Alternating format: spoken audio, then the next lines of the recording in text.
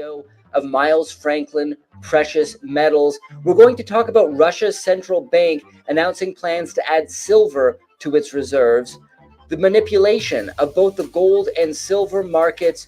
Where does it stand today? Is it coming to an end finally? Silver's use in military applications and what that means for global conflict around the world, and a lot more. Our focus will be silver, so I hope you enjoy my conversation, part 2, with Andy Schechtman.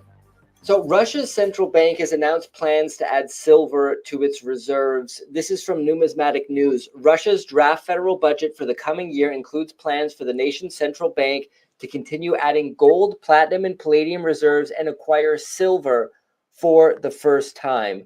What do you make of this? Do you think they're looking at it as a monetary metal or as a strategic metal? And could other central banks or nations start adding silver to their reserves as well? You know, Jesse, to me, there's no question in the world, but silver is strategic. And there's an initiative in Canada by mining companies and banks to have Ottawa reclassify it as such. And it should be. I think it is strategic. You have 8 commercial banks in the West doing their damnedest to hold the price down. And that's been shown over and over and over again with, 700-800 million ounce shortfall or short position rather on COMEX, a 4-year structural demand supply deficit in mine supply. Between 4 and 6 billion ounces short on the LBMA, which is a much more opaque market. That's why we don't know exactly how much, but estimates say between 4 and 6 billion ounces by that same cast of 8 or so Western commercial banks, a platform where they're trading 290 million ounces of silver per day, which is basically the entire float of the LBMA, which has 800 million ounces, of which 500 belong to the ETF. So they have 300 million ounces that are unencumbered. They're basically trading the entire stash every day, yet they admit that those numbers that they publish of 290 million ounces traded on average per day are 10 times understated, as they only post the final settlement number. So in essence, they're trading 3 billion ounces of silver per day on average, which is 3.5 times annual global mine supply. The numbers, the price discovery on silver are not known. And I mentioned in our last interview about China, Sean Kunkun says, he's the CEO of Dolly Varden, that indeed they are flying all around Latin America, buying the silver concentrate and the silver doré directly from the miners and refining it, paying up to double what the West will pay, and then bringing it home and refining it there. They are the largest, China is, second largest producer of silver in the world as well. The fact that Russia is now saying we're going to accumulate it, I don't know of another country that's done that. It's a very big deal. You look at India. Central banks or nations start adding silver to their reserves as well. Jesse, to me, there's no question in the world, but silver is strategic. And there's an initiative in Canada by mining companies and banks to have Ottawa reclassify it as such. And it should be. I think it is strategic.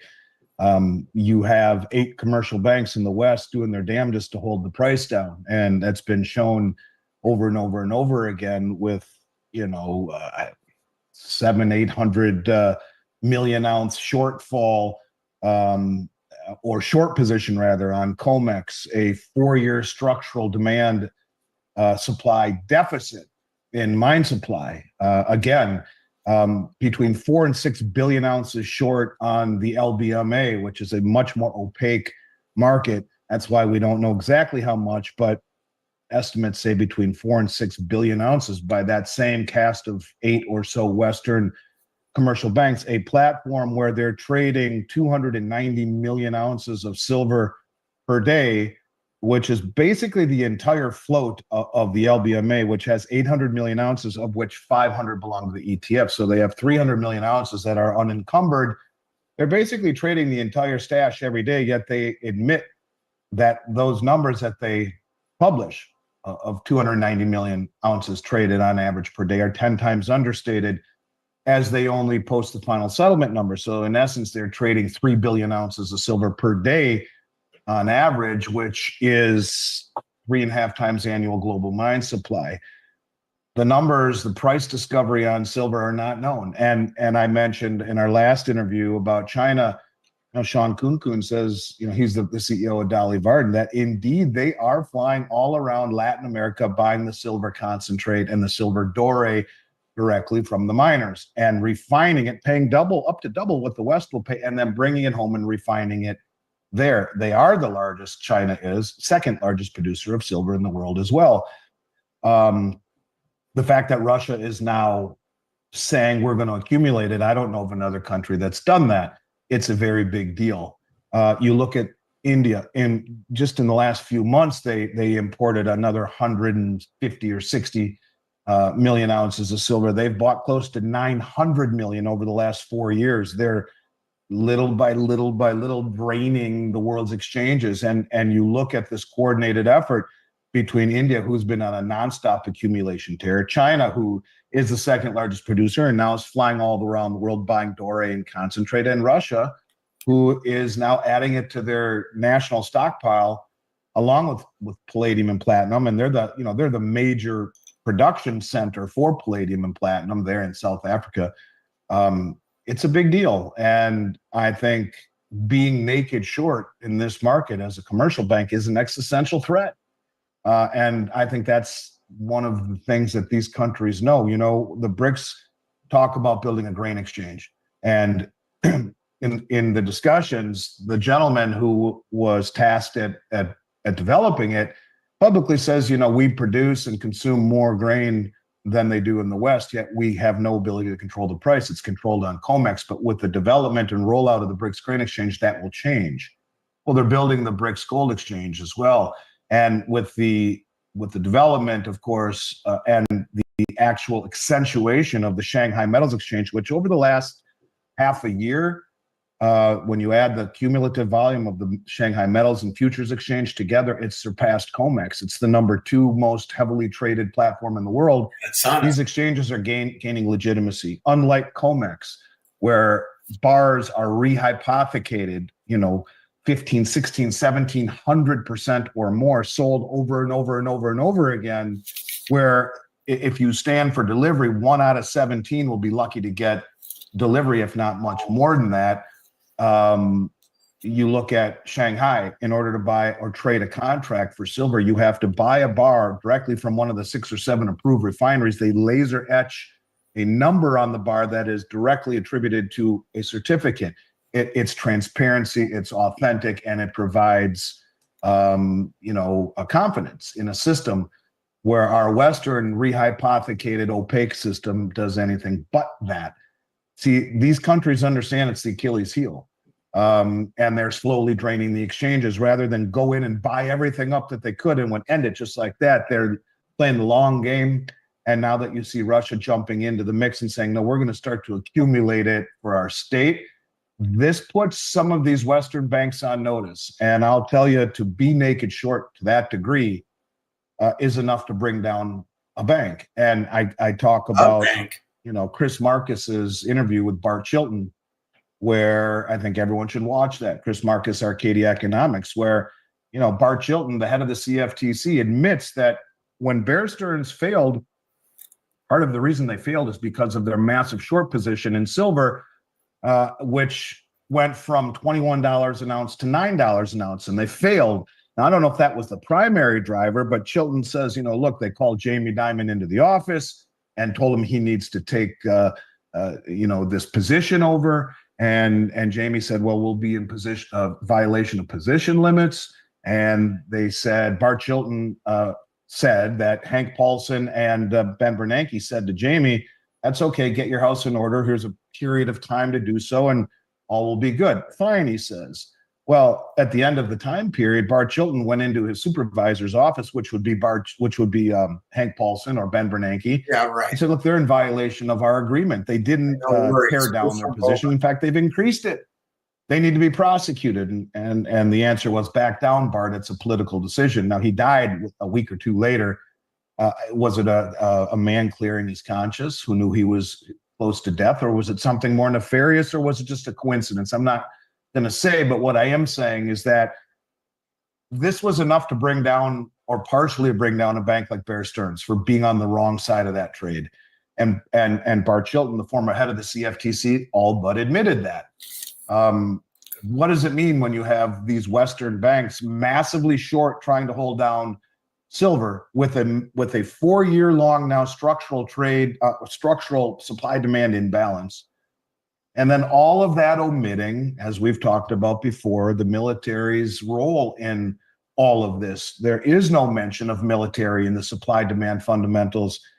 And yet there's copious amounts of silver in all of these high-tech weapons, as we've talked about before. So yeah, I think it's a massive deal. And in fact, I think it's strategically being done.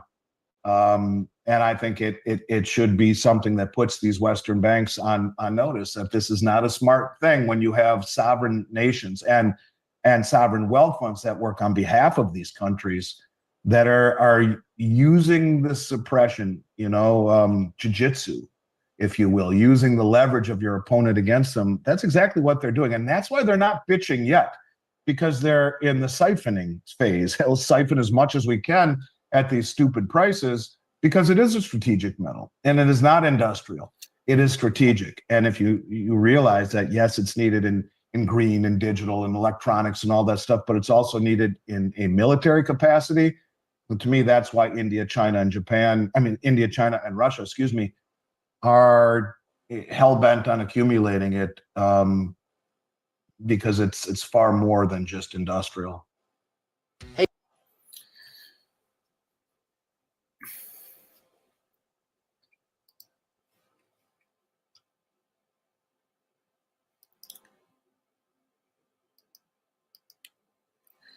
That went on for a bit, I know, but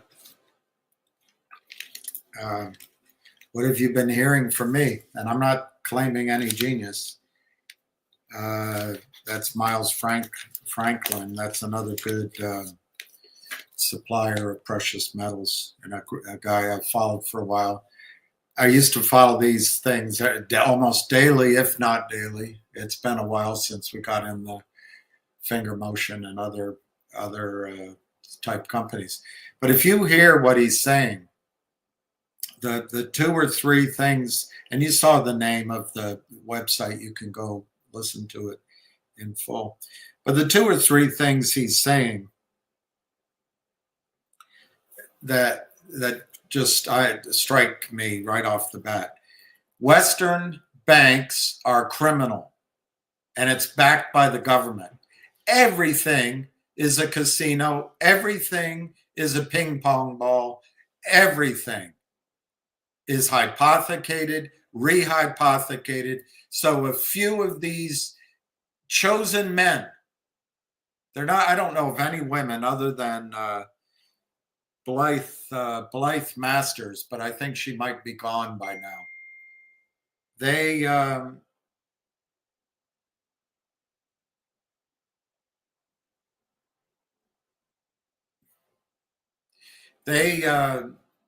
are just concentrating wealth on a scale that's unheard of, and we go along with it because we're distracted. Trump is an orange man.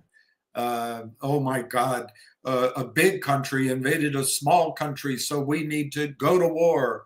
Oh my gosh, 17, which is terrible. 1,700 people get killed on October 7th.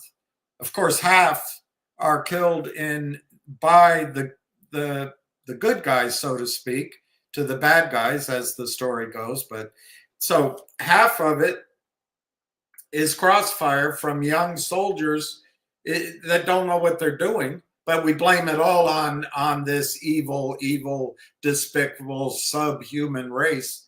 Well, in consequence, by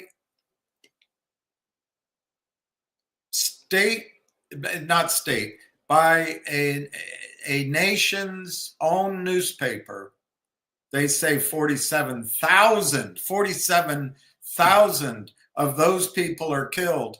So it's 1,200, or maybe half, 600 people. Let's go kill 47,000, half of whom are children. And No, but that's not it yet. Let's invade 3 countries. Anyway, we get distracted by all of this stuff and football and a woman that's expanding the definition of female empowerment by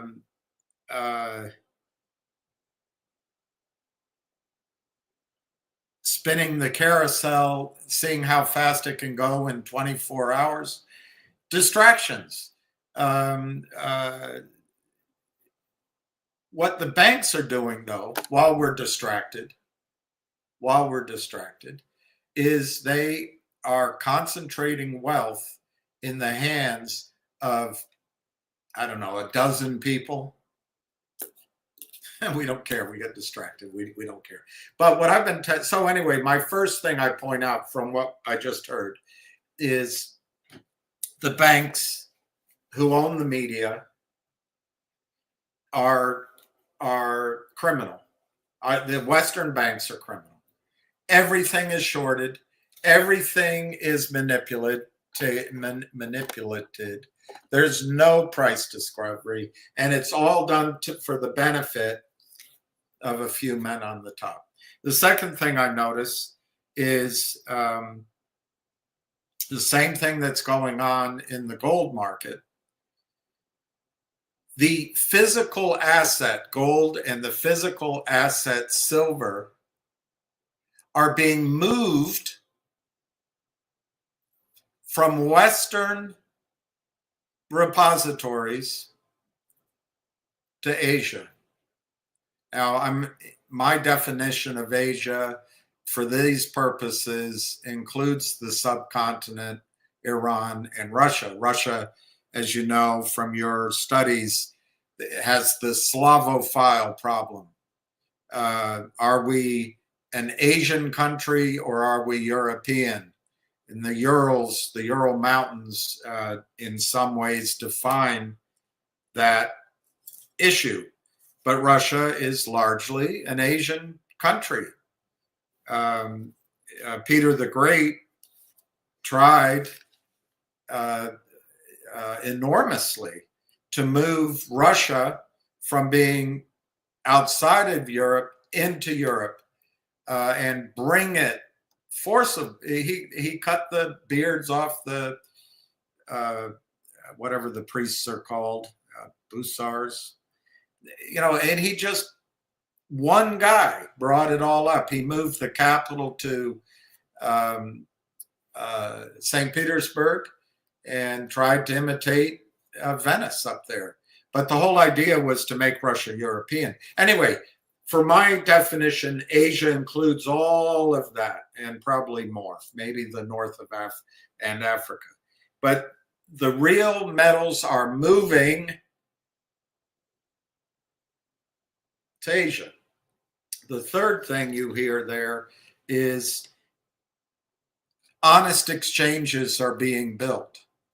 Honest oil and gas exchanges, honest silver and precious metal exchanges, honest markets are being built away from the United States. So Trump comes in, he wants the best crypto market. What about our markets? It's a distraction. It is a distraction. And what you can do about it in your lives is act like a central bank. Act like the Russian central bank. Start buying silver. Gold's good too, but silver's the best.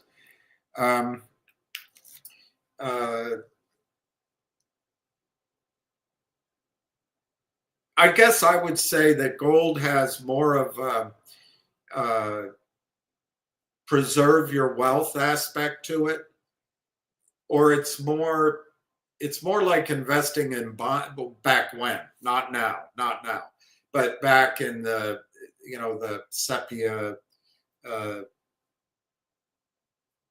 grays, black and white movies, those days when a banker showed up at 10 and went to the golf course at 2. bonds of those days, they were something you could go into and just rest assured, and big dividend stocks. Silver is more like the hot 50 stocks, the go stocks. So it's more volatile. Silver is going to be more volatile, but silver is going to create wealth as well as preserve your position. Gold will create wealth too. It'll create wealth.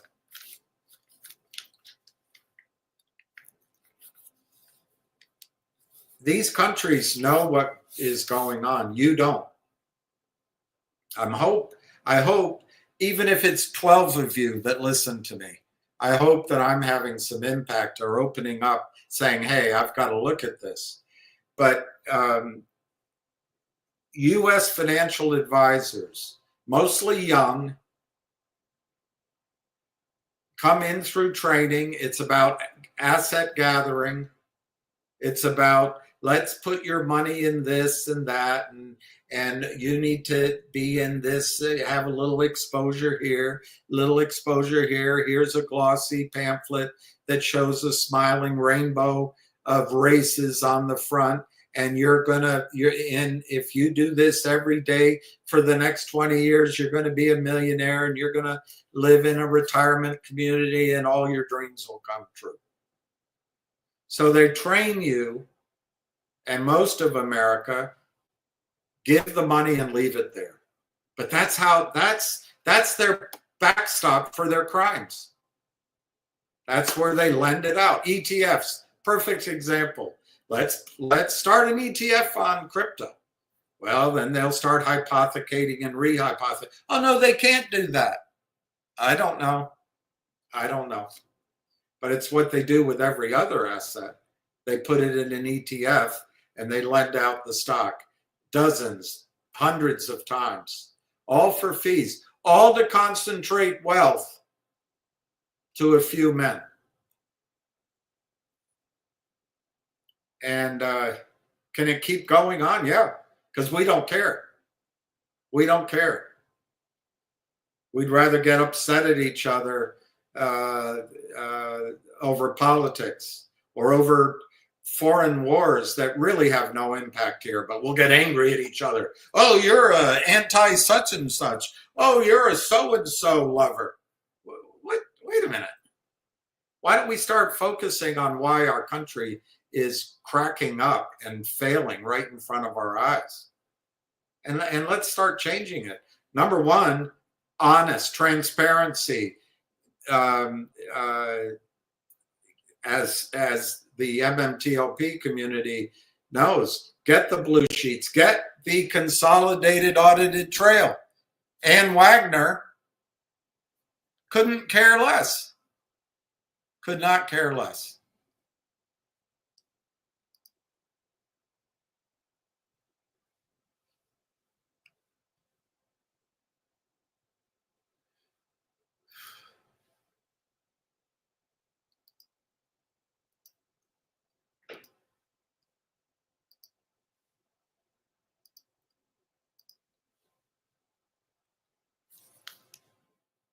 As proposed, the CAT would be the largest secure. I want to just say that the Consolidated Audit Trail, or CAT, originated from SEC Rule 613 and was designed to reduce market volatility following the 2010 flash crash.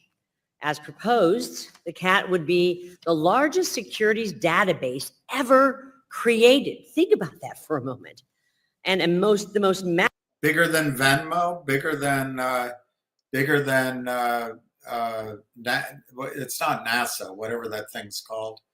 Bigger than facial recognition, bigger than Google, bigger than Gmail, bigger than all of the services we use. Now she's reading from a file that's given to her by Goldman Sachs lobbyists. This woman runs the committee overseeing all the regulatory services in Wall Street. She might as be Hillary Clinton. She's a Republican, but she might as well be Hillary Clinton. What really is the difference? Massive government database of any kind outside of the National Security Agency, the NSA. According to former Attorney General Barr, who wrote a marvelous op-ed, he quotes, accepting this sweeping surveillance would eviscerate fundamental privacy protections. And I share. Privacy protections for the criminal banks. Privacy protections for the people who sell stock, silver, bonds, I think houses, anything that moves.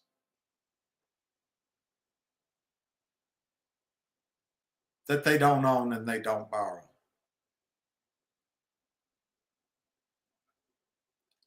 I've killed women and children. I reckon I've killed everything that walked or crawled. But I'm here to kill you, little Bill. The Attorney General Barr's concerns. And as members of this committee have repeatedly made clear, there is a constitutionally protected interest in the confidentiality of financial transactions and personal financial information. The CAT would violate these rights by granting SEC or SRO employees access to every investor's financial transactions without any evidence of wrongdoing. Is that so bad? They already have it already. The IRS has everything. They listen to everything. They monitor everything. Is this really fair? No, they just want to protect the crimes. Trillions of dollars, trillions. The solution to this problem is simple. HR 4551 prevents the SEC from requiring an exchange, a National Securities Association, or she didn't write this. She's just BSing. I'm sick of it. She's just like Hillary. Pretend to be talented. All right, I'm going to get out of that. Ham's ready to go, so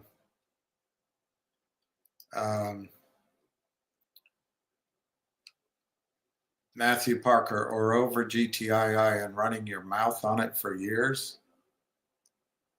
When's the last time you made money, somebody money? 1984? Or over GTI and running your mouth on it for years?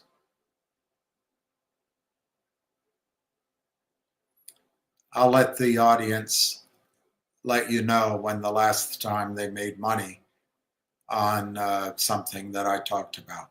Look, Matthew Parker, when's the last time you took time to help anybody else make money or to help educate anybody else?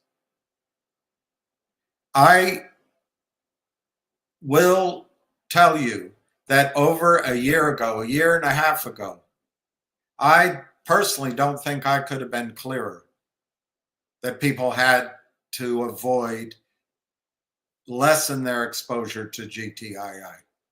GTII went from 9 cents to $9. And shame on all of us, including me, that we didn't take an opportunity to make a big home run because we thought it was going to go higher.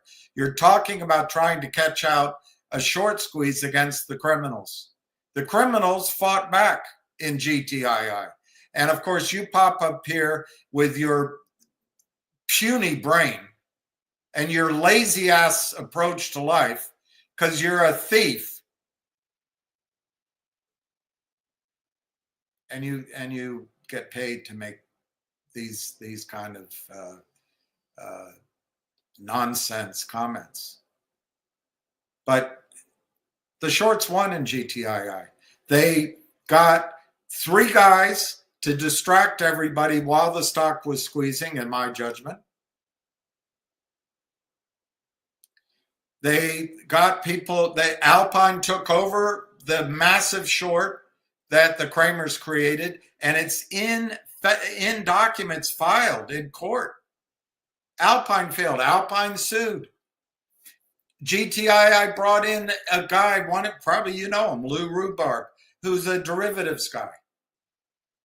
He was not there to help shareholders, in my judgment. Everything on my videos, is my opinion, and it's not financial advice. And he was there to make sure the large short position got destroyed. So you can ridicule, but your ridicule proves the point that there is a conspiracy on an industrial scale to destroy middle class and American wealth for a few people, and you're not one of them. You're just a little hanger-on. To the Ken Griffins and the Cohens and the Blankenfeins, you're nothing but a piece of dog feces. And you better be careful where the dog craps you, because a lot of things can happen to dog shit. It can dry up and blow away. It can be stepped in and squashed. Anyway, Matthew, good luck with the rest of your life. Good luck with the rest of your life. All right, Ham wants to come on. Let me get him on here.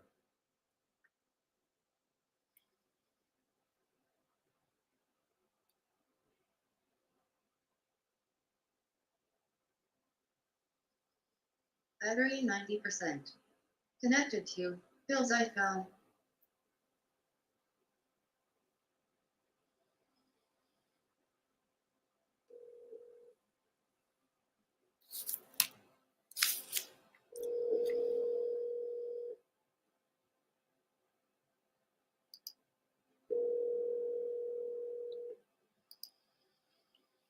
He's not answering. Call All right, ended. when he calls in, we'll talk. So anyway, if you guys have questions, if you guys have questions after Ham's done, I'll answer them. I have 2 doctor's appointments on Monday. One is for my completely blind eye, but luckily, miracles of modern medicine, I can get that fixed in a month. And a physical. So I doubt I'll go live Monday. We're going to come out and we're going to do something tomorrow. But if you have some questions, what I wrote down from the other day that I didn't answer, some people had questions on Oil Town. One lovely and intelligent audience member wanted to know more about silver. Anyway, here he is. I have a list of some subjects. Hello? I'm sorry, I was making hot chocolate. What's happening? What are you bothering us for? Because I have no one else to bother. I played ball, I went to the gym, I went to see my cousin. I did everything I'm supposed to do. You're live. You're it, William. This is it. You are live. All right, so everyone, I hope you're getting excited. I'm not excited about the 15 cents move. That's not what this is about. I think that the behind the scenes with Trump, with the FBI, the new Attorney General, I'm hearing rumors that they hired a very famous naked short attorney to help DJT go after whoever it is they're going to attack on all fronts. I'm hearing, working with attorney generals. So things are heating up is on our side for the good of the people versus the bad people all the time. That's what I'm super excited about. I've been saying for a while, I don't know how these guys are trying to hold this stock down. If the stock was 20, I get it, but the stock is $2, and the company's doing business, and the CEO said things are going to be very good shortly. So who the hell would do it? It doesn't even make any sense. So accumulation will always lead to higher prices. We don't need these wild swings. A slow march up and then they fold is the best way to do it. And I think what we're seeing is the slow march up. The slow march up will eventually kick off into a jog and then into a sprint. I put up some things on Twitter just to remind people these things do happen all the time. And we all say the same thing. Why isn't it me? How come I don't get it? We all say the same thing. You're not the only person. We all say it. Well, the problem is that when you do have it, we all trade out of it, William. Am I correct? Yep. Stock goes, we paid $6 for it, it's $9, it looks great. You sit there and say, I made $3, let me get out, which is the right thing to do. And all of a sudden it goes $30 more. And you can sit there and say, who would do that? Well, I've heard it in as many names over the years, from Taser to Peloton to Beyond Meats to Andrea Electronics, all these names you probably don't even know. They all had nice moves. Everyone bailed out. Then they had 5 times the move after everyone bails out. So, I mean, these things happen. And I think we explained it pretty much in detail that if you want to stay longer in these names, you start working out of small positions to get your capital off the table as best you can. So if you have 1,000 shares and you sell 400 shares on the way up, and you make all your money back, all you're invested, and you have 600 shares left, you got a great trade going on, because you can always sell 100 shares whenever you like. Let's say the stock is really going, you sell 100 at 30, 100 at 70, 100 at 100, and now you have 200 shares left, or 300 shares left for the real moonshot. That's how you really make the most of the money, because no one's ever going to sit with their whole position the whole way through. Nor would I tell you to do that. I was always telling you to get some of your money back. And once you go into the black, you start, selling small amounts. You don't have to run out the door. And you're able to stay longer. And staying longer will drive up your average price on all your sales. So let's say it was GameStop, and you did what I said. You may not have a $450 average on your sales. You may have $265, $270. But that's better than selling it all at 100. So, I mean, that's the way to play it. I hope you understand how these things trade. Remember, if you're going to buy the stock, use limits. Never put in a market order, William. Because at any given time, let's say you go to buy 1,000 shares of Finger Motion, and the shorts throw in the towel 1 second before you go out there. You can go put an order to buy it at the market. Instead of paying $3, you could pay $330. So you got to be careful. So use the limit. If you think it's going to run, a way to use the limit is, say the stock is $250. You say, I want to buy 1,000 shares, use a $3 top. And you say, I don't want to pay $3. Most likely you won't, but that's the highest you will pay. Is $3. That's 50 cents above the trading price right now, say $250. And that's how you rest assured that you will get your position doing it like that. Not a market order, but a limit order above, 50 cents, 70 cents above. So basically it's a market order until you get to your limit, and then that's it. That doesn't mean you won't get filled at, 250 or 270, but you won't miss it. That's why you give those type of orders. Never use a market order. Use the limit order and use it above the market. That's all. 50 cents, 30 cents. Pick a number. It doesn't make a difference. So, William, I hope people understand the trading pattern, how that works. A lot of people called me since last night till today, all super excited. A good friend of mine from Long Island, he's got 40,000 ready to buy on Monday. He bought 30 on Friday. So people are picking up the pace and starting to buy it now. I've always been a believer in buying them when they're standing still. And now the stock is starting to move. It hasn't moved a lot. It's only up a quarter.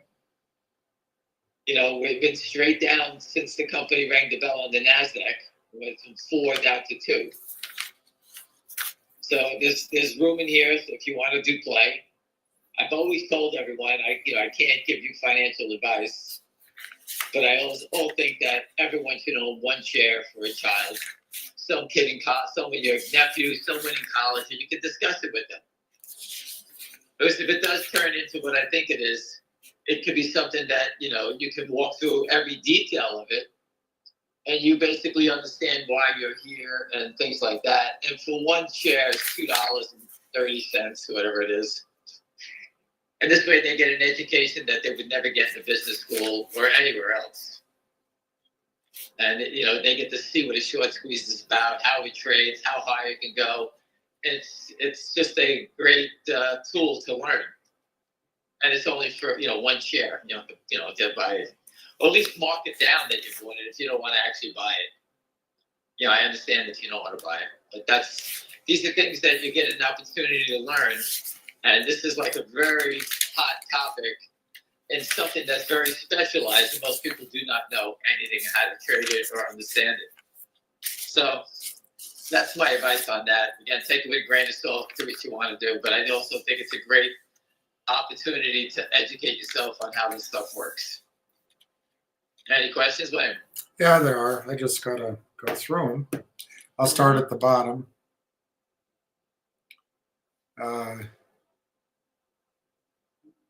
They're talking about Archer Aviation.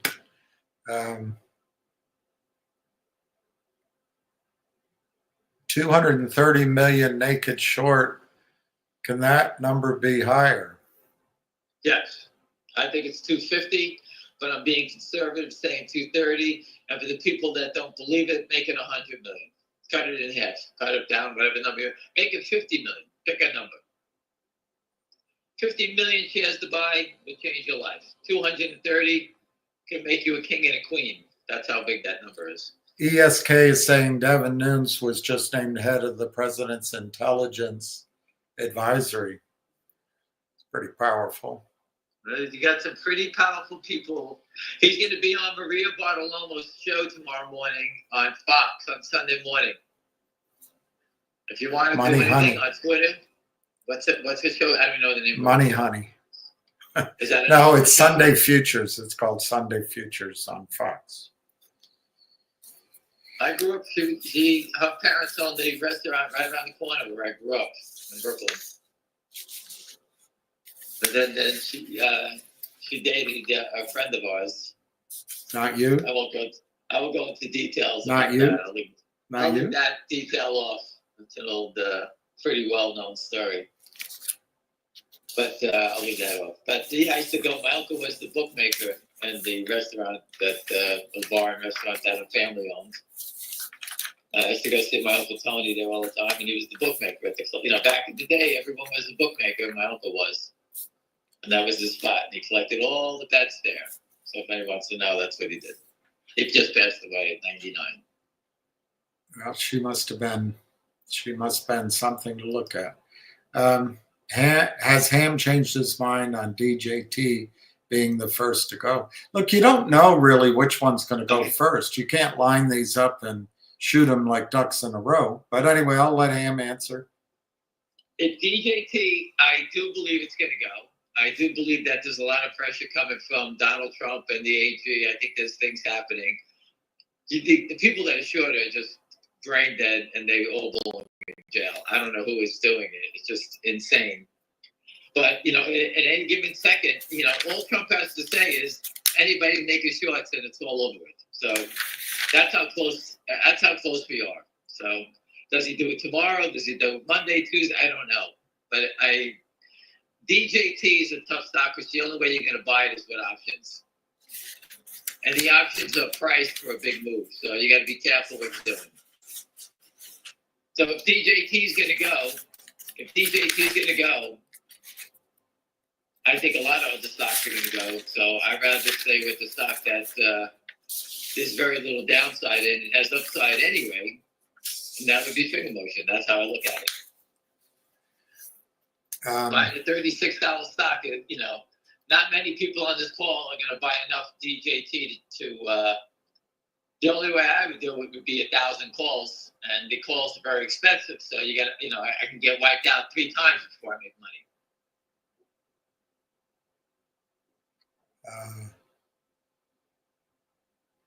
Live for Memorex.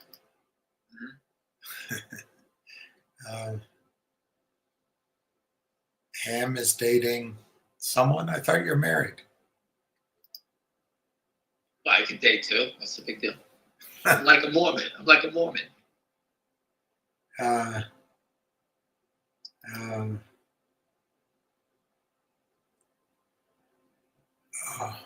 So if I don't know if I told you the story. It's a quick, funny story.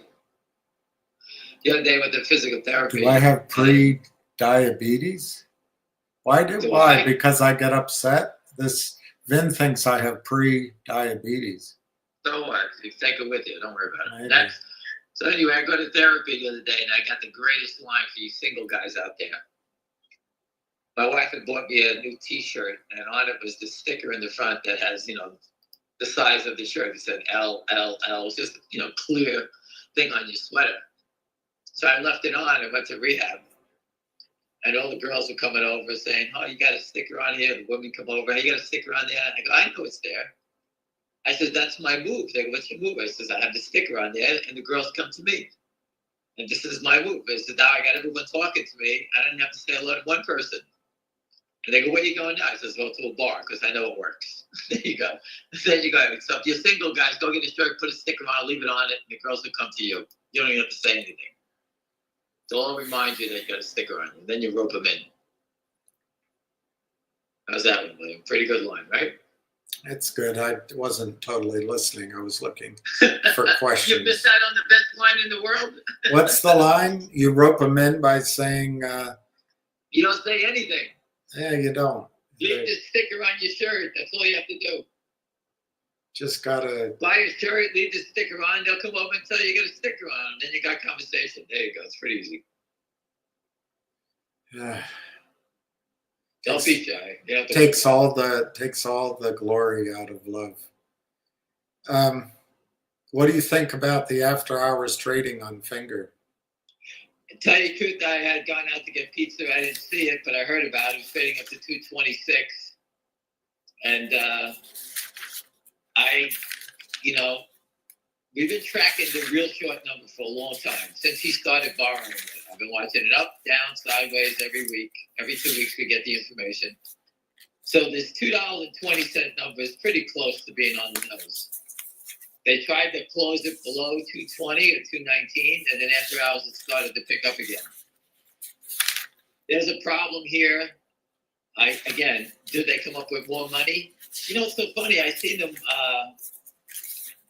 Lynn Partners was created some liquidity for them in KNW. They traded $6 million the other day. They whacked the shit out of it, selling into it. It went up to 37 cents, and they wound up closing it back at 21 cents after a 7 million share volume day. So for those who think volume is important, there's an example that doesn't make a difference. So if they sold into that, and Lynn Partners has also been selling into that GMGI. Are they trying to raise capital to meet margin calls by selling those names? I've been watching them, and it's just funny. Had that big buying day. Someone sold 6 million shares at 20 cents. It's $1.2 million. It's not like it's $1 billion, but they could be trying to raise capital anywhere they can. It just looks like they got more aggressive in those names than they have been. We're trying to track everything they're doing, and there's signs around that they're in trouble. And by totally destroying those names, it tells you something's going on.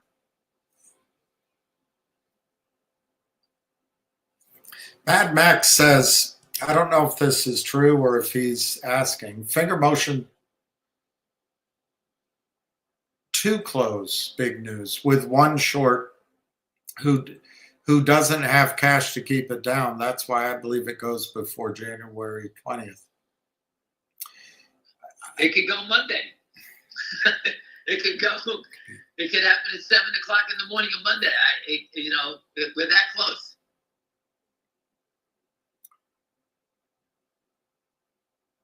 Listen, we've been trying to time this for a while. Times comes, events go. We were predicting that Trump would win. Trump won in. Now I didn't know he had to wait till January 20 till physically he gets in. But it seems like that's where we're working to when he gets physically in the door, January 20th. So we had a letdown of this time from the election to January 20th.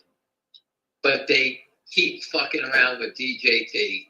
And William, I told everyone the other day, someone told me that Trump is worth $6 billion. Out of the 6, 4 of the billion is in DJT. So if Trump is all about money, he's going to do something. We all want some of that GameStop money from the short sellers. There's no reason for him not to. He deserves it. He should just come out and speak about it, and he'll roast him alive. He won't have $4 billion. He'll make $20 billion out of the trade. So it's that close. And he has the Attorney General, head of the FBI, the head of the Intel Committee, him. We have that famous lawyer that's circling around down here and now. Other Attorney Generals are on the case. They're not getting away.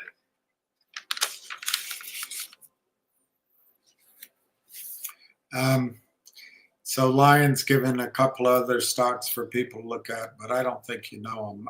ACHR, WKEY, and DJT. But I don't know those other two. In case you do. Listen, there's many stocks. You can pick your own poison. You don't have to listen to us. All right? I just wish that when you find your other name, do your homework fast. Understand everything about it. Understand that there's a toxic debenture. Because these guys have a toxic debenture. They have the right to convert it into shares. So be careful. The one reason to make sure you understand it or trust the person giving you the advice is they, whoever they are, always try to play with your emotions. So you buy in and it's up and it's up and it's up, and then it's down for 2 days straight, which is normal. But you get panicked because, uh-oh, what's wrong? Because you don't know enough to fight back against your emotions. Sometimes what can help you is just to write it down as you invest. Why am I investing in these reasons? Ham said so. This is this, that. And then you can look at it when it's down 30% and decide if the story changed. Anyway, it's all about fighting your emotions. You can see that in Finger Motion, not DJT. When Finger Motion broke too, I posted every day. There's zero selling, zero activity except for the criminals. You can see them playing games. That tells me that everyone that's pretty much around the stock was educated on it. All right, except for the gentleman who the other day who gave up on it and went and bought XRP. I got it. He gave up and he sold the stock around 2, and now it's 2.25. But just think how he would feel if he just sold it and Monday the stock's 200. I'm just saying that when you give up on things, if I was going to give up on something, let's say I had 1,000 shares, I say, okay, I had enough. I've been here a long time. You sell once a week or one time a day. If you got 1,000 shares, you start selling 1 share a day. 1 share Monday, Tuesday, Wednesday, 20 shares a month, and you start tiptoeing out of it because you're getting your money off the table, whatever you have. And you're still hanging around in case the event happens. Imagine you get down to where you got only 200 shares left, and the stock takes off. At least you made money on the last part of the run, and you did something. Just throwing in the towel because the shorts are holding it down. We all know why the stock isn't going up. People tell us, you know why the stock isn't going up? We all know. Slim partners and the short sellers. There's nothing else. So it's hard to beat these guys when they have the rules, when the law is protecting them. But that game is getting over with. So it's close to where I'll say we're right now at 80% in our favor. The other 20% wipes them out. When Trump speaks, or the SEC chairman speaks about naked short selling, they're not going to say, hey, we have naked short sellers. We just got to give them some time to cover. No one's going to let that happen. It's going to come out, I believe, it's going to come out and say, okay, naked short selling, anyone that's around it, anyone that's committing it, anyone that helps people commit it, they're going to be punished with jail time. Boom, it's over with. Back offices, private brokers, stock loan, everybody's put on notice. We know that the short sellers are colluding with other short sellers trying to hold it down. We all know that. We all know what they've done. If you go back and just look at when Capybara attacked Finger Motion, he was brought in by who? Jeff Easton. Jeff Easton brought Capybara, the guy wrote the story, and people with Jeff Easton all attacked the stock at the same time.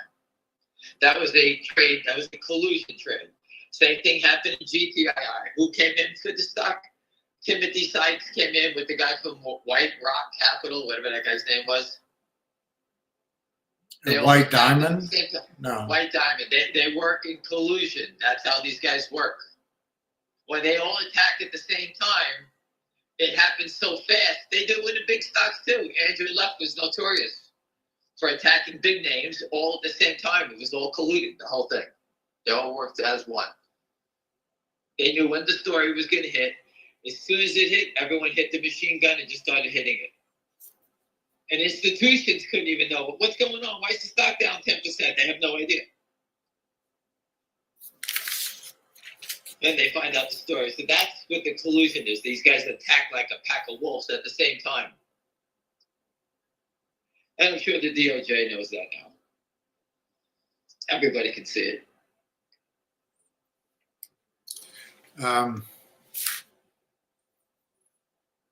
I know what I wanted to tell everybody before you have a thought.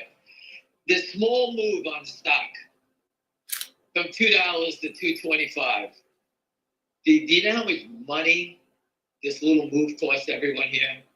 You know, the 1.6 million, you know, they're down, you know, 320,000, it's up on 20 cents, 10. There's 1.6, it's 160,000, you know, $300,000 loss in 2 days up to a quarter, a little bit more. But besides that, their margin requirement has gone up. So if the prime broker says you're short 1.6 million, besides borrowing the fee, paying the fees to borrow it, they're going to say to them, hey, you know what, we let you put $2 up margin before, that number's now $4. So, you know, these guys have put up $2 on 1.3, on 1.6 million, you know, it's 3.2, just in reserve. Now they got to put up another 1.6, or you know, or another $2. Remember, the prime broker has to protect. If the stock goes up and you go out of business, they need to have some capital just to protect these positions. That's what it is on the short side. So this little quarter point move, it's millions and millions of dollars for the real short and the naked short. You know, 25 cents. You know, on $1, they lose 230 million. So what's 25% of 23? You're talking about, you know, $40 million on a 25-cent move. And they also get a call for more margin money also. So that little 25-cent move is extremely expensive to let happen. Believe me, they didn't want it to go up. Something is very different. And you know, the last time it moved up like this, it ran to 239, they smashed it straight down. That was before the election. Now the election's over and things are heating up. I think they're running out of wiggle room here. Could it just be year-end bookkeeping? They've only got 2 weeks left.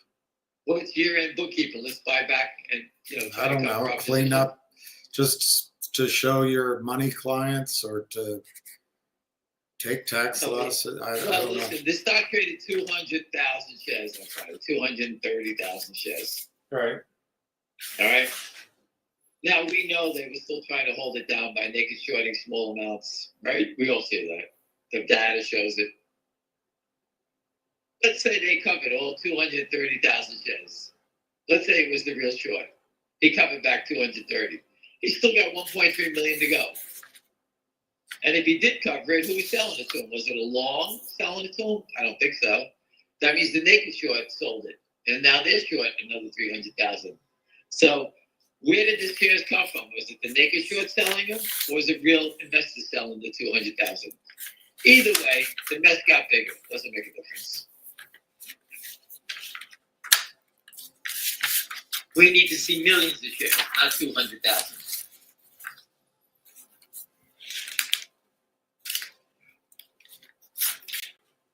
Okay. There's a lot of talk about these other stocks that you don't care about. Listen, I do care about them. I hope they all work out for you. I just don't have time to follow them. No, I understand. I'm not trying to be insulting to you or to them. It's just Oh. you don't want to hear about it. So I'm just telling you, there's a lot of it that. Besides not hearing about it, I couldn't give you a good answer about it because I don't want to say something stupid and you guys make a decision and saying that idiot told me this. I really don't know anything about them. I listen. I follow stocks. A lot of them not closely, but I scan. Call from Cheryl Gilmore. We're talking about this NIXX. I don't know when William talked about it. When it ran to 6, the only thing I knew how to tell people is, hey, I don't know anything about it, but sell half of it, get your money off the table. And a lot of people have done that and they have a free ride. A few people said, screw it. They sold it all. That's their business. I don't know. I don't even know what the company does. Right. Or do I know how big a short is? I have no idea. Nothing. I'm kind of letting Lion know that you're not going to answer his questions on it. Anyway, you answered it better than I can. Again, I don't know all these names. If you want to give me a symbol and listen to me talk about something I know nothing about, and hopefully not make a bad decision based on that, I have no problem telling you what I say. I don't know anything about it. I think these guys would listen to you read the phone book. Me? Yeah. You want to listen to me read the phone? Yeah. Is there short selling in Bitcoin? I don't know. I don't follow it. I thought Bitcoin was drug dealers and people moving money around the globe.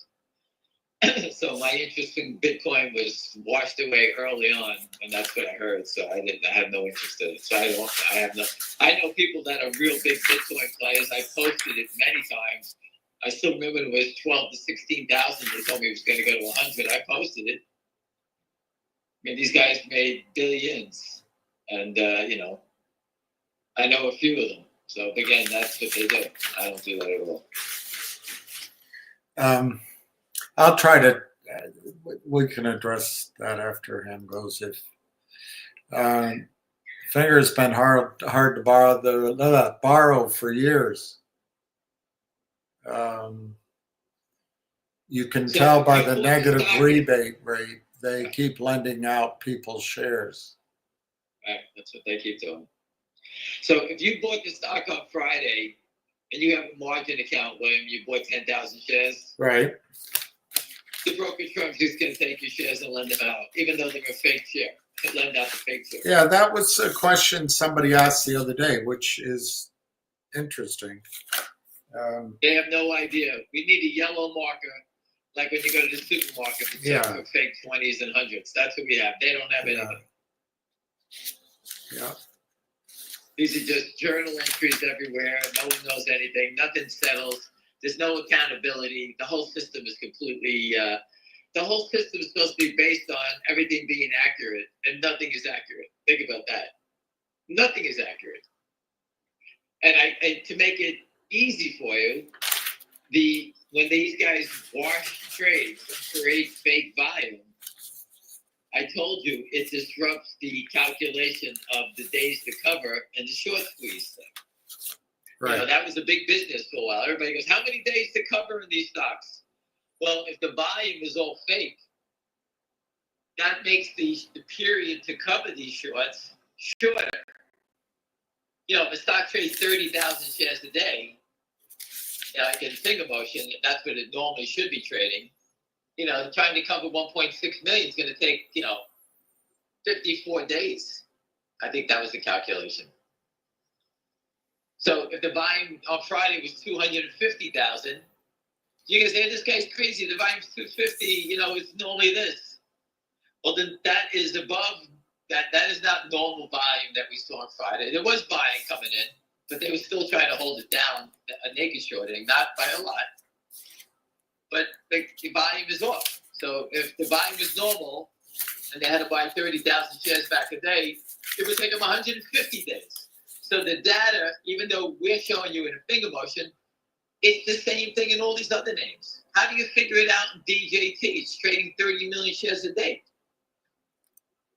There's only like 70 million shares in the float.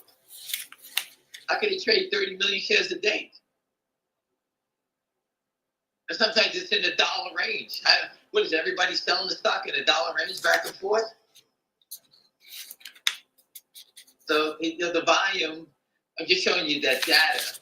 As a CEO of a company, how many shares are in my float? I have to sign an audit saying, this is accurate. No one knows if it's accurate.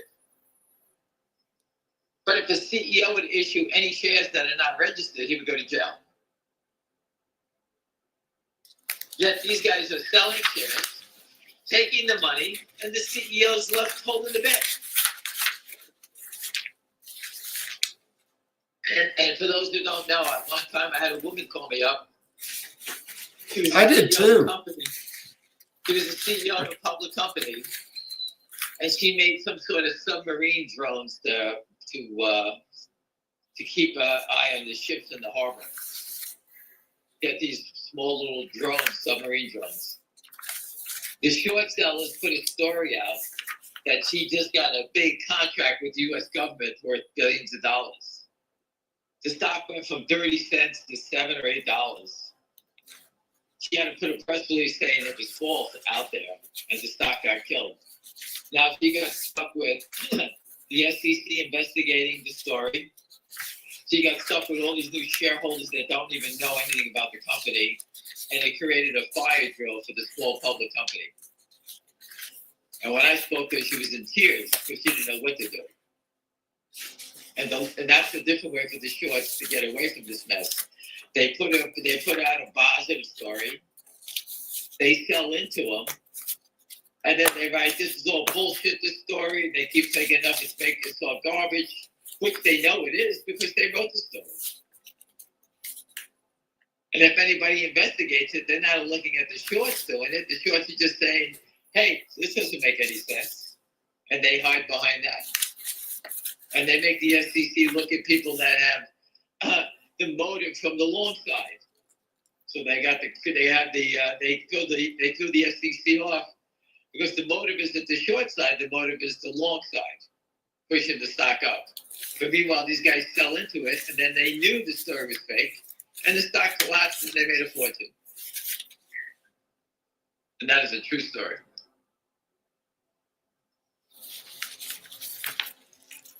So there's many ways for these guys to operate. Yeah, I can put Big JR on as a moderator. He's great. Big JR is great. But I don't know how to do it right now, so I'll have to look into. Joe says he loves listening to that silky voice. That's you. Me? Yeah, reading the phone book, I guess, when I said that. Oh, thank you very much. If you want me to put you to sleep at night, just give me a number. I'll call you up and I'll read you the phone book. Hey, there's a nice show on HBO Max. And with Sebastian Maniscalco, the comedian. He's a bookmaker. Anyone who follows sports betting, it's 2 years series. I just saw it last night. I started watching last night. The Bookie. Could it be that Easton was ramping up buys on Friday? We will know if it slams Monday like a couple of weeks ago. I don't know. There weren't any options on Friday, were there? No. No. And no, Jeff Easton wasn't ramping up buying. I had friends of mine that called me up when they were buying. I told you one guy bought, I think he said 30 or 40,000, or he's got 40 to buy Monday, bought 30 on Friday, and him and his friends were all buying. So I found the source of buying.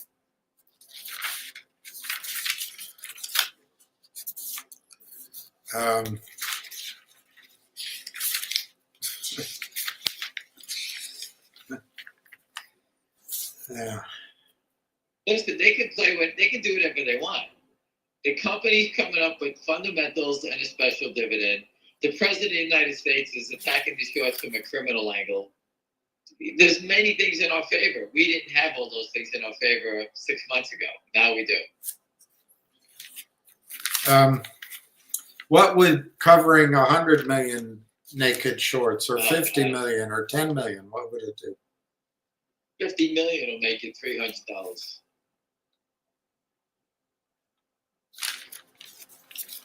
And why are you so certain the shorts are still out there? Why am I certain the shorts are or confident. I won't say certain. I'll say confident. Oh, did you see them cover? No, I Has didn't. anyone That's seen what them I wanted you to talk about. I haven't seen them cover. I watch 99% of the trades every day. I have 50 friends that are professional traders. No one sees them trade. No one sees them covering. We all say the same thing from being experts on Wall Street, saying, why don't they just take it up and start covering? Take it up to $5, $6. Why don't they take it up to 10 and just scoop up all the shares they sold and say, hey, you know what, something? Our average price is like 3. We lose $7. We lose 140 million, whatever it is, and we're alive and we don't go to jail. Why don't we just do that? And just chalk it up that we have a loss, right? A loser here. Right. Well, they can't do it because once the stock goes up, they get bought in by their prime broker at an accelerated pace. And that means that when the prime broker says, William, you're supposed to put up 50 million today, and you go, well, once you say, well, the prime broker hangs up the phone and says, buy them in. That's all it is. That's how fast it goes. Once they know you're broke, it's over. And once they start buying, they can't stop. Because that means people are going to run in front of them because we all know that they're trying to buy. That makes it worse. The only way to cover is just cover. And one of the greatest lines on Wall Street, William, I don't know if you know, if you ever heard this, William. Never trade an error. You hear that one, William? Yes. And guess what I always do? When you have a problem, don't think it's going to come back and work in your favor. They always seem to go against you. It always goes against you. Always does. No matter what, it happens to everybody. It always goes the opposite. And when you have a problem on Wall Street and there's a trading desk, you turn around and you clean it up as fast as you can, no matter what the loss is. That's exactly right. And that's what's going to happen here. The prime broker, let's say it's Jeffries, is going to sit there and say these guys are fucked. Buy them in. We're going to lose 2 to 3 points here. Buy it in. I'd rather lose 10 points than 18 points. So that's or $18. Whatever the number may be. That's how they look at this. Buy it as fast as you can. Scoop up everybody here and try to get as many shares back as possible. That's what's going to happen.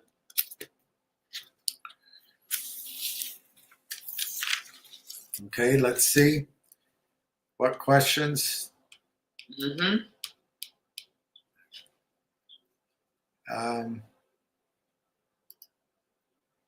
You're so right. Listen, everything we say, we have up there. The proof, the data, whoever it is, we've been posting for a long time. It's all right there. Do your homework. There's another one, EXK. I guess I got to write down all these symbols.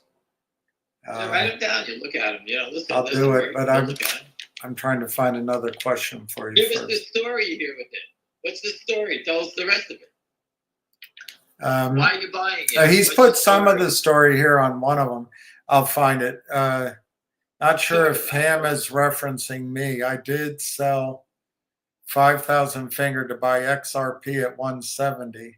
I still have 19,500 finger. I'm doing okay. You are. That's fine. I'm not. Listen, wait up. Listen, you could. I'm the first person to tell you to do whatever you have to do. Don't listen to us. You got to do what you have to do for yourself.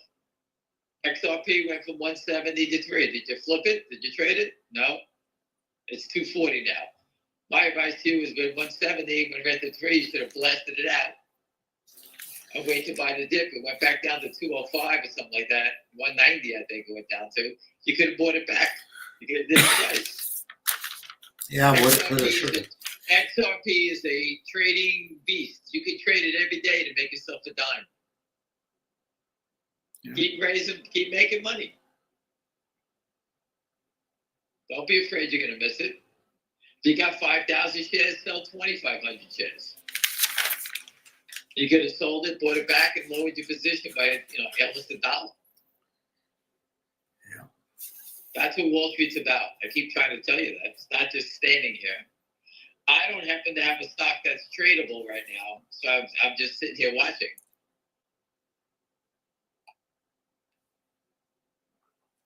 Like, for example, DJT is a tradable stock. Buy the dip, sell the rip. Buy the dip, sell the rip. It's given to you 50 times already. That's So Big JR has an idea. What if the company or a company or this company raised money as a coin, as a dividend, a coin, and it's clean money and it roots out the shorts at the same time? Isn't that what GTII tried to do, although the SEC... Yeah, they blocked us. No, FINRA blocked it. FINRA blocked it. The shit, we were handing out the Shibu Inu, whatever that coin is, whatever it's called. Yeah, the dog, they're named after a dog. All right, they blocked it. We tried to do a stock swap. We tried to do this. We tried to do that. Public companies are afraid to do things. It's not easy to do. I pitched MULN. I wrote his press release. I spoke with his attorneys up in Boston. I did everything for the guy, and he chickened out. Instead, he reversed his stock 3 times instead. So instead of listening to us, he reversed his stock 3 times. You got to start putting on a suit when you give advice. Well, maybe that's why they don't listen to me. I look like a guy who works at the car wash. Because I really don't give a shit anymore. You don't want to do it? F you.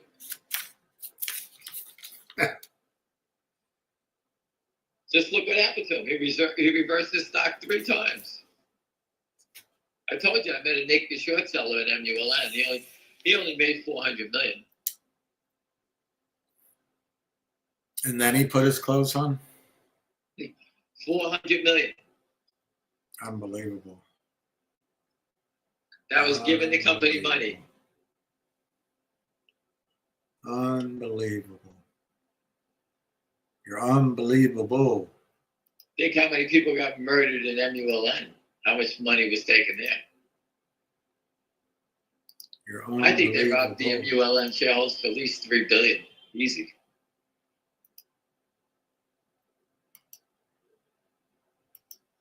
That's just one. Oh my goodness, the bloodbath is just brutal. She's unbelievable. And most companies you can see go out to the battlefield and they come back and they're all shot, right? That would. I remember XXII, SCNS, BLUE, OPK, Northwest Bios, CBM, EKSO, RWOK. It's endless. I think it's my computer. The list of companies that have been raped that couldn't fight back because they don't know what the hell they're doing.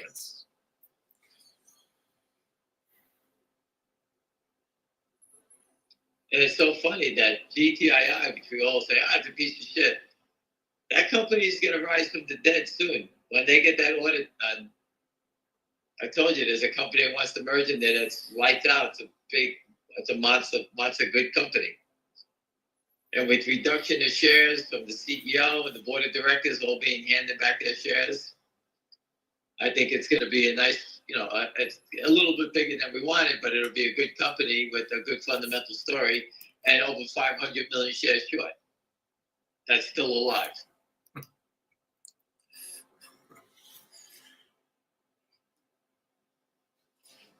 Got that going for me. So I got that going. Total Listen, consciousness. I just wanted to let you know that there's many people that are very excited for Monday. I was a believer in buying it. These are people that I talk to every day. And it was below 2. If they asked me to buy it, I would tell them that would be the time to buy it when they don't want it. Now they want to chase it. I don't understand the reasoning, but that's the way they want most people play. Everybody wants to buy it, get the action, hit it, and make it go. So the group of people that I know buying, there's probably 30, 40 people there. They're brokers, they know some hedge funds. These guys should be pretty active on Monday buying it. That's what they told me. So let's see what happens. I don't know. Well, this time, I got a doctor's appointment. I have therapy. So we'll kind of miss most of the day anyway. So I think a crypto coin now would work. Other public companies have given crypto dividends since GTI, but they weren't OTC. Yeah, that's true. Maybe it's progressed, so maybe it's worth trying again. That's big JR. well, I'll pass the word out. We do have some very large crypto investors that are involved in finger motion, so they would know best. Obviously, that's where we got the information how to do the GTI coin from those type of people.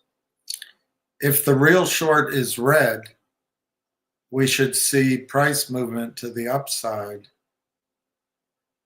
Or if not, it'll fall back down on Monday. I'm not sure one day is going to rake the tail. But anyway, you can Well, that's answer pretty that. interesting. We should see some price activity on Monday. Well, I just told you I heard people buying it, so you will see buying. That's number one. When the buying stops, is it going to fall back to earth? It could. But remember, the short is now in the red. How is he going to handle it? If you were the short, what would you do? Forget about making believe you know what's going on. You're sitting there as a short seller when your short position is not working. Do you think they just stay there forever? We're talking about the real short here. Do you think they just stay in a position forever? That is not true. They're paying fees. Once it goes and they're losing, they're just like you are. When you buy a stock and it goes down, you start moaning. We all start moaning. My stock is down. I can't believe it. I got it too early. What do you think they're saying? I can't believe I'm short this piece of shit and it's going up. What the fuck is going on? Who's buying this stock, you bunch of fucking jerk-offs? That's what they're saying. They're doing exactly the opposite of you, and they're cursing. Now I'm in the red. I was in the black. Why didn't this thing go down? I can't believe it didn't crap out. It's a piece of shit. Blah, blah, blah, blah. That's what they're saying. They call up their friends. How come the stock isn't going down? That's how shorts act. They act the opposite. I've been in the room with them. That's what they do. And what do, William? When it doesn't work, they close their positions out. They take their loss, and they move along. Just like you do. When we sell a stock, we take a loss, we move along. They do the same thing.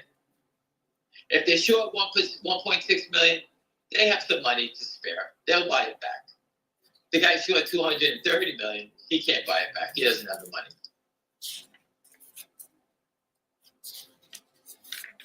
So if the real short wants to stay here and fight the battle for 1.6 million shares, I told you, it could take 10 years.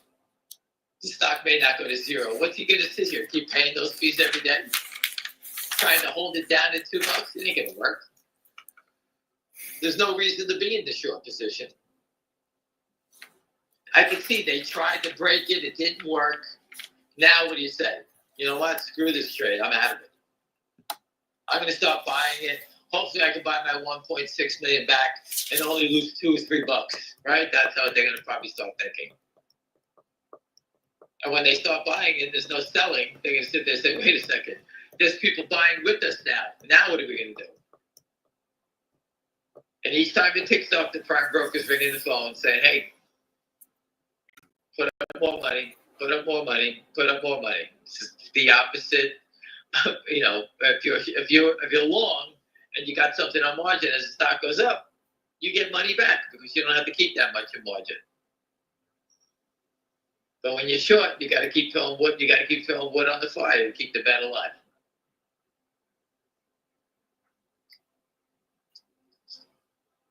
Listen, it's just math. Just do the math. You know the number the guy's short at. You know he has to pay fees to borrow the shares. You know he has to put up margin money. That's just the real short. The naked short's a different beast. The naked short has many problems going on. Besides regulatory problems. We have two different shorts. Eventually, they both have to split and both go different ways. They both can't think the same way. I told you, I don't care if it's Jeff Easton and his mom. She's going to say, fuck you. I'm not standing short. Your father's going to kill me if I lose all $10 million that we have in the account. And he's going to say, just cover it. Stop buying it. I'll sell it to you as it goes up. Just, I'll do my best. It didn't work this time, Ma. All the other names we did, you made a lot of money, but not this time. Take your loss and move away before I got to start covering. That's what they're saying. Why does Wall Street let the shorts get over leveraged by millions, which they ostensibly don't have? Because it's a big money maker operation. There's the back offices. Everybody's making money off of this thing. Except when it blows up. I love it when they say that the SEC comes out and says we're going to have a meeting about the regulatory, and we're going to do everything in our power to reduce costs so that when you're trading, we can save you money. That's the SEC's big line. They always use that line. We keep saying, fuck you. We'll pay more money. Just settle our trades. We don't want any help from you. The SEC always says, we're going to make it cheaper for you to trade. We want people to have, when you go to buy the stock, you want someone there selling it, so our guys will provide liquidity. That's what they're saying. If they weren't there, if we didn't have these guys selling shares, the naked shorts, you would find it hard to buy a stock. And I'm looking at them saying, you want something? That's okay with me, because I'm figuring it out early. I want to get a good price, and the next people that are buying it should pay higher because I figured it out first. But getting it first means getting it early, means that the manipulators come in and they're holding it down. It's ridiculous. And a man in my position can't afford to be made to look ridiculous. There's a lot of traffic, but let's see. Why they must be desperate to loan my 20 shares of DJT. They lent out your 20 shares of DJT. I'm confused. They must be desperate to loan my 20 shares. They are? He's going to use the money to buy Finger and ZJYO. I would take it. I would see that differently. If they're desperate to, I wouldn't loan it. I'd ride it. But I don't know. You got to do what your heart tells you.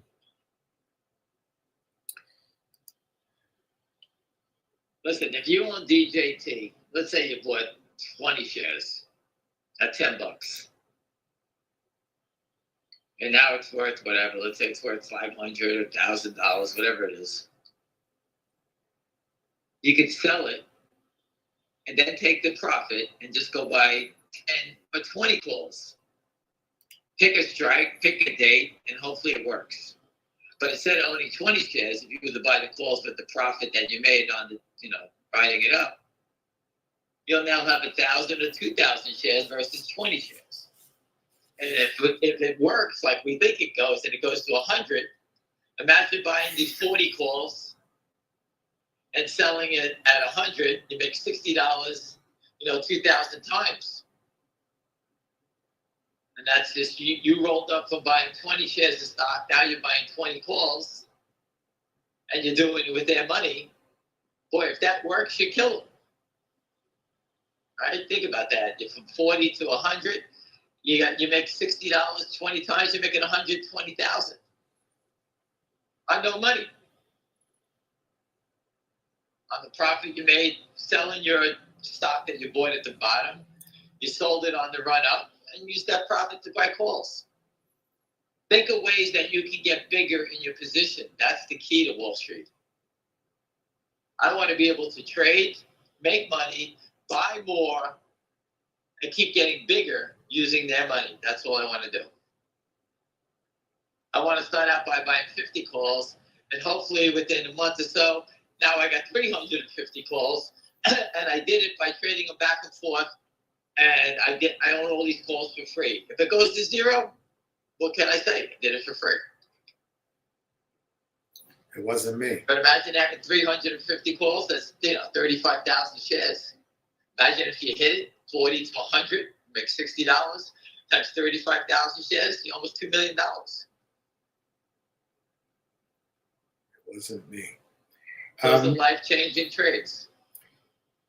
What will happen on Monday or next week with Finger, in your opinion?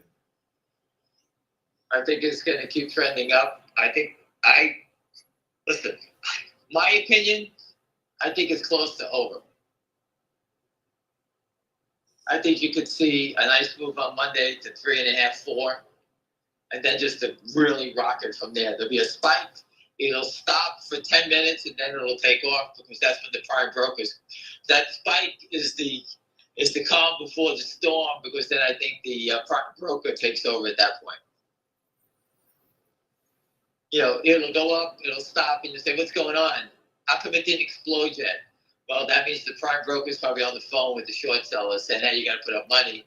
And when they can't work out the money arrangement, that's when the prime broker comes back after 10 minutes. And that's when it comes in. It goes 4, 10, 20, like that. That's how fast it can happen. And if you looked at any of the trading patterns, like in GameStop, when it started to take off, or HKD, which we all watch that one, or Peloton or Beyond Meats, they all had the same type of patterns. Or TLR Wired at the Canadian pot company, they have these moments where it looks like it's not going to go, then you turn around and things just screaming them. That's when the shorts fold. You can always go back and look. They're doing nothing, and then it explodes. GameStop, it looks to me, I'll give you an example. GameStop to me looks like it's a pyramid scheme by longs. Nothing negative. I'm just saying it looks like longs are buying it. Other longs are buying it. And whenever they stop buying it, the stock drops. So it's like I tell William tells someone else, he tells someone else. And when they stop buying it, that's when the stock starts to settle. It doesn't have that panic like it used to have. When GameStop had that panic, it was jumping 3, 10, 12 points. I don't see that anymore. I haven't seen it in months. Ever since the company sold 140 million shares, the stock has got a different look.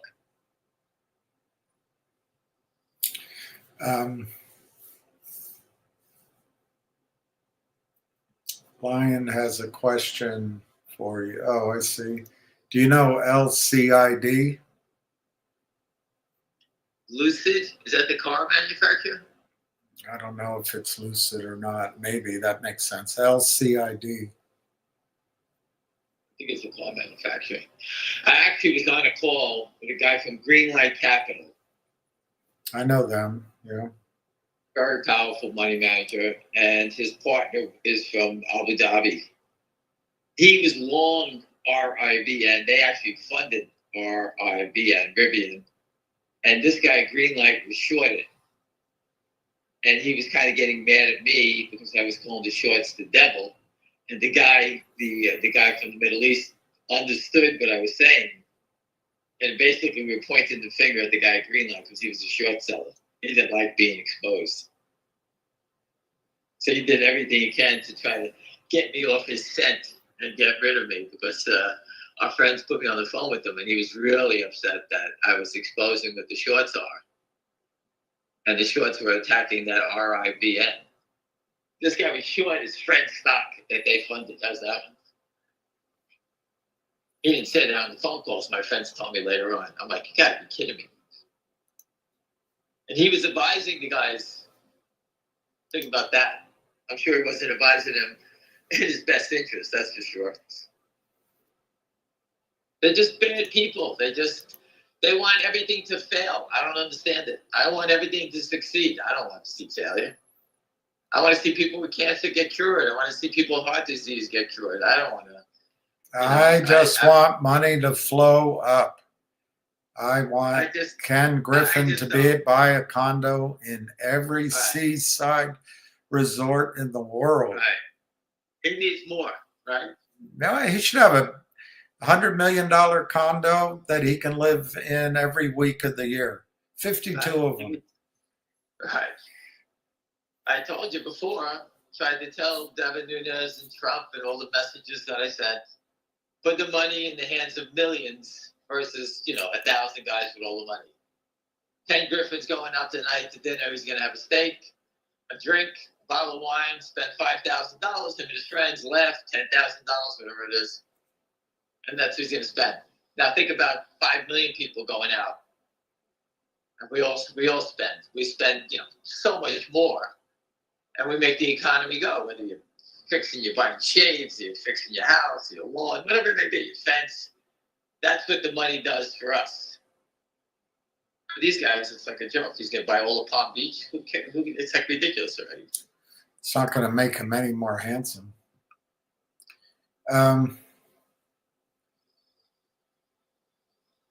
Ham guy bought 72 shares of DJT at 55. So you didn't average down when it was 17, 12, 15? Wow, Ryan. Don't tell the guy what you should do is if you're stuck up at that level, start selling the $50 calls. If they're 20 cents, what's the difference? Sell them. Just take it in every week. I agree with that. It's a little too late. You missed months and months and months of it. You could have lowered it from 51. Even if you're selling those things at 20 cents, you could have lowered it by at least $4 by now. I agree. Now it's a little tougher because now we all think the stock is going to go way higher. So if you sell the calls, the most you'll be locked in breaking even at 51 or something like that. So Northwest wants Santa to fill his stockings with freshly squeezed cash from stocks this Christmas. I like that. I want nothing more than everybody. If you had $2,000, you walk away with 20. Everyone will have a great holiday. You'll spend it. You'll feel great. You buy a new car. Whatever you have to do. Versus these criminals sending the money to Jeff Easton, sending his money to Australia to the guy Hancock, who's bragging he's up 220%. How could they be up 220% when you watch them invest in KNW and GMGI, and both of those stocks are down 90%? How could they still be up? How could their portfolio still go up if every stock that they've given money to goes straight down? Well, obviously, they're naked shorting it. That's where they're making their money from. They put out $10 million in a loan. It looks great on paper. The company's getting money, and yet they sell, $50 million worth of paper. It gets crushed, and they walk away making $30 million in profit. There you go. Pretty easy. So Big JR wants you to check, I guess, your email, but maybe it's your DM. He just sent you something he wants you to discuss. Maybe right it's text. Yeah, your text message, your DM. I don't Probably know. on Twitter. He DMs me someplace. Maybe it's on Twitter. All right, let me go get my iPad and see if I can figure it out. Easy, William. I can't walk that fast. I got a bum leg. Give me a break. Hold on a second.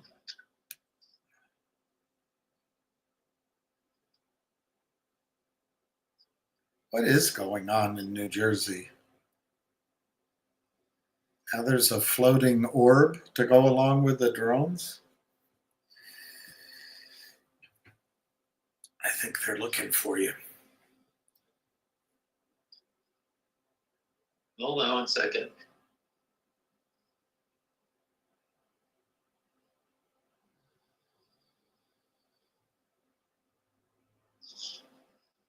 Today's my off day, so I don't sit in the Well, maybe let me look. Maybe he will tell me where he sent it. I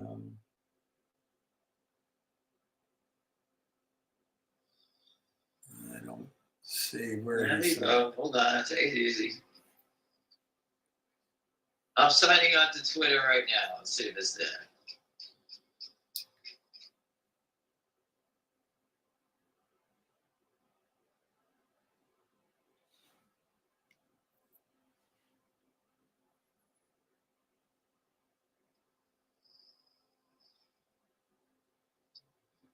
He sent me something. I don't know when he did.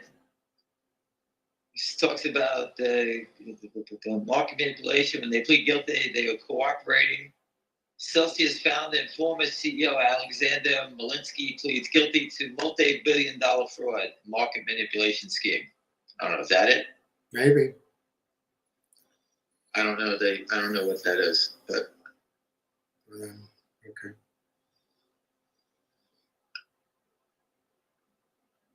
That's for December, Tuesday. Alex. He says it's I don't know. something good, but all right, if it doesn't strike you. Is this what I'm supposed to be reading? I don't even know. I don't know. Let's just keep going. Maybe he'll tell us. Yeah, I agree. GameStop and AMC. Butcher of Wall Street, IBK, was one of the brokerages that removed their customers' ability to buy a dozen securities as the company didn't hold enough shares of stock to prevent them from being insolvent. Wow. Over the last 3 months, our margin loans are up 16%, which is it's a bit very something if you ask me, because I think that equity price is somewhat overextended. I hope that they come down fast. They will not come down too fast. We can liquidate as it happens, and we will not end up holding the bag of people who are unable to meet their margin calls. I don't know what the fuck he's talking about, but his margin calls, he's probably got people on margin on the long side, and he's got people on the short side of margin. It sounds like he's trying to talk the stock market down, if you ask me, because they got more to lose with people that are short than people going on margin on the upside. And he's talking about liquidity. Their idea of liquidity is having these market makers stand there and you think they're going to buy the stock from you. I put the loophole up with the guy Tom Gear from 2006. His concern was that people were going to become market makers with the market maker exemption and just sell. They never buy. That's what they all do. They just sell and they never buy. So looking for them liquidity is full of shit. They'll sell you 100,000 shares. If you want to sell it back, they'll buy 1,000 from you. The other 99, they're going to make you suffer. That's the liquidity these guys are talking about. It doesn't exist. It's bullshit.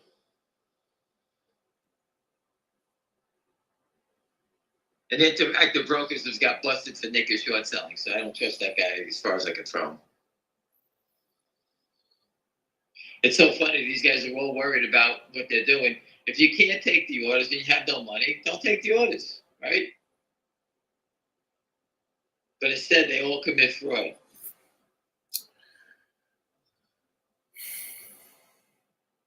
I'm missing a question here. Pass my question on. I'm reading the thing from Busy Brands. I'm pleased to announce that I will appoint Truth Social CEO as chairman of the President's Intelligence Advisory Board, which consists of distinguished citizens from outside the federal government. His leadership, Trump Media, will draw on his experience as a former chairman of the House Intelligence Committee, key role in exposing Russia hoax, to provide me with independent assessments of effectiveness of priority of the intelligence community activities. Congratulations, Devin. So Rivian, Good. stock Rivian, I guess it's an electric vehicle stock, Right. just got $6 billion from the government. That's pretty. The U.S. government or Saudi Arabia? The world government. I think it was. Yeah, I think that they were getting funded from Saudi Arabia. I think that company.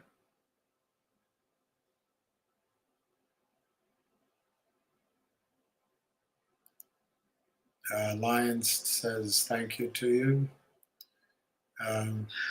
No, listen, you don't have to thank me. I just hope you all make your money. Do what you have to do. If you want to leave, you leave. I don't control any of this stuff. We can only report on it.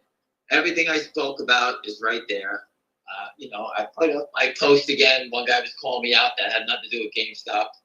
I was reporting on GameStop to the street. But you were watching that idiot Roaring Kitty talk about about the stores. I was talking about naked short selling and the how I calculated the short position in a GameStop. Okay, so again, I don't need a medal from it. Give Roaring Kitty give him everything you want. I don't care. I could care less.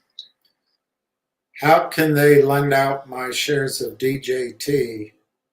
I'm gonna finger ZJYL without my knowledge, and I have GTC orders. When the brokerage firms are in troubles, they do whatever they can. It's so funny because they make believe all the commercials. We're here for you. They're there for them. They could care less about you. The rules are all slanted.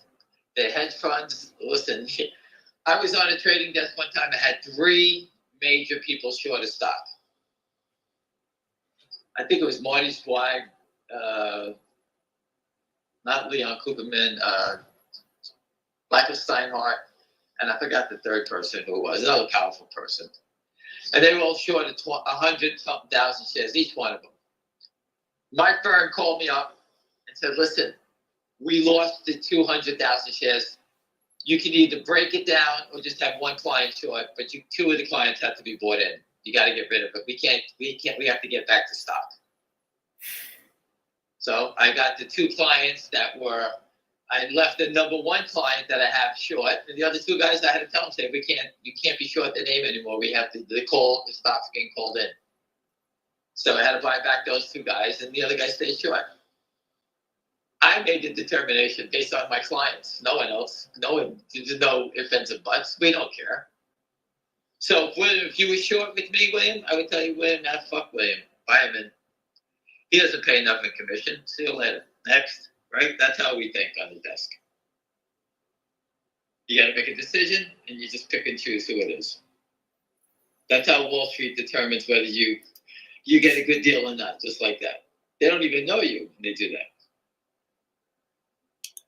Clay says that the naked short selling on Friday dropped dramatically in finger. Could this be because their prime broker restricted their ability to short? There was still a good percentage. I think it was 30-something%. I'm not sure, whatever it was. But if you look at my post on Twitter in the morning, I posted that out of the get-go, there was 50,000 already washed already. So we only traded 235. So if you take away at least 50, or let's say a little bit more, I'll make it easy. Let's make it 100. That means 150,000 shares was the balance. And I told you I know people that bought it. So the naked short number was 37. It's got to go up to 50, just removing the fake trades. That's the hard part. And that's what people don't understand. In GameStop, no one talks about this. No one talks about the real short. They just keep saying naked short. They have no idea what these guys are doing. Once you start trading 10 million shares a day, it's very difficult for anybody to figure out what the hell's going on here. They could be buying and selling all day long, an algorithm. I have no idea. Finger motion is fraud in slow motion. You get to see it just like we see it. We're not pulling the wool over your eyes. It's right there. You can see all the trades. I was posting the other day, every time they put up a big bid, I told you they were going to wash it. They did, every time. You can see when they're going to do it. And it's slow motion. I actually posted it, and it happened like 8 minutes later on all the trades. So if you take away the volume, the fake volume, so let's say it's 250, and you take away 150 of it, there's only 100,000 shares of real volume. They make it short 55, 60, 70% of that, at least 30,000 shares of what? We don't know. Could it be a long seller? We have no idea. But you can break it down as close as you can. But the key is you got to remove the fake shares. That's the key to understanding what they're doing. And that's what we study. We study the fake shares. We're not guessing. NIXX, I have no idea. It was short, real, long. I have no idea what's going on there. I looked at it a few times, but I couldn't tell you. It's like going into a movie and you missed, 80% of the movie. How the hell are you going to figure out what's going on?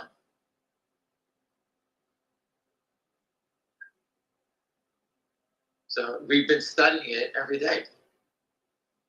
Even on our down days, I look for something that can help you out and give you an advantage.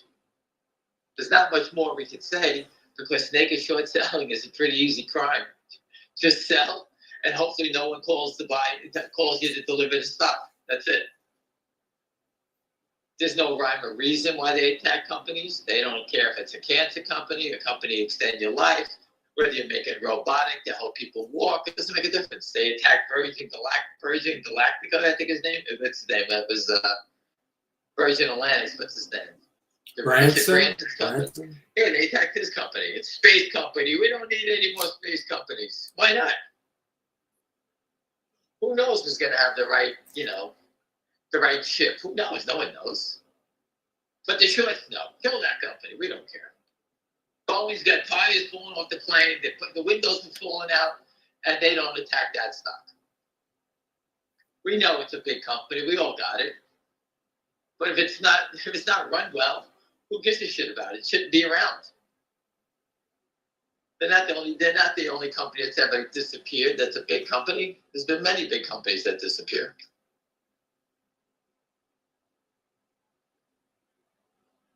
Just look what they did to Peloton. They created a culture, people riding the bikes. It was like a cult. Everyone was riding, enjoying it. And then Shorts came out and attacked it. Kill the company. And then the poor baby got killed on the treadmill. People had their kid at the end of the treadmill, got killed.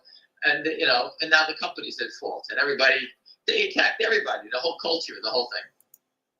And that was people riding a bike, getting in shape. Had nothing to do with anything. They came up with a great idea. Kill it. But they're not selling AI chips, so AI chips can go to $1 trillion market caps. Meanwhile, everyone in the United States loves Peloton. I'm not a Peloton guy, but people I know love it. They bought the bikes, they ride them all the time. And they had classes, all the people that were instructed the classes, they fired them, they fired employees, laid off people. It went from being a great startup to a big flop. So on Finger, what options, calls, obviously, I think, would you buy? What any that you recommend? I'm a garbage option player, meaning I don't like to buy expensive options. I like to buy options that are real gambles. But because they're real gambles, they're almost worthless already. So instead of buying the $3 calls for next week or the week after, whatever it is, I would buy the $4.50 calls, and you would sit there, oh my God, it's 2 points away. Well, if this is going to go, it's not going 2 points, it's going 200. That's how I look at it. I'm not buying it to go up $2. If I was buying it for a stock just to move $2, then I would have to buy the $2 calls. But I'm looking for stock that's going to make a move of $100. So if I could buy something at 5 cents, $5 an option, you buy 100 of them, it's $500, right? Mm-hmm. So that's 10,000 shares. That's 10,000 shares that I control for $500. If I buy 10,000 shares at 2 1/4, I need whatever, $22,000, right? Versus 500. Now I don't make money between 2 and 4. After 4, I make the money. But on the move from 2 to 4, if I were to pay a nickel for the calls, say, if the stock runs from 2 to 3 1/4, those options would be 15 cents to 25 cents. In which case I could sell 50 of them at 15 cents. Put 10 cents in my pocket as profit. 5 cents was my cost. 5 cents I'll be out. I'll basically have 50 calls for free. And that's just on a stock moving $1. If it ever takes off, it goes to 100. 100 minus 4, you make $96 50 times. You're making $400,000.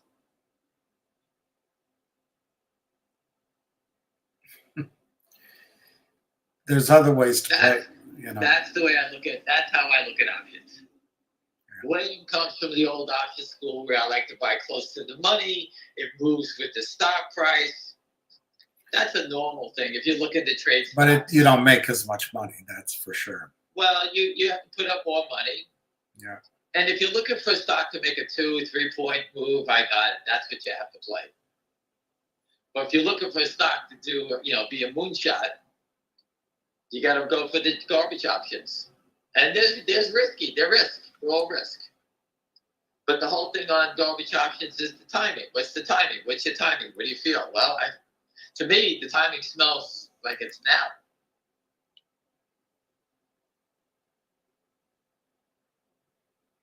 So just understand what options are buying. If the options go 5 to 15, don't chase them. You pay 3 times more than you want them. So just, be aware of it. Bid for it. Don't be afraid.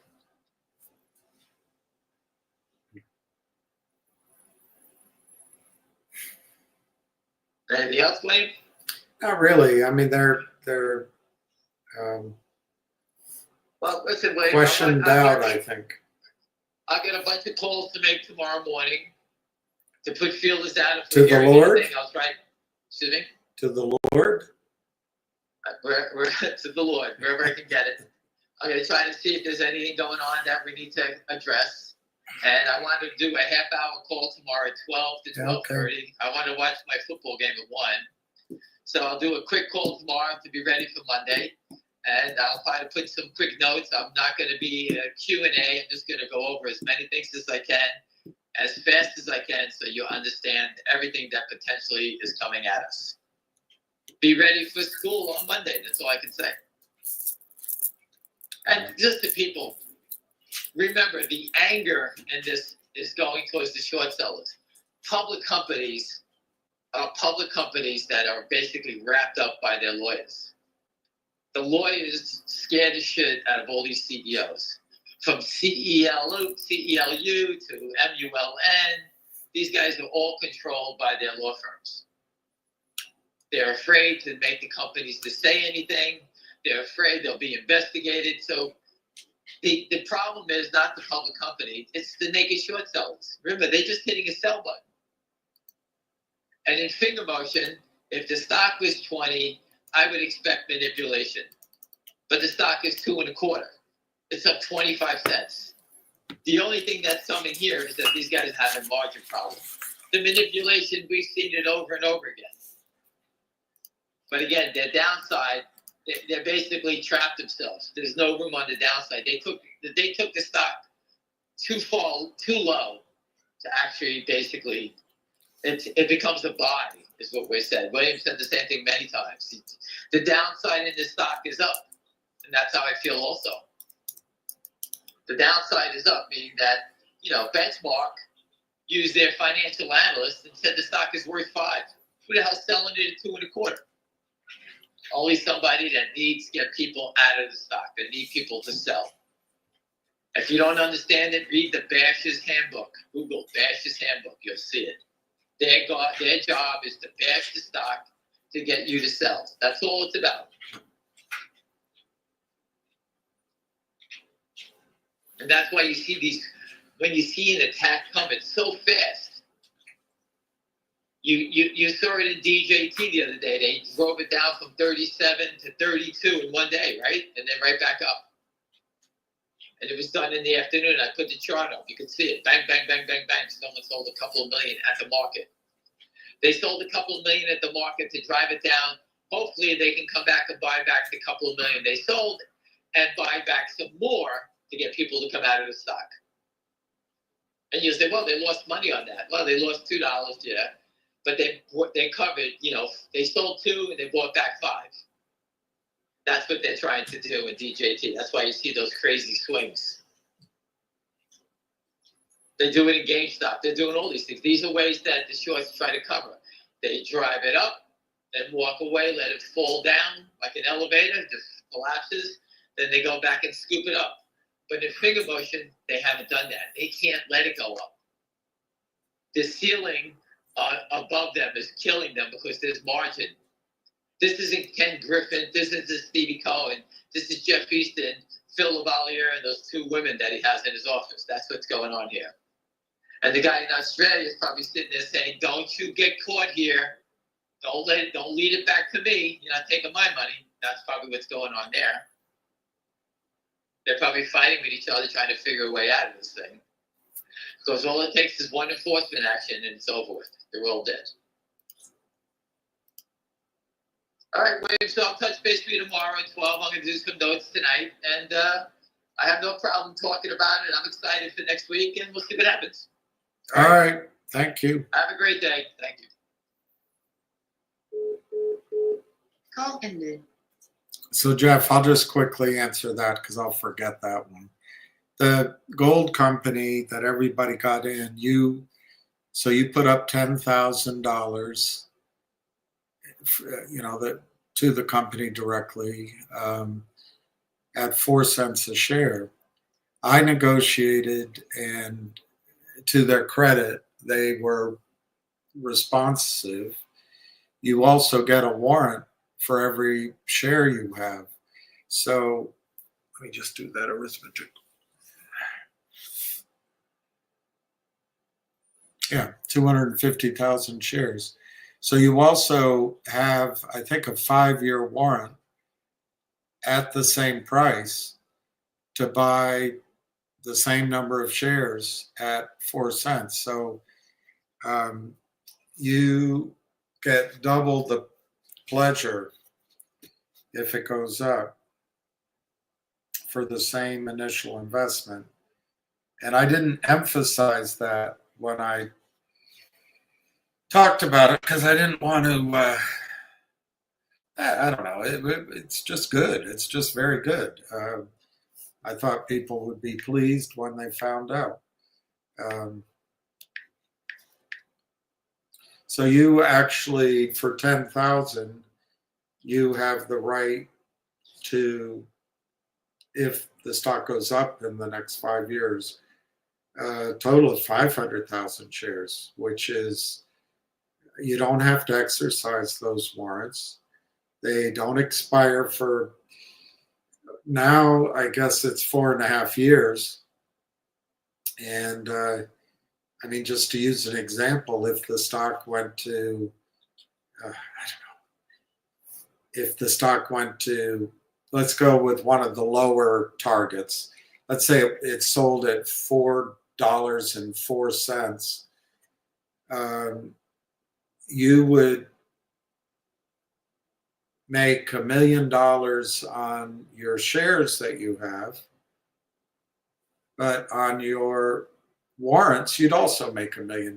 So you'd make $2 million. I mean, assuming I'm doing the arithmetic correctly. I'm not trying to create a contract here. But anyway, so if 250,000 shares, if the company sold to Newmont Mining and Barrick, just based on the third-party reserves that were confirmed approximately 12 years ago, third-party eyeballs, third-party work,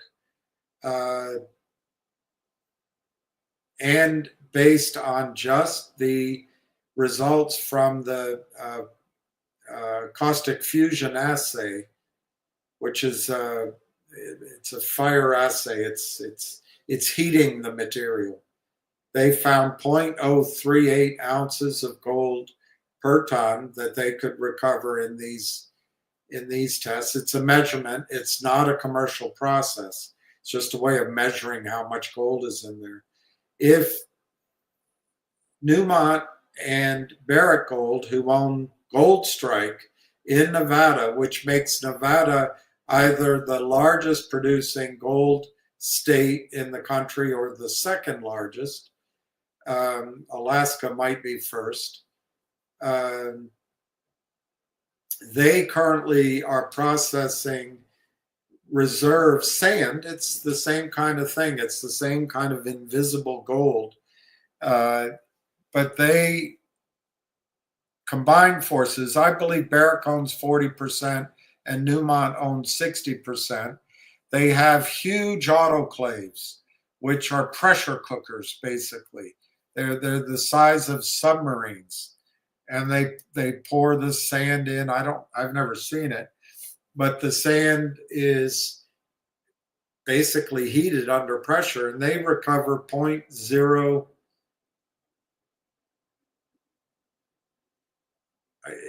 as I'm talking to you, it might be 0.003, but I think it's 0.03 ounces of gold per ton. This caustic fusion methodology, which was used a decade ago by third-party eyeballs and all that, here recovered 0.038. So it's slightly better. It's, in a percentage terms, it's significantly better. But it's, anyway, for all practical purposes, it's the same kind of feedstock that Barrick and Newmont are using now. So with gold now, instead of being $600, $800 an ounce, it's $2,700 an ounce, and maybe headed higher.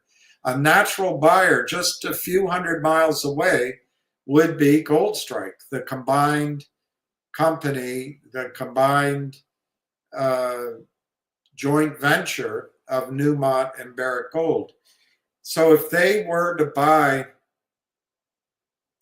the company based just on the 6.6 million ounces of gold discovered using that methodology, I don't know, pay $150 an ounce. That might be high, but that'd be $1 billion. It'd be $1 a share. That'd be $1 a share. So let's call it $1.04. So if that's, I'm trying to give you the lowest. I mean, there's always risk. There's always risk of zero. But to try to give you the lowest sellout price, just to be negative as hell, call it $1.04 a share.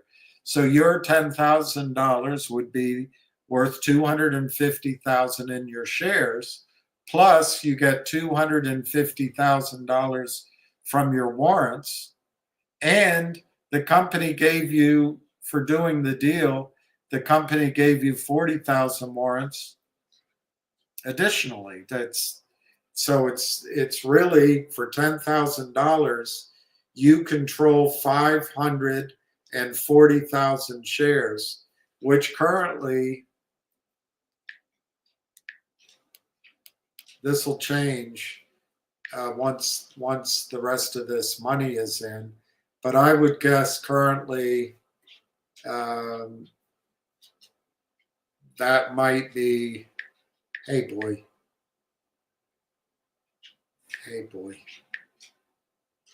it's like 0.001% of the company. It's not bad. I mean, you thought with 10,000 you were buying 250,000 shares, and instead you're controlling 500, and the company, to their credit, threw in 40,000 additionally. So you're actually wrong in the sense that, I mean, you're correct. That's the number of shares you got. But from an investment standpoint, you control 540,000 shares. And if everything just goes absolutely bad, a comet comes down and hits Nevada, or we go to war, or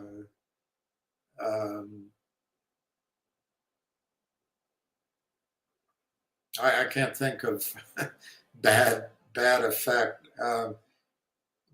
anything worse than that. I think the low exit is probably going to be, I used to say 40 cents a share or something like that. I would say that. I just gave you the number, though. It's probably $1. So the range of outcomes, obviously, it's always possible it's zero. I give that a low percentage. 40 cents, $4, $40, and much, much higher than that. It could be much, much higher.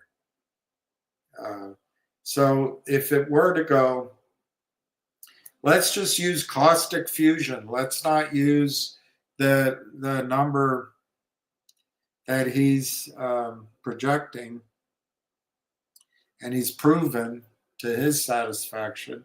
that he can get 0.2 ounces of gold per ton. If instead you just use that lower number and you drill down another 200 feet, you could double the number of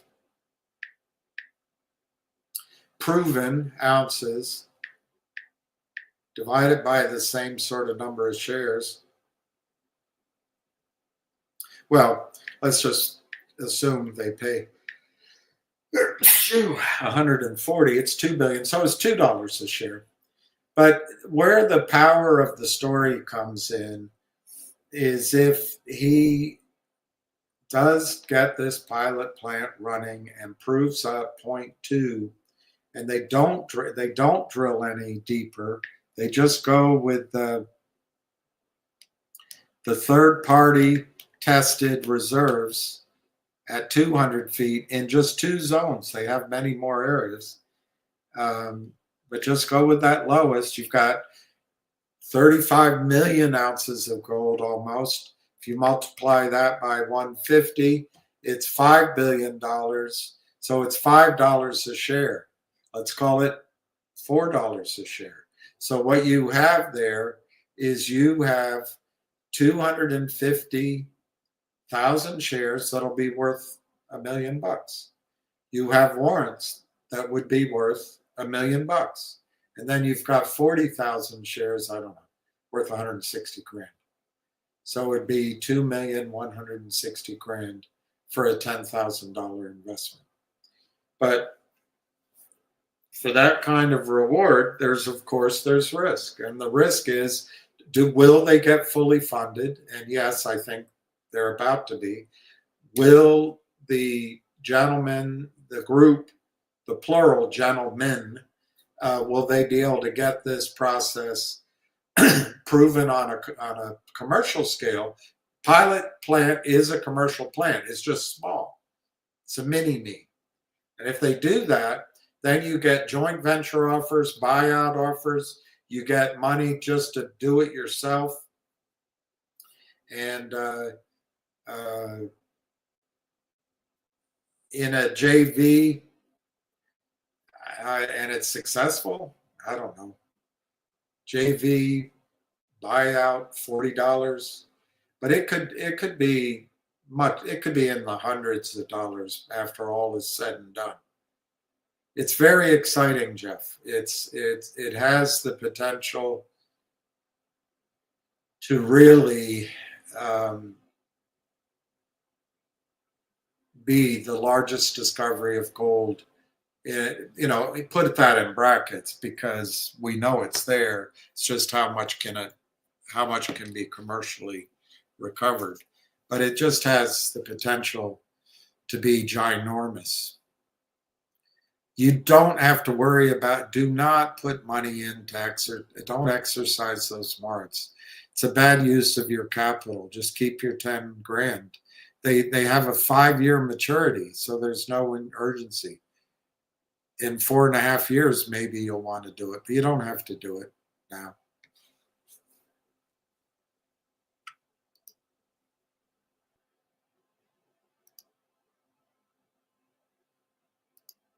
AMC created 50 million shares, gave it to Goldman Sachs.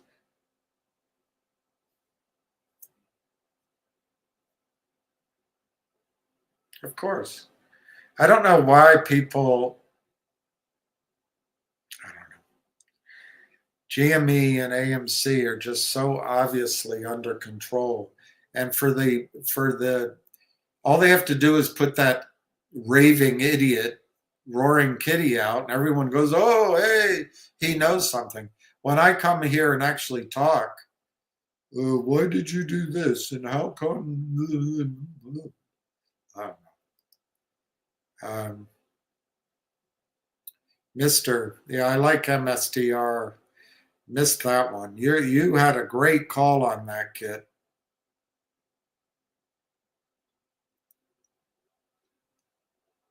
If you email me at farrandbalanced@gmail, it might be. I can't speak for the company, but I'll check. technically, I don't think the offering is closed, but it's not my call. I'd have to put you in touch directly with the company. Farrandbalanced@gmail. My last name, which you see, and then the word balanced. Farrand Balanced. Farrand with the D. All right, let me, I want to show you, while we're on gold, let me just show you. I know I force feed this information to you, but I want you to know it. I want you to know it.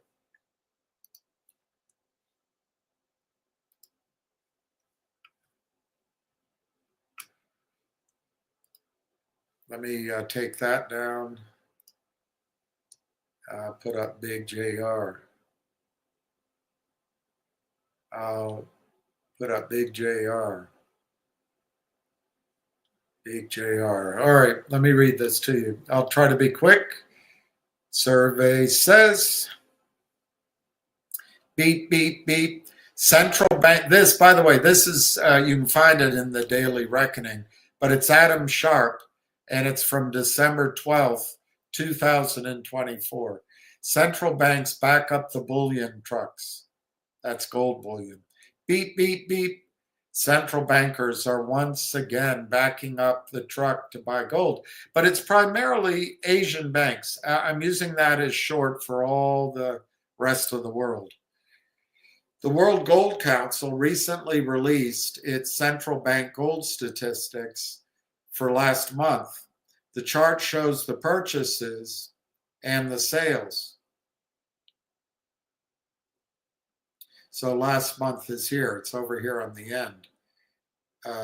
To my right, I don't know how you're perceiving it, but it's pretty much all buys. October was the highest net purchase month in 2024, with central banks purchasing 60 tons. It's worth noting there were almost no sales during the month. Every month until October, there were buys and sells. Through the third quarter, central banks have reported an impressive 694 tons of gold purchases. That's almost certainly an understatement, because we don't truly know how much gold Russia, China, and other countries are purchasing. The true number for 2024 could be 1,400 tons or higher purchases. Annual gold production from mines is 3,000 tons. So this is a substantial percentage of new supply going into central banking vaults. And I want you each to become a central bank yourself. Central banks alone could be buying up to 45% of newly mined gold this year. All right, here is another chart. This is year-to-date purchases of gold. As Ham would say, India is number one. And I guess that's almost 80 tons. Turkey is number two. Poland is 70 tons. China is probably underreporting, but here's China. Azerbaijan, the Czech Republic, Hungary. So these are some European countries here, these two. On the other hand, when the great yellow horde came crashing into Europe, I think it was Hungary where they were stopped.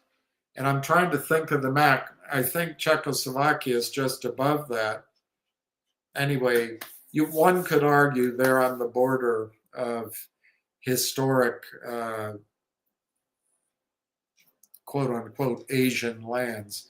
But frankly, those are two European countries. But India, Turkey, Poland, well, Poland is also European, but it's a border with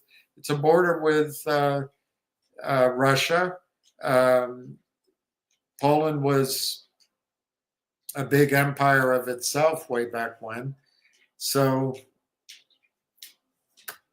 anyway, you can debate my theory, but primarily the purchases of gold out of the vaults are going into banks that are not corrupted by New York City, London, or Tokyo. India, Turkey, Poland, China, Azerbaijan, Czech Republic, Hungary, Iraq, Ghana, Qatar, Serbia, Kyrgyz Republic, Oman, Russia, Uzbekistan, Zimbabwe. And then the sellers, let's go to the bottom. The Philippines, I don't know why, Thailand, Kazakhstan, Singapore, that's interesting. Anyway, let's move on. Once we consider that China and Russia are buying far more gold than reported here, this is an interesting chart indeed. Here's China. He's saying they're buying more than reported. Here's Russia, buying more. The largest BRIC countries are gobbling up gold like we are on the verge of something big. Poland, Turkey, Czech Republic, Hungary stand out as the only NATO countries on gold buying sprees. Poland, Turkey, Czech Republic, and Hungary. They happen to be the most nationalistic members of NATO. No coincidence here. And the largest gold sellers, the Philippines and Thailand, happen to be major U.S. allies in Asia. These two countries are clearly still in the dollar is king camp and are not yet buying into gold mania. By the way, none of us are either. Either that or they needed the cash. US and EU leaders have long discussed the possibility of using more than 300 billion of frozen Russian assets to support Ukraine. They just stole $20 billion from Russia to buy arms to launch missiles, to give to Ukraine to launch missiles into Russia. This is insanity. This is Hillary Clinton and the neocons destroying the US dollar. She lost her election. She has to destroy the Democratic Party, the country, and the dollar. That's a hissy fit, boy. That is one big hissy fit. Well, it's finally happening. On December 11th, UPI reported the first 20 billion has been transferred. The United States has given Kiev a 20 billion funded by Russian assets frozen since Kremlin invaded Ukraine 3 years ago. So you answer this to me. If you're a third world, I wouldn't call it third world anymore, but if you're another part of the world than the West, and you have money in US dollars in Western banks, and you find this out, are you going to keep dollars in those banks? Hell no. The disbursement was announced Tuesday by the United States Treasury. Janet Yellen said the funds will provide Ukraine a critical infusion of support as it defends its country against an unprovoked war of aggression. Really? Really? Really? I wonder what her heritage is, if her grandparents are from Ukraine. I don't know. This action, Blinken's are, and so are Newland's. I don't know about Janet Yellen. This action, while seemingly small in scope, is a primary driver of central bank gold demand. The trend of de-dollarization really picked up steam in 2022, which prompted the confiscation of more than the invasion, when $300 billion of Russian reserves were confiscated. As we have discussed extensively, this was a key turning point for the world monetary system. Thank you, Victoria Nuland. Thank you, Blinken. Thank you, Joe Biden. Thank you, Hillary Clinton and Russia, Russia, Russia. You guys, when your lifestyle changes, that's who you have to thank. These geniuses. As we have discussed extensively, this was a key turning point for the world monetary system. All of a sudden, central banks no longer saw their dollar reserves as risk-free assets. Overnight, they became risk assets. Yeah, I'm sure you can thank Barack Obama as well. At the time Russia invaded Ukraine, gold was trading around $1,800 an ounce. It is now up 40%. This is a massive move for such a short period. This move so far has only been driven by central bank demand. Western investors haven't even bought any yet. Quote, there's rich irony in the fact that the primary gold bulls today aren't individual investors. It's the guys running the printing presses. This is an insider buy signal at a global scale.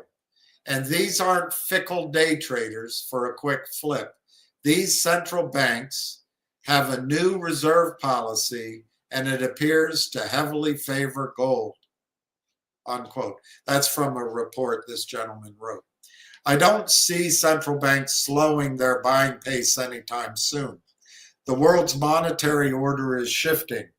And at times like these, the safest thing to buy is an apolitical hard currency, gold. Eventually, retail, you, and professional investors will catch on, and then we'll be off to this races. At that point, I believe silver will set up for a big move. All right, enough of cramming gold down your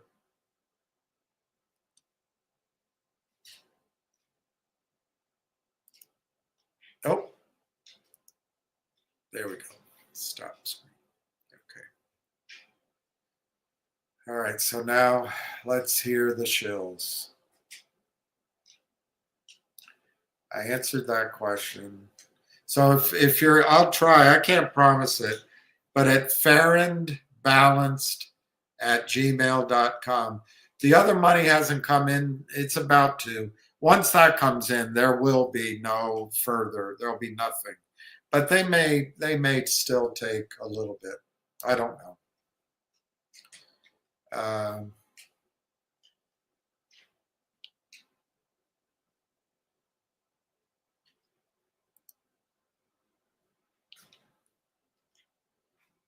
Thank you, Matthew. Let me look, make sure I got it. On the other hand, you know, I'm sure when I try to open it, it won't open. I have that effect on technology. I have that effect on technology.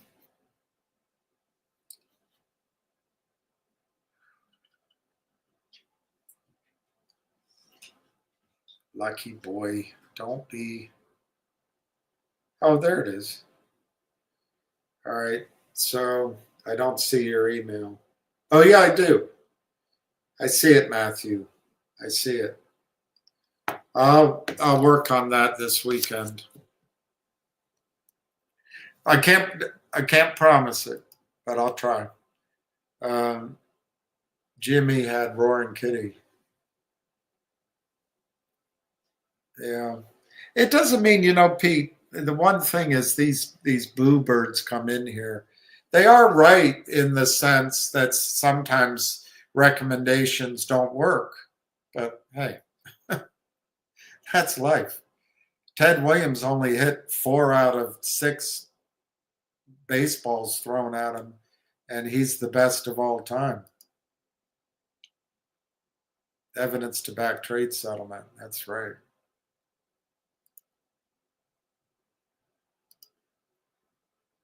Well, I don't know what I'm going to do.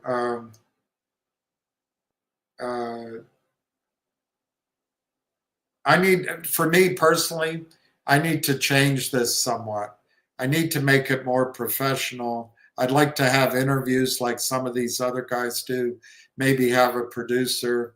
I don't want to be exposed to all these negativo types, which is my fault. But if I'm reading yours, I'm going to read theirs. So, I mean, because it's right there. You would say, well, you don't have to read them out loud. That's probably true. But if I had a producer, I would never have to read them. But I'm also hoping to do something on a more proactive scale. I really believe that, just to repeat myself, and I can do it, I guess I can do it until the cows come home. Do cows really come home?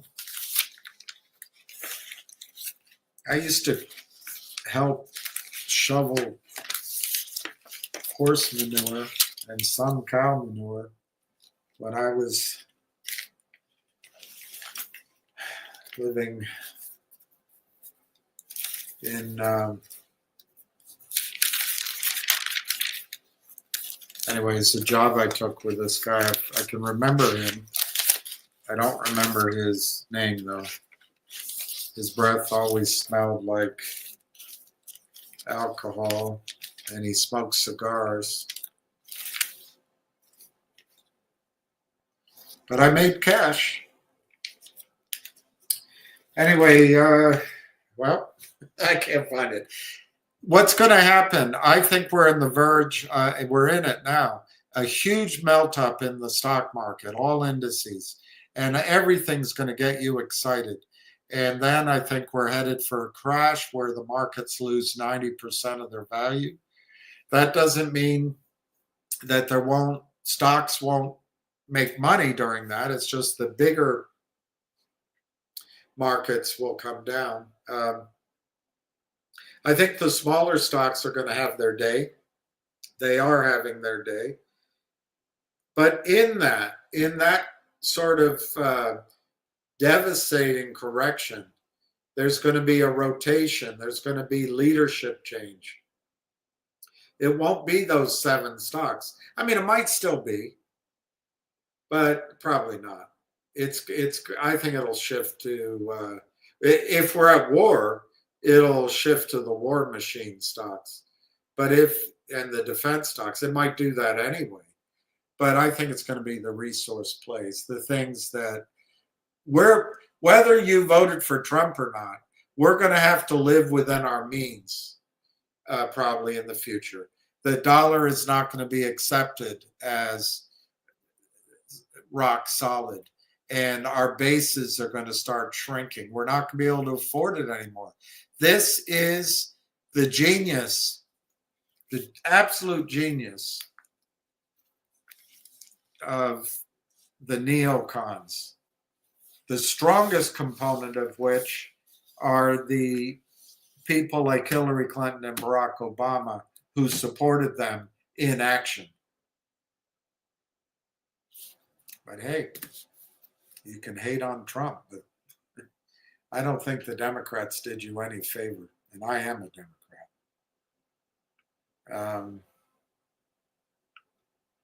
Now, Pete, I think you've heard him. Ham thinks finger can run anytime. I'm more sanguine, or less sanguine. I think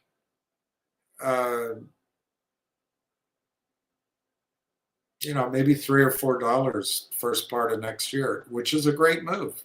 Then I think maybe things can happen. One reason, by the way, to own finger long term, if the dollar becomes a unfavored Is that a word?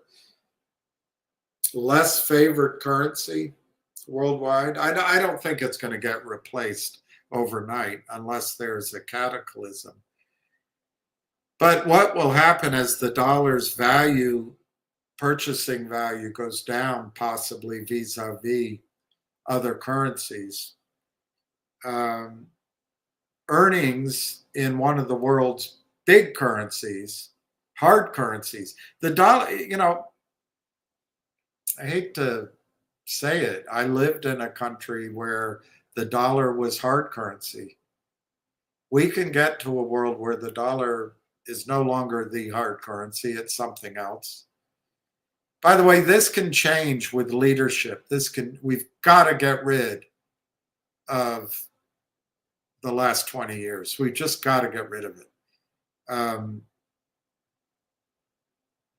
But anyway, if earnings come in a strong currency, which the yuan will probably be, and a booming economy, which China, right now, China does, when you read about it, you wonder, and I sometimes wonder, is this organized somehow so that China has to give up its gold? But I think China, because of their work ethic primarily. I also lived in Malaysia when I was young, and the Kuala Lumpur, and the population was Malay and Chinese. It was almost evenly split, and there were foreigners and maybe some other mixtures. But when I didn't drive, of course, backseat, but when I was driven downtown, there were as many Chinese as Malay. But what you noticed, and it just made an impression on me, constantly working, always working, always working. So I think China will get out of whatever problem they have if they are careful. And they've built the factories. They have the energy, the oil and gas coming from Russia, and they have the location. They're close to Southeast Asia, to India, to Russia. And while we've been squandering our dollars around the world and our lives, bombing deserts, assaulting mountains, pissing everybody off in general, and then stealing money worldwide and acting arrogantly, women going in and demanding female rights, or men going in demanding gay rights. Fine, that's our country. But you don't go into other countries and that's you've got to be just like us. China doesn't do that. China goes in and says, hey, you guys have gold. We want it. We'll build an airport. We'll build a port. We'll build a railway. We'll build your mines, and we'll build a road. We don't care. I mean, if you're all marrying first cousins, we don't care. We have no moral soapbox to stand on. And China, I think, can recover from whatever's coming. We don't know for sure. But if the Chinese currency is stronger than the dollar, or if it's just a strong currency vis-a-vis the rest of the world, if fiat currencies get crushed, and I just showed you the chart of how much gold. Well, that wasn't exactly that chart, but China has a lot of gold. I bet China has as much gold or more than we do in reserves. So my point is to have earnings from finger motion in hard currency coming into a country with toilet paper currency, the United States, the earnings will be very strong, and that'll be positive. It's kind of a hedge. It'll be positive for the stock price.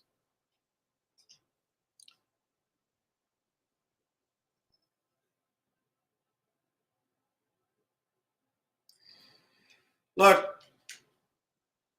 the short answer is yes, Augustine, but don't stop trying to think in terms of real shares, fake shares.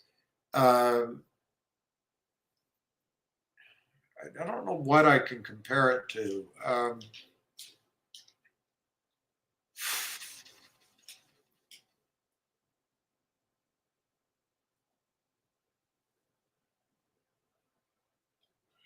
How about if we talk about corn and the United States and the EU have agreed to ship corn to India, but India doesn't want genetically modified corn. I don't think they allow genetically modified corn in the EU, but in my story, this is just a story. The EU has non-genetically modified corn, but we have genetically modified corn, and we have some non-genetically modified corn too. So we try to send our organic corn to I don't know, to Rotterdam or to some warehouse, and let's just say our corn gets mixed up with the European corn and gets mixed up with the GMO corn. And somebody, some ignoramus, opens the silos to load onto the ships heading for India, and they put GMO corn in with organic corn in with non-GMO corn. It all pours in all at once, and it goes to India. You can't tell the difference. It's all corn. And that's what's happening in the markets. There aren't real shares and fake shares. There are only digital shares. There are only electronic entries. And the reason they get away with this crap is it's the perfect crime. It's never, ever a time where there's a run on the bank. If you, Augustine, call up CompuServe or you call your broker and they call CompuServe and say, I want my physical shares. I want my physical shares. Let me tell you a story about these physical shares, Augustine. I put 75 grand into this company. It's a silver company. And it was the best thing. It's great. I think I bought 3% of the company, a little bit more than 3% of the company. At the time, to my memory, they had almost 30 million ounces of silver. Anyway, somewhere between 20 and 30 million, something like that, proven.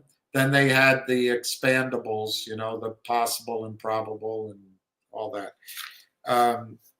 Probable and possible, I should put it in that order. And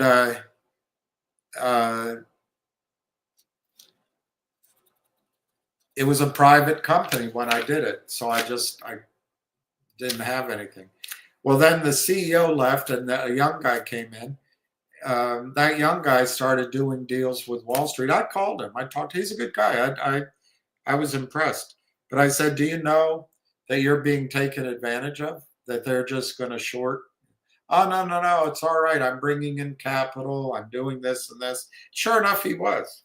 He was doing a great job at building out infrastructure, proving up more reserves. But they destroyed his company. Destroyed it. And how does that happen? The same way you know the story already. He did bad financing. Eric Sprott put money in too. And I think it's one of the reasons Eric finally learned about short selling. I told this guy. He didn't listen to me. Who the hell am I? But I visited Vancouver a couple of times. Not just for this company. But anyway, my 300,000 shares became 30,000 shares because of this chicanery. But then, Augustin, 2 years ago, 2.5 years ago, maybe 3, I tried to get first I had to get my certificate of 300,000 shares changed into 30,000, which the company organized, and it took a long time. I'd say it took 9 months. But then I get this thing, and it's signed.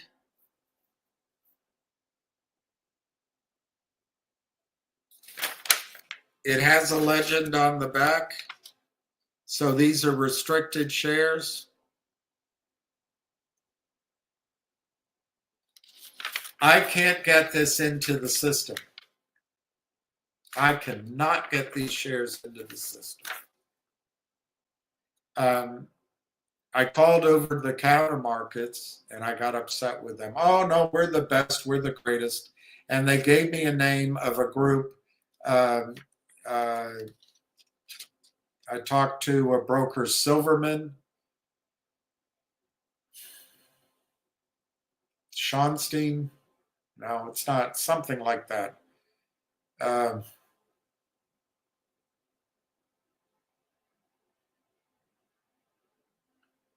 Yeah, I can't remember his name. Something like that. Talked to. He was nice enough. He said, what we need from you, you have to send all your original paperwork, your wire, to prove this is yours. So it's going to take us 60 to 90 days due diligence to find out if you're really who you say you are. So that will, I forget, I think he said I had to send 2,500 or 3,500. It might have even been $4,000 for that due diligence. Well, this stock at the time was trading for, I mean, it was a $10,000, $12,000 investment at that point. So I had to send, let's say, 3,500, $3,000, maybe a little more. And then it would take 2 months. And then they would make their assessment. Then it would be free to trade, and they would convert it into electronic shares, digital shares. So the system makes it nearly impossible for us to move in and out of the digital world. It's all fake. Even the real stuff is fake. The GMO corn, the organic corn, and the non-GMO corn are all mixed together, and you don't know what the corn comes out. It's the same thing. So anyway, it was gonna, let's just say it was $3,000, 60 days. The stock price could move, and I had to open an account with his firm. I forget the name of the firm, and sell it through him. So that means, to my mind, it's going to be a shitty bid. I had to open an account. The shares would be put in an account with him. I would probably try to just get it transferred away, but who knows how long that would take and what fees he would charge for that. This is a group that the OTC markets referred me to, and it's the only brokerage firm, it's out of California, that does this. The system is set up so if you have paper certificates, you're screwed. That's why right now with NextBridge and MMTLP, I do not understand why people aren't making that transfer. It's virtually free. There'll come a day where it's a pain in the butt. So anyway, this stock is starting to go up, but I still have this here. I have no way of getting it in. And Augustin, that is how they prevent a run on the system. They prevent anybody, too many people all at once, asking for physical shares. If you ask for them, it's going to cost you $1,000, $2,000 to get them out. And then once they're out, they're nearly impossible to sell. So it's not a rational decision. So everybody's going to leave their shares. So this is my point on that. They have no fear that there's going to be a run on the securities bank, so to speak. Everybody's going to leave it in the digital mixed together. There are no real shares, fake shares. There's too many shares. There's unsettled shares, but nothing's real in it. They could do it. Yeah, I showed you Ann Wagner. She has no interest. They could do it. But if I put these shares somehow in, they just disappear in the hoi polloi of fake shares and the great unwashed of the braying and moaning crowds of fake shares out there. There is no distinction. So anyway, if you exercise them, you say, does it become a new share? Yes, but I hope I've described it just doesn't matter. It's just an electronic number. But does it expand the cap table? No. On a fully diluted basis, it's already been accounted for in everybody's calculations of what the company is worth. Every calculation is done fully diluted. So in that sense, it doesn't create new shares. There's no reason to exercise warrants. None. As I'm talking, maybe I'd have to look it up. Maybe there's a rationale to get in on a stock distribution or something. But if it's big enough and it's professional enough, your warrants are usually adjusted for whatever corporate action is taken. But not always, I suppose. So there might be a reason in that a handful of cases, but in general, there's no reason to exercise your warrants. You can sell them. There's reasons to do that. You can hold them, but there's no reason to spend the money. If these warrants are at $7, I don't know. If the stock went, and that's a big if, but if the stock went to $70, would it be worth exercising these at $7 so that you could bring them into your account, put them on margin, and then borrow against the stock? Maybe, but I can't think of most reasons.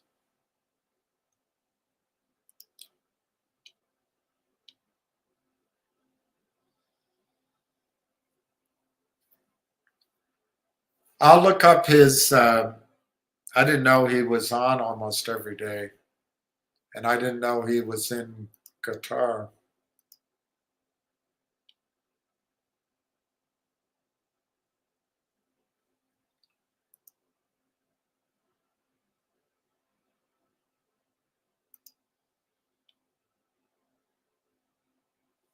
Qatar is it's a strict country. It's westernizing. I've not been there, but it's also where a lot of American bases are.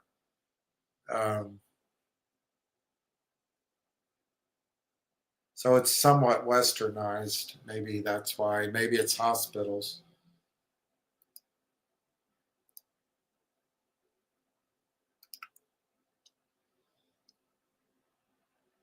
The cows do indeed come home to poop.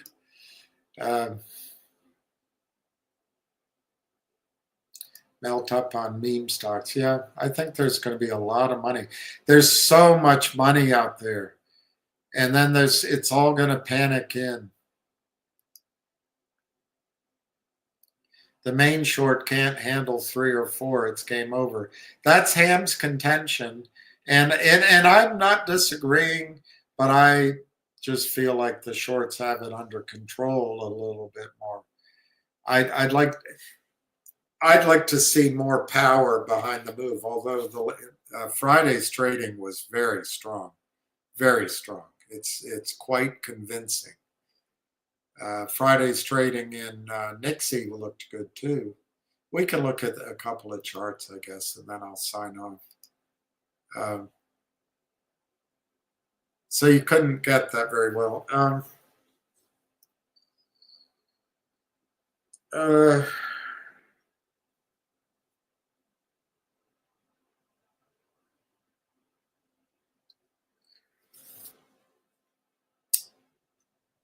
Brokerage accounts used to automatically be physical certificates or street name.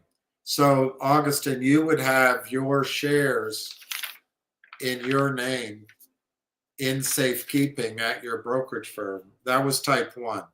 Type 2 is in street name, Merrill Lynch, for the further benefit of Augustin. And so we all trust Merrill. They're not going to do anything wrong. What could go bad? So about 15 years ago, Wall Street stopped allowing it, for the most part, for certificates to be held in safekeeping. They effectively removed your ability, my ability to keep physical shares in my Merrill Lynch account. The only way I can get my shares in a free-to-trade form is to go electronic. Type 2, street name. And of course, my brokerage firm would never lie. They would just be very pure about it. Look at what happened with MMTLP. No one lied. They just took the street name shares, the big block of shares. It's a DTCC, and when you carve it out, it's all in everyone's name, and everything's hunky dory. No problems. Or are there? The shorts are trapped there, and there obviously are. And if people think the only company they did this to is Torchlight and MMAT and MMTLP, and I mean, that's not what the evidence of our own eyeballs show us.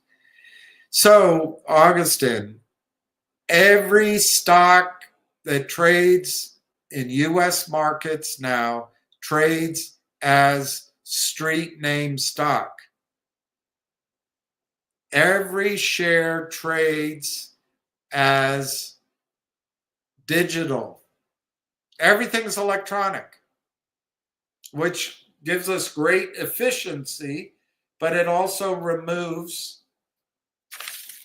the proof you have your shares. These shares are real. I can't sell them.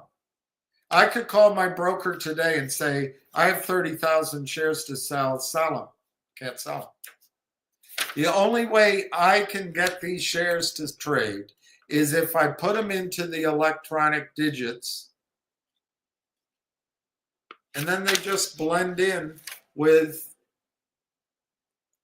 we use these terms fake and real. It's really just unsettled trades, which expands the amount of shares out there. They use these words hypothecate. If I put these shares in my account at Goldman Sachs, the stock loan desk would hypothecate those shares. They would lend them out. 30,000 shares to Augustin. You put them in your Morgan Stanley account. Morgan Stanley would lend those out to Goldman Sachs, another client at Goldman Sachs. That person lends them out. There's no check and balance on it.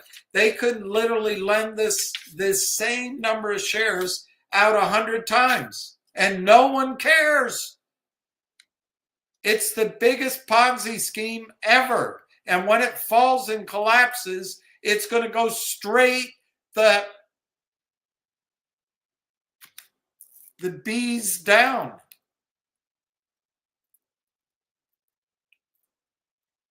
The Dow will be down 20,000 points in a week.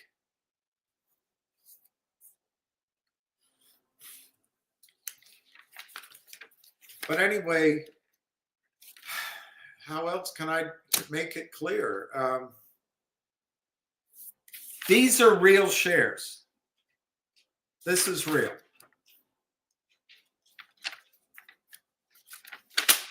These are real shares.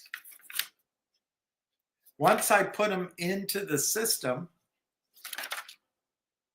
they're no longer type 1. They're no longer in my name. They're in street name. Morgan Stanley for the benefit of. Well, Morgan Stanley's figured out they can loan these out 10 times and make money. They expand their assets under management. They charge fees. There's the commissions. They just have to put a black and white entry in my account that I own them. There are no real shares in the system.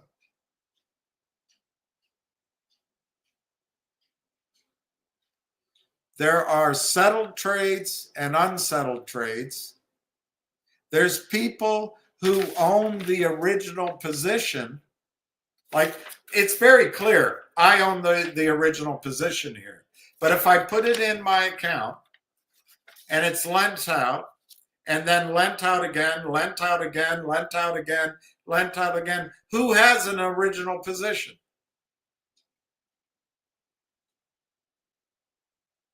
If they put this in an ETF, the ETF will lend it out and hypothecate and re-hypothecate and hypothecate and mimeograph and Xerox and lie and do things that would get you eliminated in any job you have. But that's high finance. It's just theft. But none of it's real.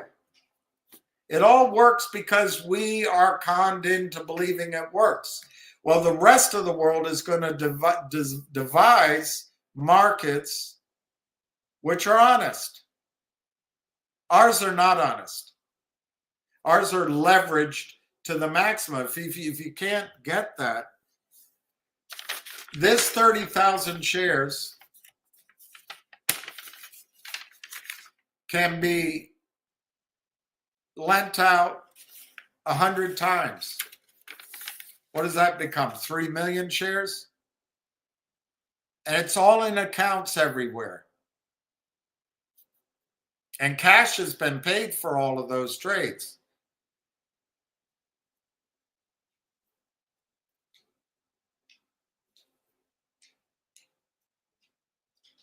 If they demand settlement, it's going to be the biggest collapse of house of cards you've ever seen. They're not going to do it.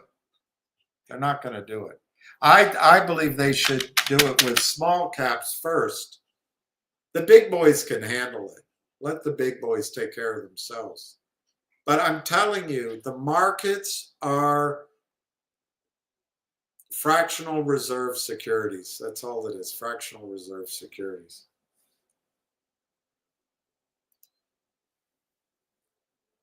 If exercising the warrants become new shares, are they allowed to borrow just as much as they have originally?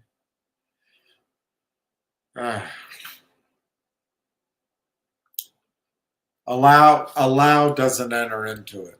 Allow doesn't enter into it. The stock loan desk loans the shares. And when they run out of shares, so they're not allowed to loan them, they hit the F3 button and says, oh, we have reason to believe we will locate the shares. And they just do it anyway. You got to stop believing the system. This guy from the American Stock Exchange, oh, there's systems in place. Bullshit. Bullshit. I mean, the system may be in place, but no one's enforcing it. No one's enforcing it. Back before you bailed out Goldman Sachs and those milk toast men turned to the taxpayer so they didn't lose everything. compliance was inside the firm. Now it's out. They moved the trading desks out, the proprietary trading and all that. They moved it out to hedge funds. Those hedge funds are their friends. And then they created a prime broker. So the relationship, Goldman still benefits from it all, but it's separated now because Goldman, to protect the fortunes of these greedy men with FDIC insurance, is now a bank. But Bill Clinton erased the distinctions. He's such a great president, by the way. What a great man.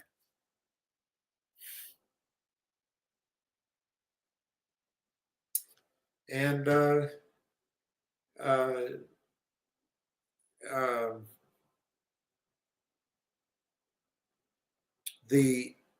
internal enforcement of the rules doesn't exist anymore. It's out there in the hedge fund. Oh, we got it. Oh, you do? Great. And it goes to the prime broker. The lawyers for Jeff Easton lie. Oh, no, that's not lying. We're just doing it's under, according to precedent case such and such and such. We're not lying, and we want you to cease and desist because we're behaving honorably. We're lawyers, and we get to charge $1,500 an hour because we went to say we're better people than you, and we think better, and we're smarter. They're lying. It's deceit. So they take that toxic convertible note, check some boxes, go to the prime broker. The prime broker says, oh, we'll give approval that you can sell these shares here and deliver them later. They never get delivered. It gets hustled around in LLC after LLC. But that document allows them to check a box so they can keep their licenses. They can pretend to tell the truth. It's still illegal to sell stock that's going to be available 6 months later. That's still illegal. But who's enforcing it? Nobody. Our system is a fractional reserve security system. Those are my words. I haven't heard anyone else talk about it that way. So if you want to blame somebody for it, blame me. For every 30,000 shares out there that are real, as you put it, there's 30 million that are fake, as you put it. But there's no distinction. They're all electronic blips and dips that spin and hum down the teletype lines and the computer bulbs and everything. There's no distinction. There should be. There isn't any. The only problem that would ever come is if too many people ask for their physical shares. So they make it impossible and costly so that you don't ask for your shares. And if one idiot like me gets stuck out with real shares and can't get back in, well, we can deal with that. But you just,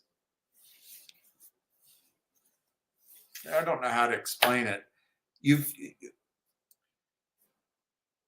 You have to get it out of your head that there's any integrity in the United States financial system. This is about a small group of men collecting all of the assets in the world. That's what they want.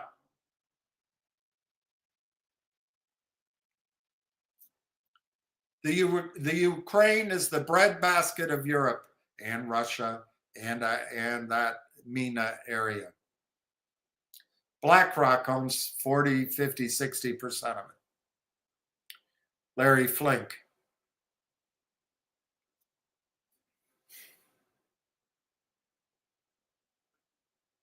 Would BlackRock own that much if we had honored our word that we wouldn't move NATO any closer if we had not enabled a coup of the president, the legitimately elected president? If we had honored the Minsk Accords? If we had agreed the peace, the truce, the peace arrangement that Putin and Zelensky almost signed, but Boris Johnson, Bojo, goes in and says, don't do it. No, we needed the war so Larry Blink can become one of the wealthiest men in the world.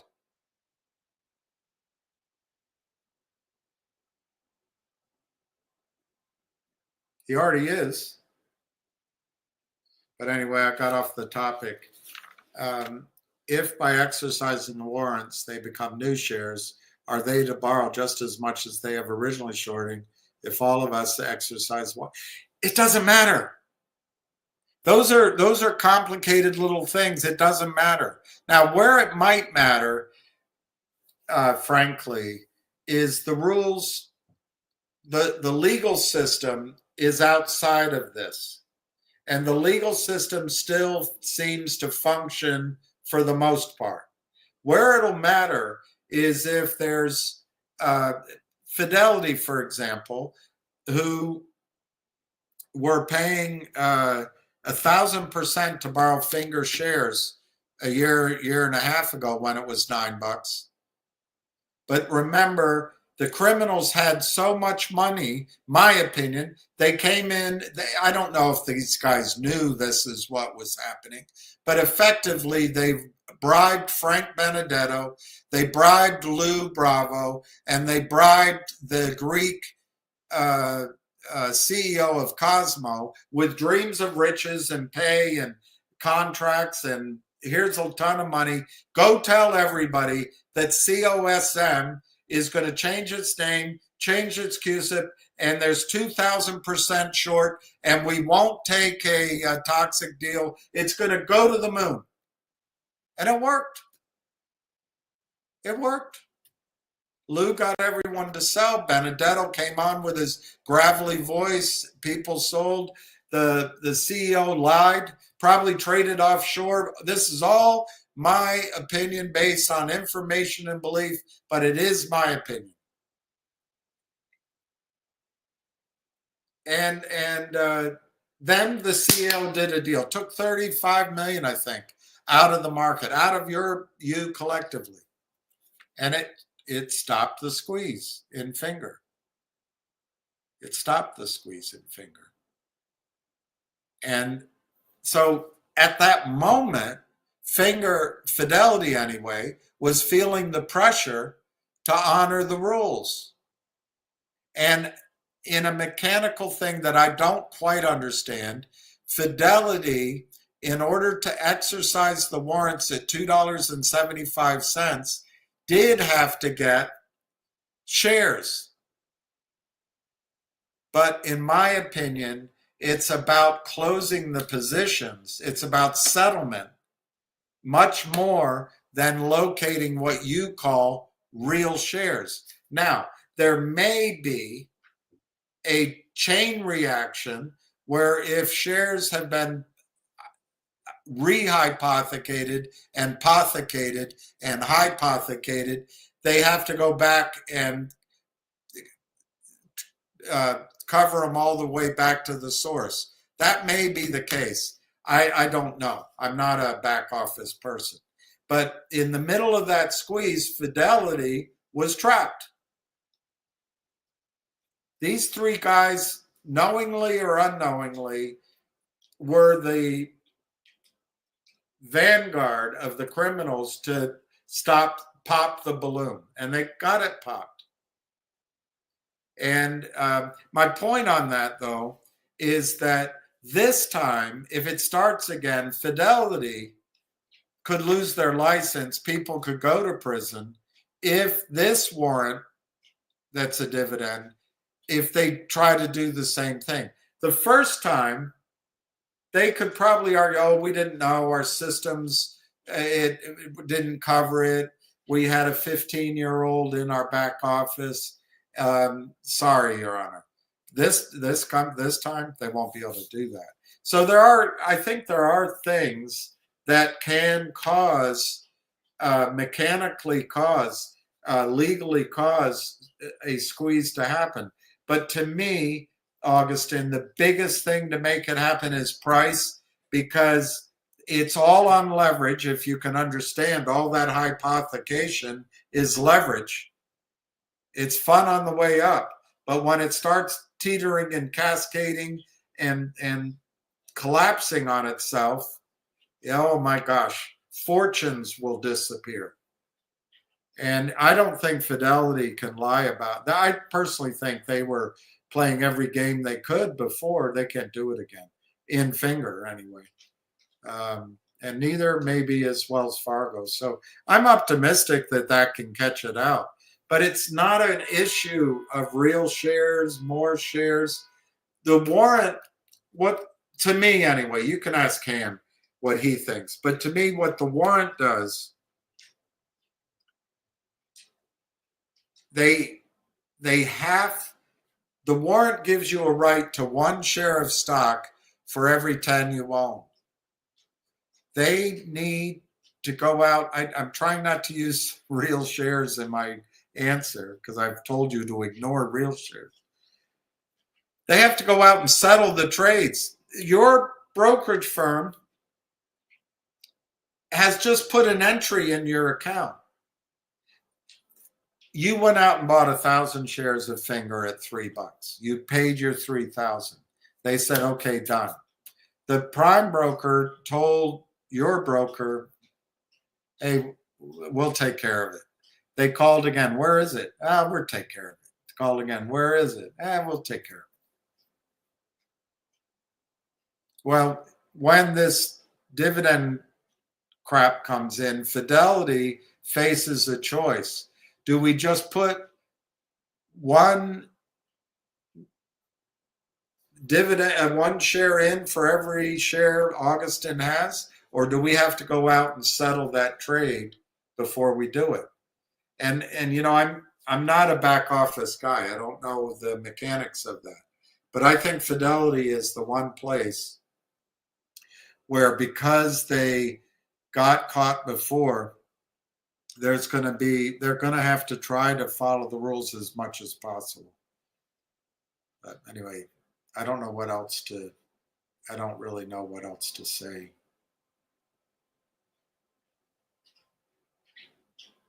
I don't have 100% clarity of what goes on in the back. I don't, because I was never back there. Although I did a lot of business. I did a lot of volume of business. So I experienced a lot of the back office. But having said that, I still don't know all of the mechanical steps. Any news on GTII? Still holding 2,100 shares of GTII. It's worthless. I've talked about it to the end. I own a lot more than that. It's worthless. It trades, well, let's just go through it, Clark. It trades on the expert market, a market that's Orwellianly named expert, so that lawyers can come to agreements, show it to a judge. She can say, oh, expert market, okay, we'll settle at that. It's not an expert market. It's just a market to defraud you. GTII is a piece of shit stock with absolutely no value. None. Apparently, it has a CEO who misappropriated money, shares, and did other cases of fraud, according to filings. I'm not saying it myself. I have no idea. It is now in receivership. The receiver is going through, it's just mechanical, but he's going through and lining up these charges with one lawyer, and then Richard Hoffman has been hired as well. So there's at least 2 lawyers and 1 receiver. There may be more going after all of that. Let's call it fraud.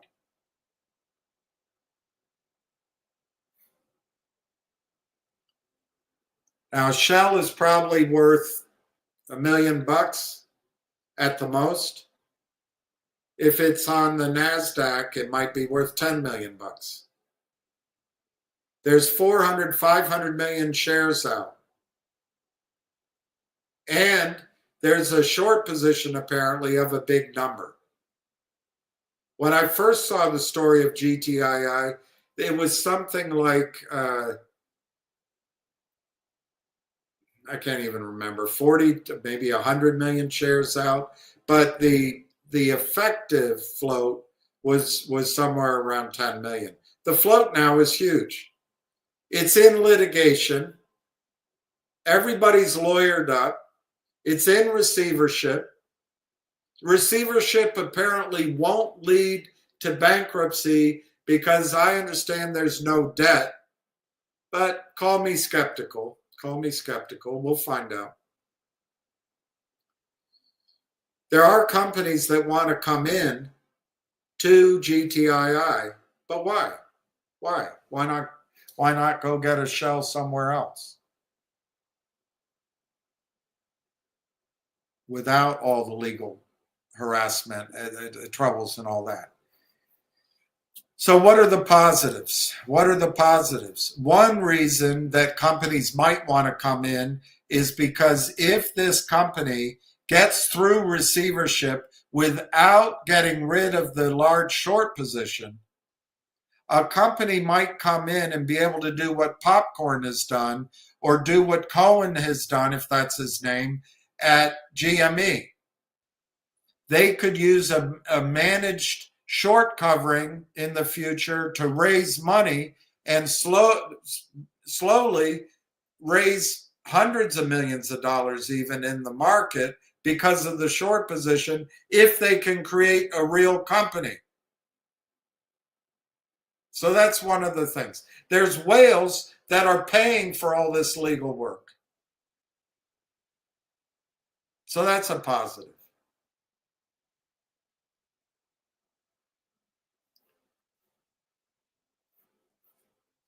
The likelihood, Clark Barwick, of your 2,100 shares being worth anything is 0. The possibility that you get back to what you paid for those shares, 30% at best. And probably not. But you're not going to do anything about writing it off this year. Maybe you could take a $10,000 write-off. You don't see a reason to do that. You have to check with professional advisors. $10,000, $12,000 loss would allow you to write $3,000 off against your income for 4 years.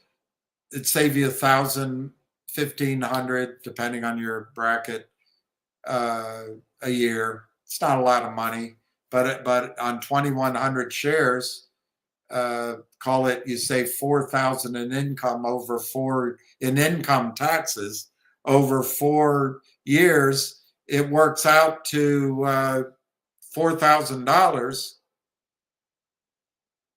It's $2 a share, I think. But you don't want to do that. You'd rather just come on here and just be negative. Richard Hoffman has updates all the time on the legal system. My experience is once a company goes legal, it's no longer a financial trade. There's no money in it. It's lawyers, and it's law, and it's receivers. Everybody gets a piece of the carcass. Everybody, except shareholders. I'm not optimistic. I don't think you should be wasting any time on it. I can't believe how much time I have to waste on it. I think it just has to be a lesson learned and try to make money elsewhere. For example, if you doubled your money in Nixie, you could take your profit in Nixie tax free, essentially, if you had written this off. And there you get that very quickly, but you don't want to do that. You'd rather just say, any news on GTII? I'm so proud and I'm so stubborn. The money I lost in GTII, I want to make it back in GTII. I constitutionally can't write it off in my head and say that trade is gone. Because I need to make money back in the stock I invested in. So I'm going to pass up opportunities in Nixie and in Rail. And I didn't have time to talk about Next Trip and other companies.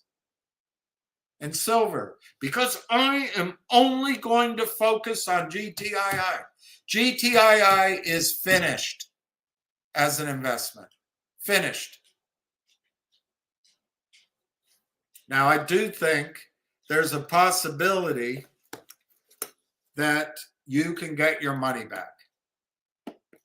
I believe it is at least 9 months to 24 months away. But if you want to keep asking me every week, every day for the next 2 years, what's going on with GTII? Nothing. Nothing. Nothing is going on with GTII. No companies want to come into that shell, but when they find out that it's in the middle of this long, drawn-out receivership, will they just go buy another shell? Maybe.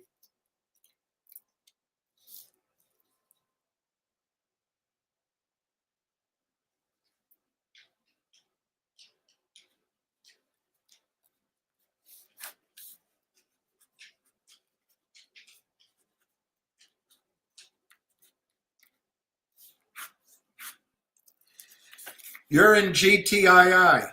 When they create the new GTII, this GTII, at the most,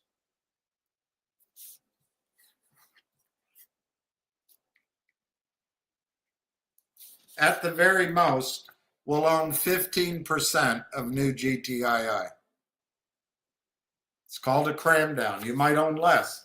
Now, what's good about that is if the receiver gets the number of shares down from 450 million, let's say he gets it down to 300 million, and the company needs to issue 700 million, no, $1.5 billion, let's call it $1.7 billion to get the deal done. So you have 2 billion shares outstanding.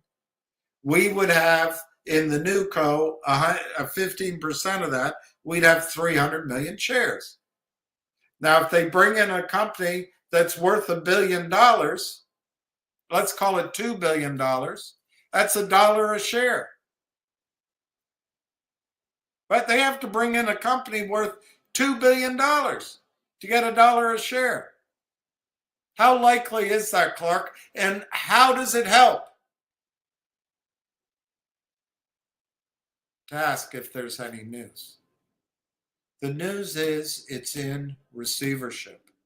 It's in the hands of a court. Nothing that's discussed, rumored, talked about means anything until it gets out of receivership, goes into bankruptcy, gets out of bankruptcy. Those are the two paths. Once it gets out, then maybe there'll be some news. But there isn't any now.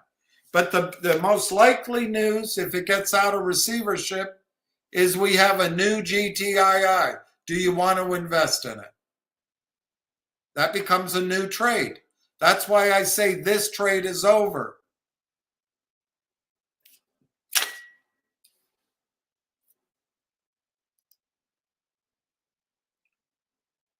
It kind of reminds me of popcorn with AMC issuing ape shares, which were a type of dividend, and they used those to become that. I don't know what they did with those ape shares, but you're not wrong. You're not wrong. It does, from the corporate records, it does expand the number of shares from 52 million to 57 million. So you're not wrong.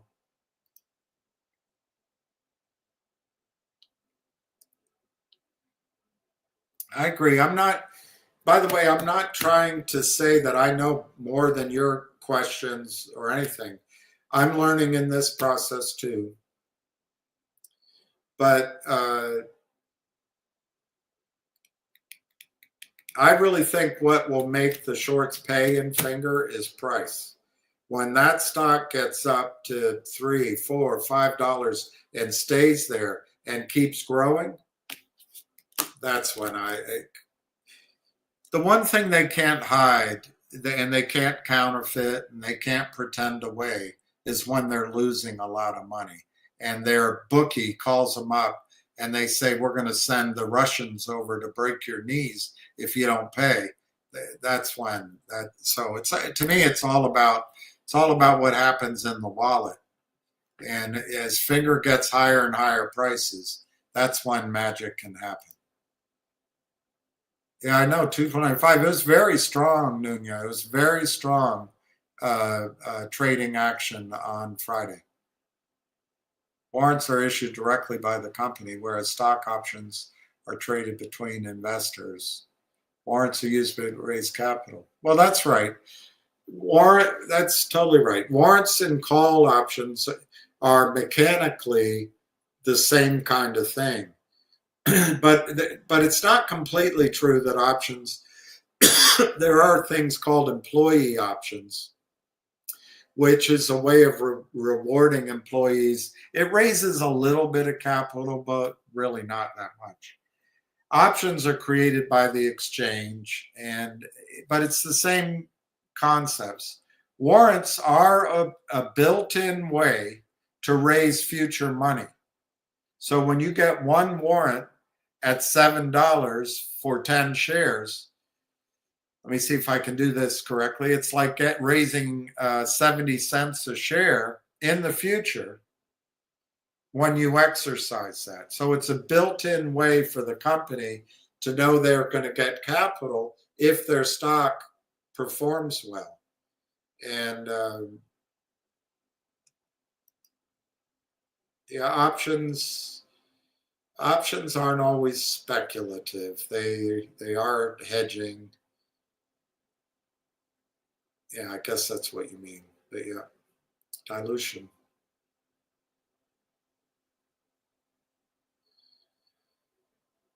Well, I didn't say that. I didn't say it differently. What I said, Frankie, is when you look at a cap table, the company has a number of authorized shares. Then they have a number of issued shares.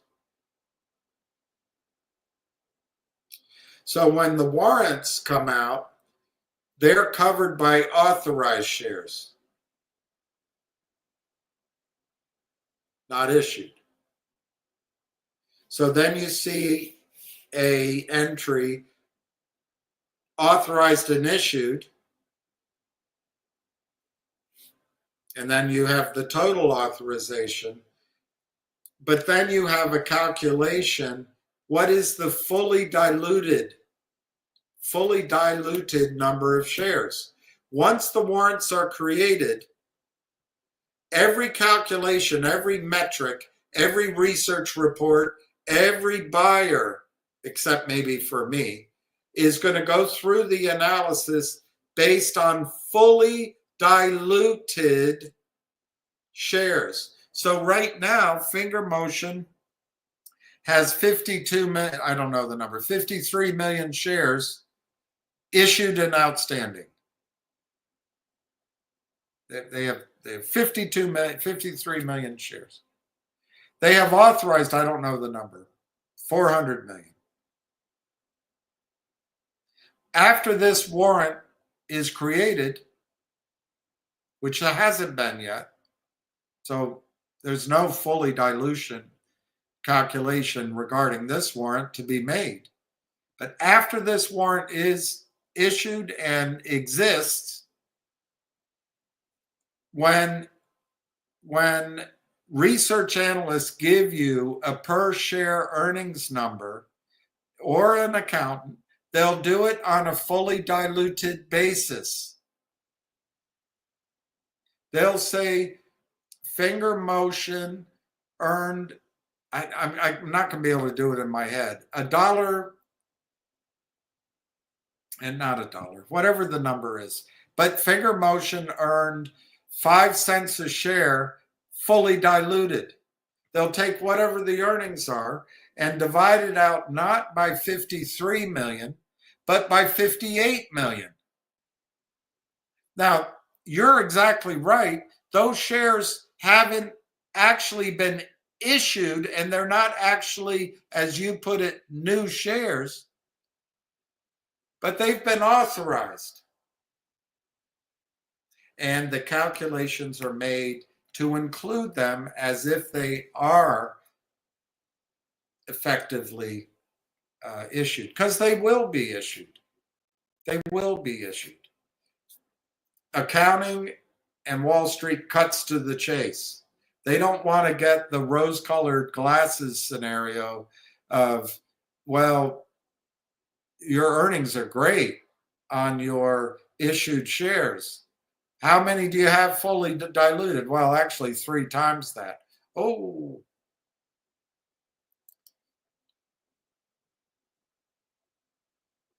The brokers have, I don't know, do they have to deliver? See, Alan, what happens is, for example, with GTII, my account's at Morgan Stanley. I mean, it's E-Trade. I used to have an account at Morgan Stanley.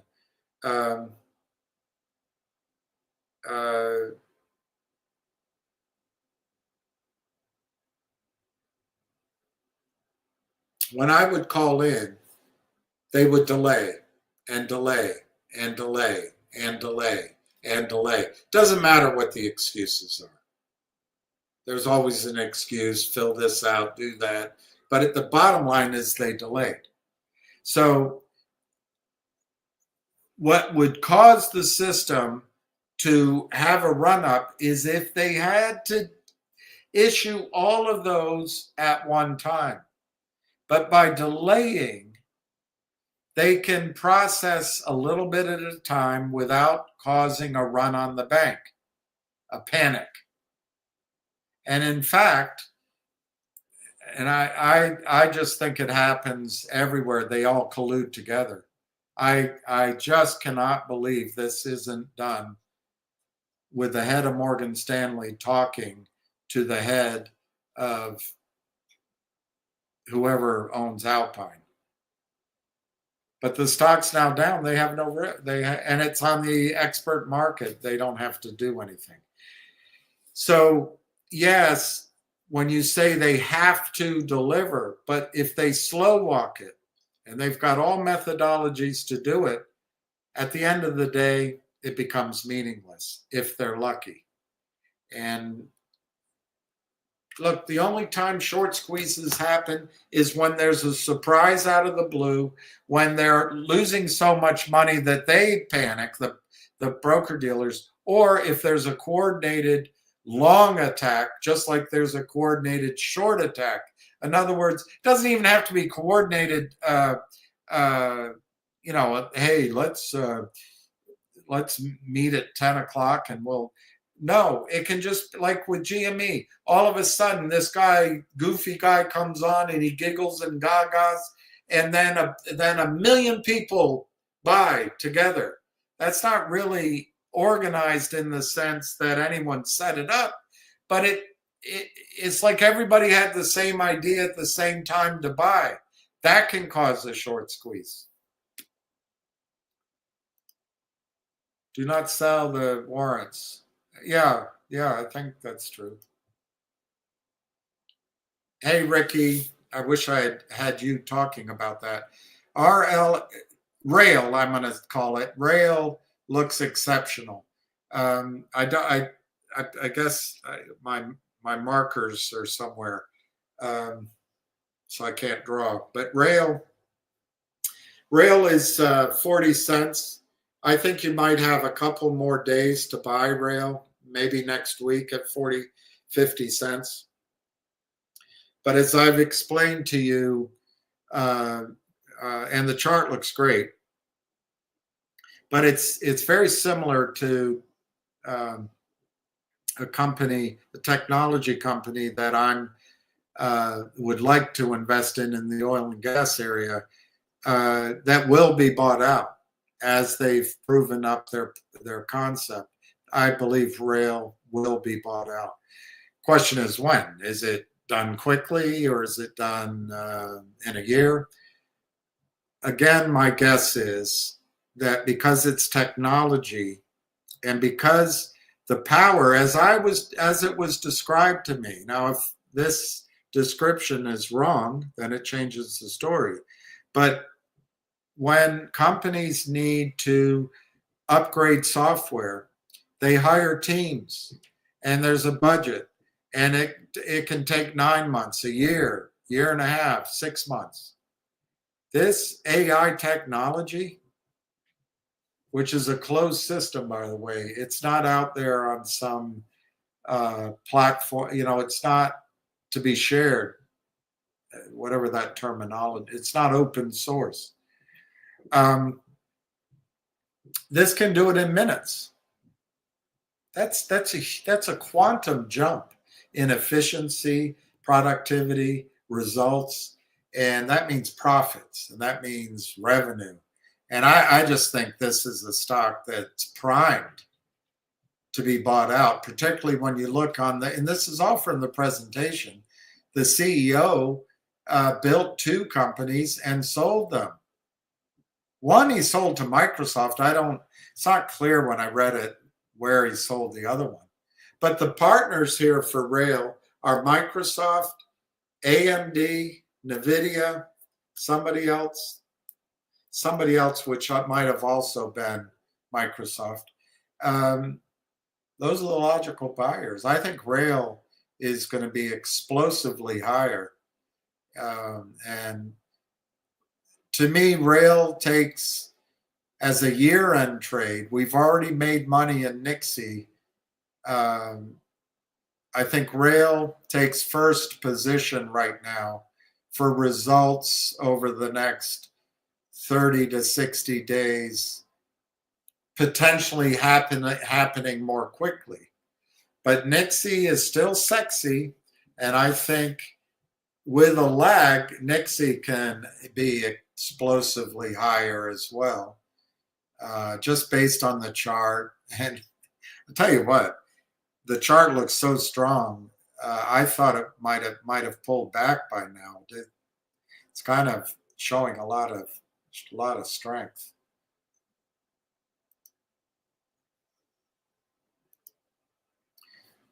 Reg show uptick rule circuit breakers reporting requirements.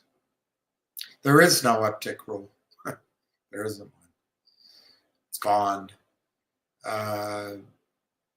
They do have halts, but a halt in a true short covering, a halt is like putting the lid back on a boiling pot of pasta. When you lift it off, it's just going to be worse. Worst. Reporting requirements doesn't matter. Reporting requirements don't matter. You just saw Ian Wagner say that it's an invasion of the criminal's privacy rights. The reporting doesn't matter. It's a Ponzi scheme. There should be, but there isn't any. I think that's true. Hey, Roma. Hola. the elite only exists to rip us off. I mean, that's what, I hate to say it, but that Marx kind of predicted it.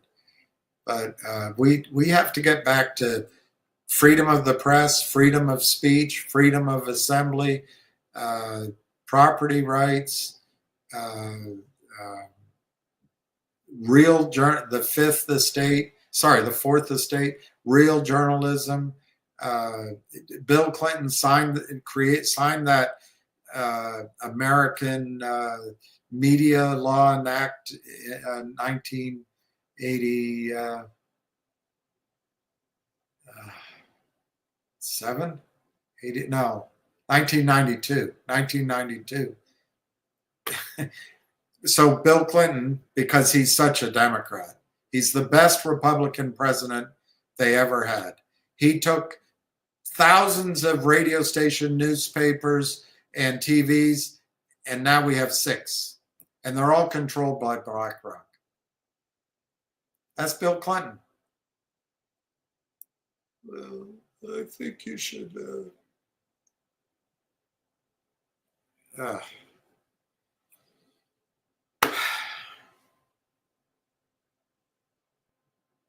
I don't know the answer. No, it's all right, Augustine. Where I show my frustration, I don't know how to teach it to you. And part of what I'm saying is unprovable. Part of what I'm saying is a leap beyond, like this fellow at the Amex I always talk about. He wouldn't agree at all because he sees the rules right there and they are enforced. No, they're not. They're not enforced. This is a big nod is as good as a wink to a blind bat. Say no more, Squire. Say no more. Your wife, is she a goer? Well, she likes candid photography. She likes candid photography. She likes photographs. Yeah, I have it too. I ignore it right now. I ignore GTI right now. It looked like I was going to have a role. I don't. They found a receiver. It's in his hands. They've got a couple of lawyers.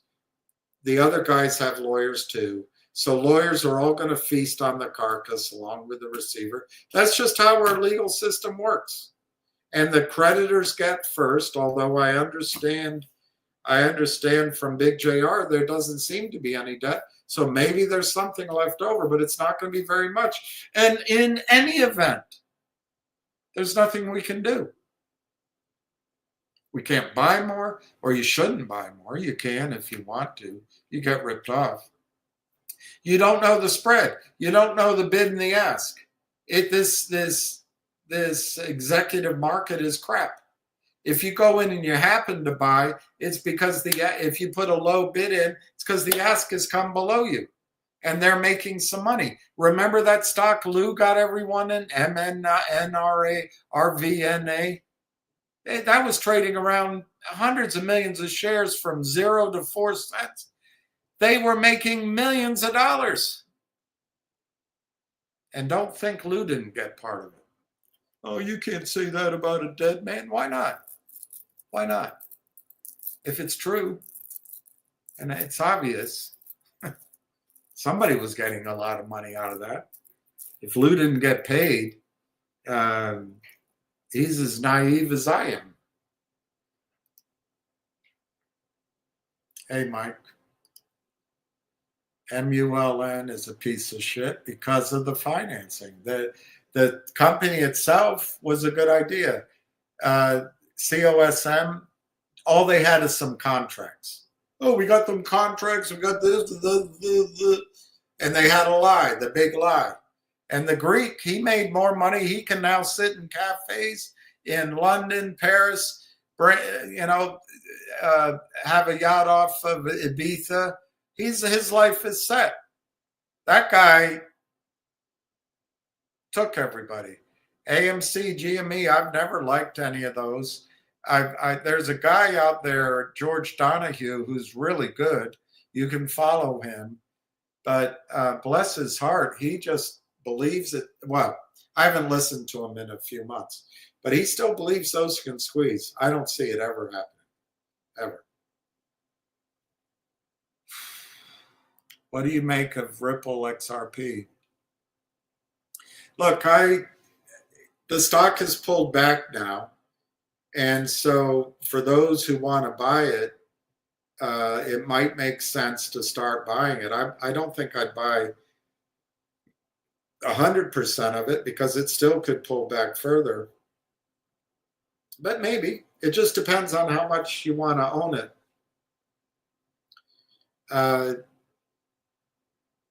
I studied all of this for 2 years, and it was like studying the Middle East 25 years ago. The first time through, it's just so difficult, and then it gets easier. But I don't remember everything about Ripple. But I did like XRP. I like the concept of XRP. My problem with all the digital currencies, I don't really think they're money. Everyone tells me they're money. I don't understand how something can be money. I'm just looking at, let's say I'm a farmer. Let's say I'm a rancher. I'm John Wayne, and I'm driving my cattle to Abilene, Kansas. And I put all 5 years of work on my entire life to get these beasts to slaughter. And my choice is to take gold, dollars, or XRP or Dogecoin or Bitcoin. Which one would I take? Let's say that after I take the money, I need, because I'm John Wayne, I need to go back to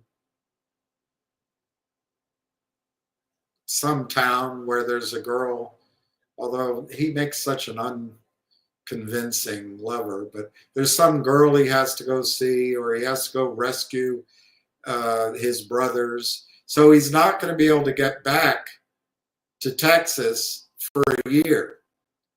So he needs to take that money, hold it, go rescue somebody, and then he can come back to Texas, buy another herd or buy some more acreage or whatever. So which does he want? Does he want gold? Which back in his time, gold and money and dollars were the same thing. But let's just say he's in a modern situation. Does he want gold, dollars today? Or does he want Bitcoin or XRP? Well, to me, yeah, if Bitcoin goes to 1 million, he wants Bitcoin. If XRP goes to $1,000, he wants XRP. But, and of course, if we're going to have inflation and cattle prices are going to double, his dollars are going to be worth half if he takes dollars. Gold, which is real money, probably hang right in there. You know, you can still, for an ounce of gold, it's amazing. I heard it when I first worked at Merrill Lynch. And every year when I think about it, I think about the last suit I bought.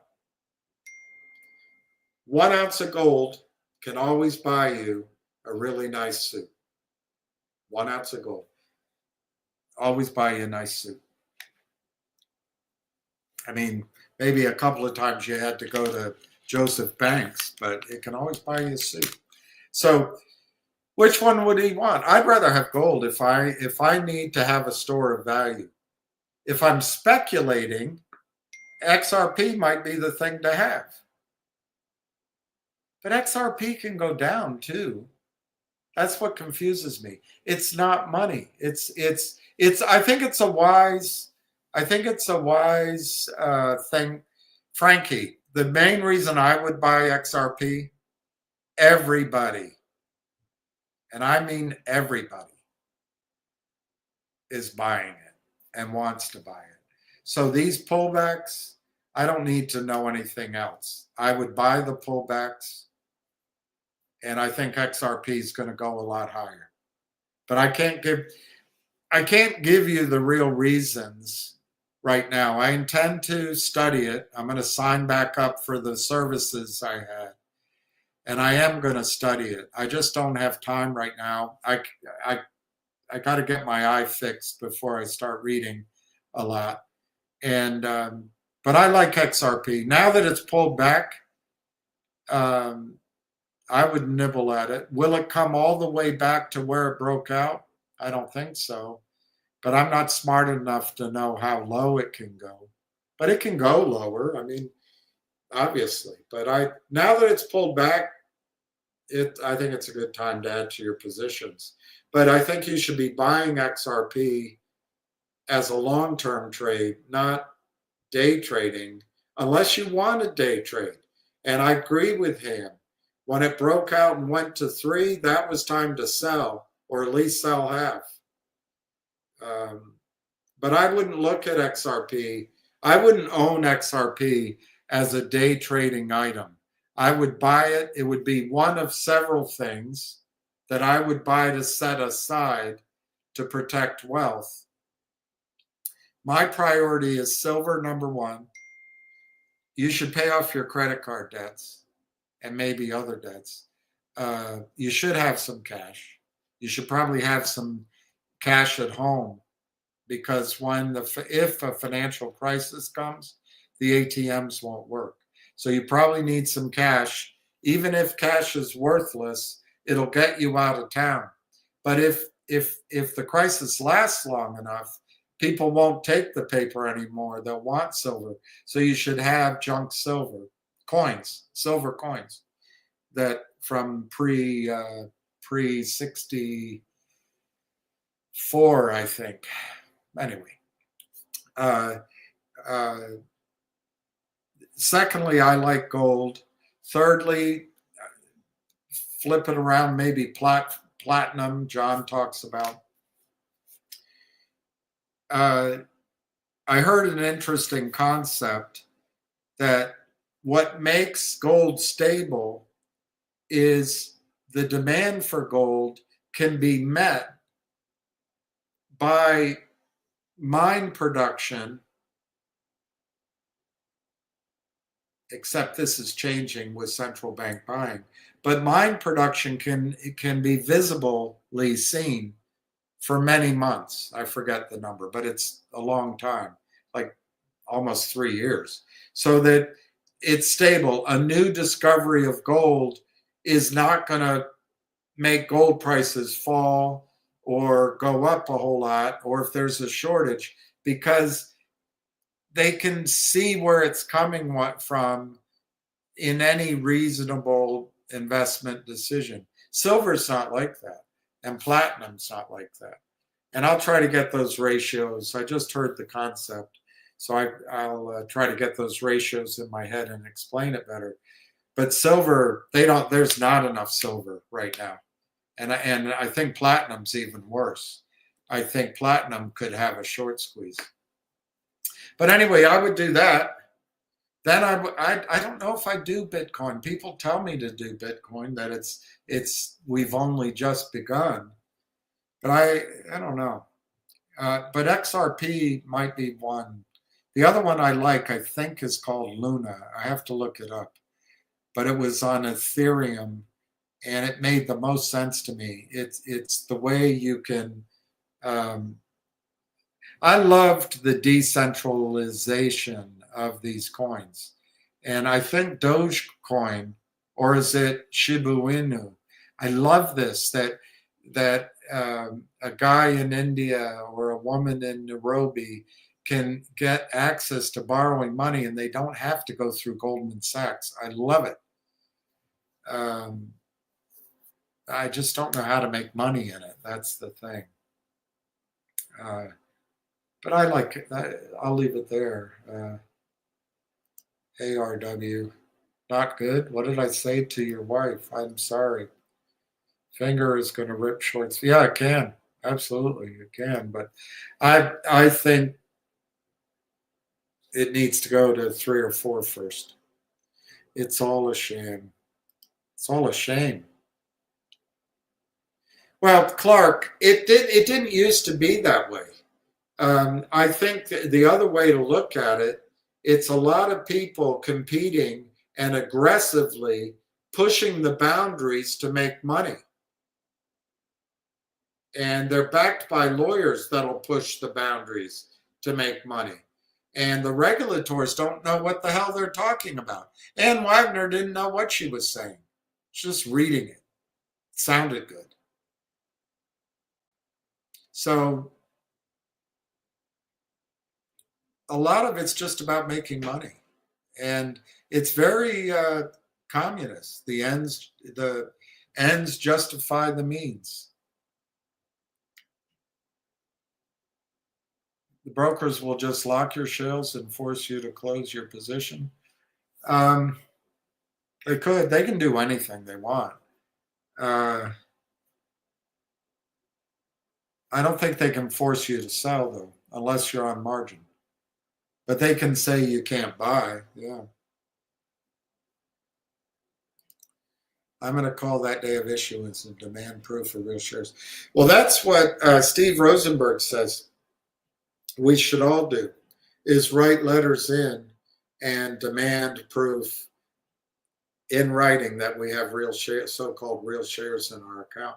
I don't, by the way, when I give that answer, I don't think it would be hard. I think the technology exists.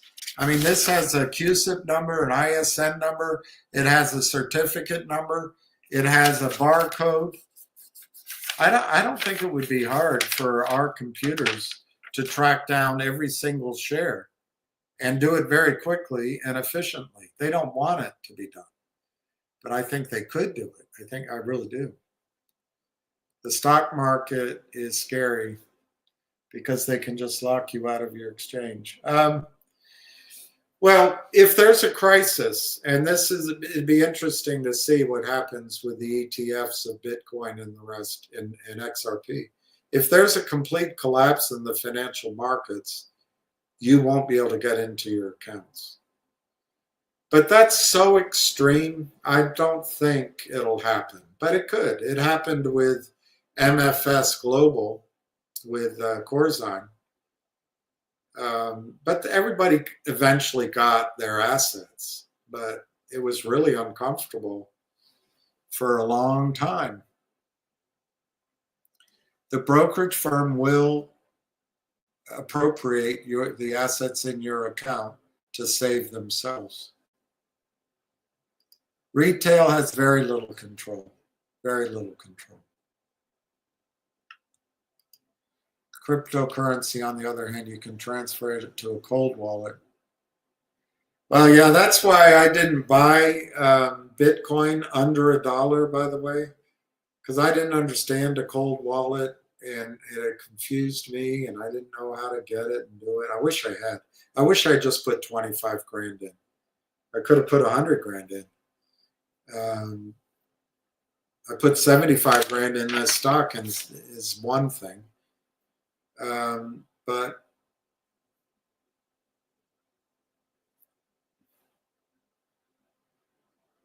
you're right, of course, Clark. You're right about that. And I don't want to argue against it because I'm not knowledgeable enough. But they're putting this stuff in ETFs now. ETFs are the biggest source of stock lending and hypothecation, rehypothecation, and fraud you've ever seen. ETFs are trading vehicles, but the gold's not in there. The silver's not in there. It's paper contracts.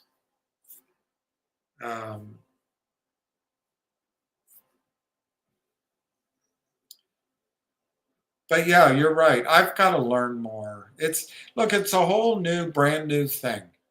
And it's a great concept. Everybody's buying it. Your generation is buying it. So you got to stick with that. just the sheer volume of people that want to own Bitcoin and XRP tells you these things are going to go up. But it doesn't, I don't know. How's it going to survive a financial collapse? Maybe brilliantly. I don't know. NDP went to market. Yeah, I don't know that one, but they screwed. Yeah, but it's expert market, and so the judge can say, okay, best price achieved. That's what we'll give the shareholders. Lawyers will get to marry their secretary and drive Jaguars. Are you going to ever sell your GTI shares? I sold some of it, and not at good prices, but I sold quite a bit of my GTII at very low prices to buy Logic. And you can see how Logic it's worked out.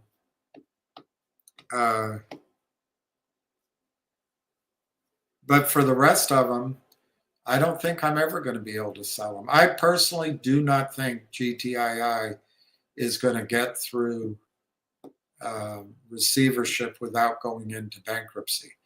But I've been told I'm wrong. I've been told I'm wrong. And I'm not a lawyer, so maybe it comes out of receivership. But I'm telling you, Clark, we're going to be crammed down. So you just got to think it through. The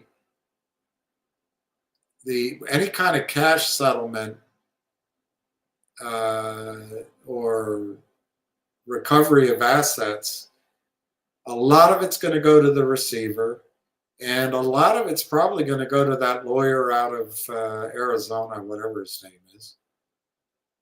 And anyway, it's going to get chopped up. They'll bring in extra tables at settlement to pay everybody, and shareholders will end up with very little. And everyone will think, oh, I deserve it. I went and got these assets. Oh, I filed this paperwork. I deserve this big payday. No one will think, well, wait a minute. The shareholders put up real money, took real risks, and all they're getting is nothing. That's not how the legal system, it's a lot of self-justification for just massive allocation of resources. But bankers do that same thing. Bankers do the same thing. It's just how it's set up.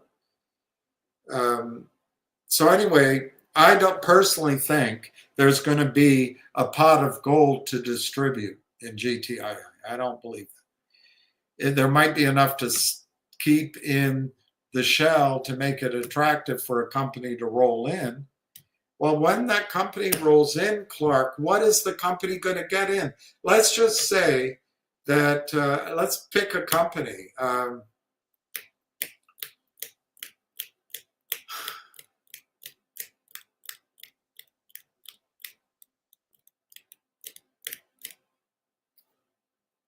can't think of one.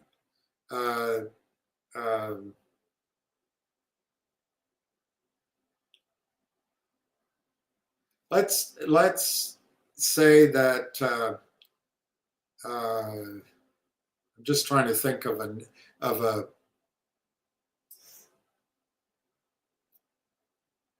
a private-ish company that wants to go public. I can't think of any. Let's say a division of Johnson & Johnson wants to break, Johnson & Johnson wants to get rid of their COVID medicine as a separate division and make it a public company. So the J&J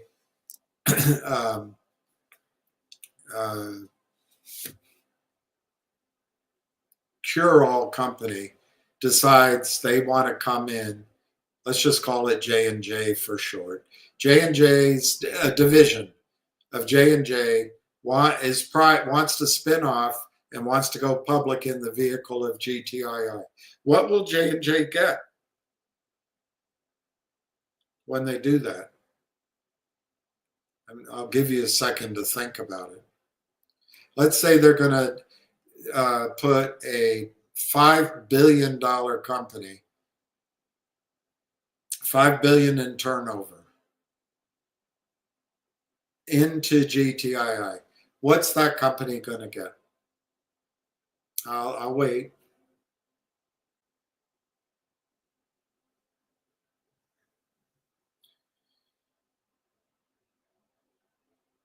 They're not going to come in to GTII so they can go public and take less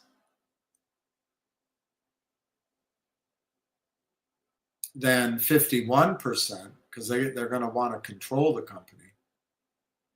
But do you really think they're going to leave us with 49%? They're bringing in $5 billion. Do you think they're going to give us $2.5 billion for our shell? I'll wait again.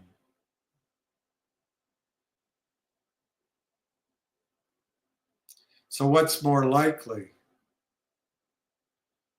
Assuming the market is tight for shells, which it is currently, that's not always the case. I think the best we could expect is they would ask for 85% of the company. But they might ask for 95%. They might ask for 95%. So Clark, how would they get control of 90% of the company?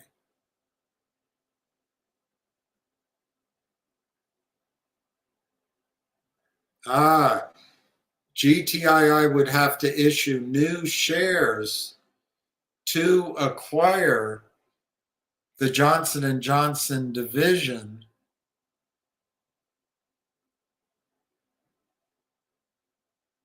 as a reverse merger. They'd have to issue new shares. Well, how many shares would they have to issue? Well, if 300 million, our position right now, is worth 10%, they'd have to issue 2.7 billion. 2.7 billion shares to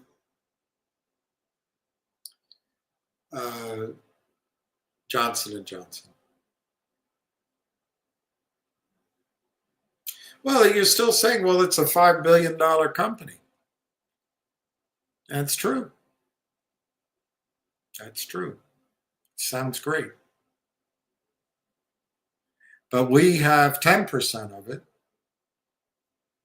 And I'm just going to use, we have 500 million shares, just to keep it simple in mind. Well, we can use 300 and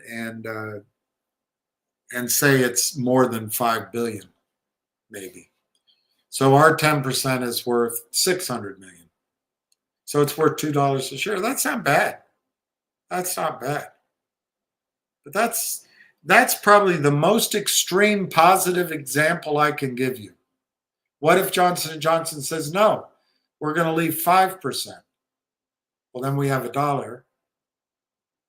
What if the company coming in is only worth $100 million instead of $5 billion? They're still going to ask for that many shares. Now, Clark, the other thing you got to I'll let you do your thinking here.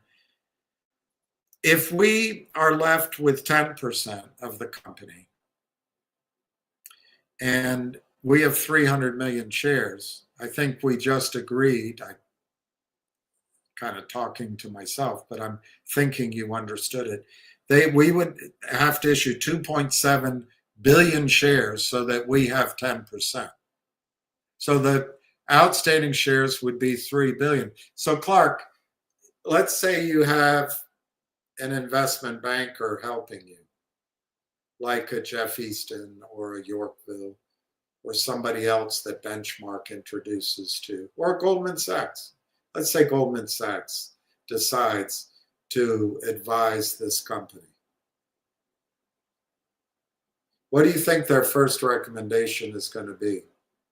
I'll give you a minute.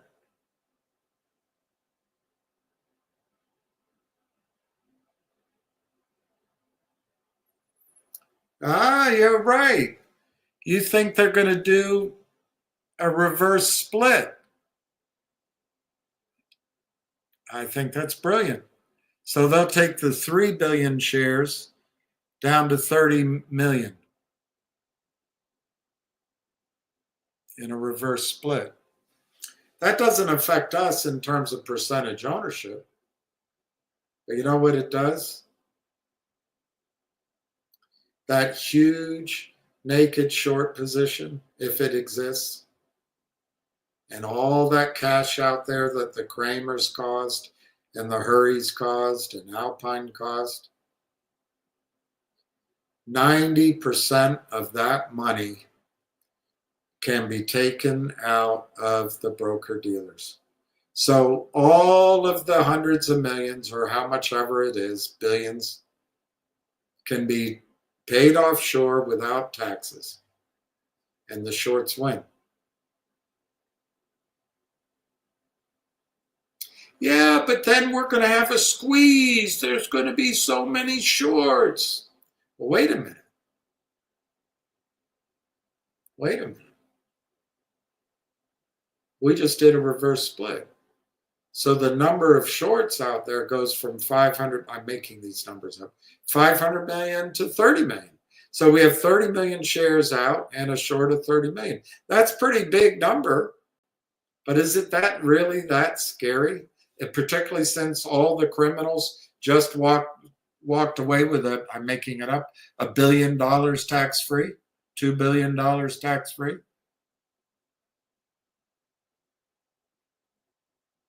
What do you think's going to happen to GTII, Clark?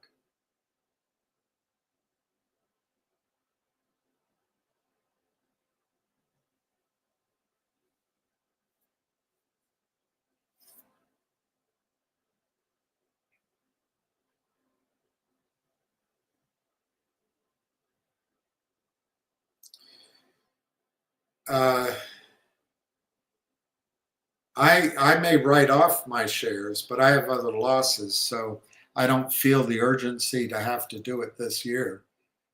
But and I need a new accountant. But I'm going to ask her how to do it, and I may, in that sense, sell the shares. But I actually don't think our shares are ever going to be worth anything. And I think we're lying to ourselves if we believe that they will. Now, we may get a chance in a new GTII to keep our shares and buy more. That's a new trade. And that might be a very exciting trade. That might be a very exciting trade. What if they came, did the acquisition and said, we're going to go out to shareholders only, and we're going to give all shareholders a right to come in at 75% of net asset value as we calculate it. That could be exciting. That's another trade. It still will be called GTII, but it'll be another trade. But we still, every single day, have to focus on GTII. GTII is a busted trade. I essentially lost everything in that trade. Now, I did move enough that I, in my mind, can think that when logic and collective audience, and I think there was one small stock, go up, maybe I get back to some measure of even, maybe. Doesn't look like it right now. But I don't know why, Clark, you focus on GTII. If you paid $5, you paid 10 grand. That money's gone. And it's not coming back. It simply is not coming back. You can get a third of it to 40% of it back if you write your investment off and just put it off against your income. So it could come back that way, but you don't want to do it. You want to focus on just the loss. The other way you could get a chance of making the money back is if there is a new GTII and they call shareholders and you put 10 grand into the new co. And that's one reason why a company might prefer this shell over any other, because there's motivated investors, they can bring that money in. But you need a CEO that's looking out for you rather than himself, like Joe Rhubarb. How likely is that? Maybe. But you might get that chance. But that's a new trade. That's like me calling you up and saying, buy rail. You can buy rail right now at 40 cents. And now I don't know if you have 10 grand. I don't have 10 grand to put in. But 4 grand buys you what? At 40 cents, 10,000 shares. What if that goes to $1? You have your 10,000, let's not say $1. Let's say it goes to $1, the strike price of those warrants. I think it was $1.20. Let's say it goes to $1.20. You basically get all your money back from GTII. But no, that's not how you want to look at it. I invested in GTII. I need to make my money back in GTII, and I'm not going to be happy until it happens. It's not going to happen. It's not going to happen. The lawyers have control of GTII. Their world is completely different than Wall Street. It's just different. There's no trading desk who would hang on to the position of GTII so that lawyers could sift through all the numbers and receivers could get paid and lawyers get paid and they can countersue and forward sue and dance with sue and Soraya sue and they just say, sell it. I'm going to put my money in rail. But you can't sell it now. And I have learned a lesson. You guys aren't good at reading tea leaves. I have to be explicit. But I know that if I were dealing with my clients, I made it clear for 1.5 years that you should either be selling, swapping out, or trading for tax losses GTII. But so I'm going to be as blunt as I can. Right now, you can't sell GTII. So you have to put new money. But if GTII were trading right now at 20 cents, I would tell you, go, yeah, sell it. And if I could sell mine, I'd sell it. I'd buy rail. Because I think rail can give you 3x in a heartbeat and maybe much more. And then I would, frankly, Clark, if you want a strategy that I would do, I would sell GTII, I'd buy rail, sell rail, buy Nixie, and then see where I am. But I know what you want to do. It doesn't matter now. You have no choice. But what you've shown over the last 2 years, what you want to do is just not sell GTII, not go into a different stock.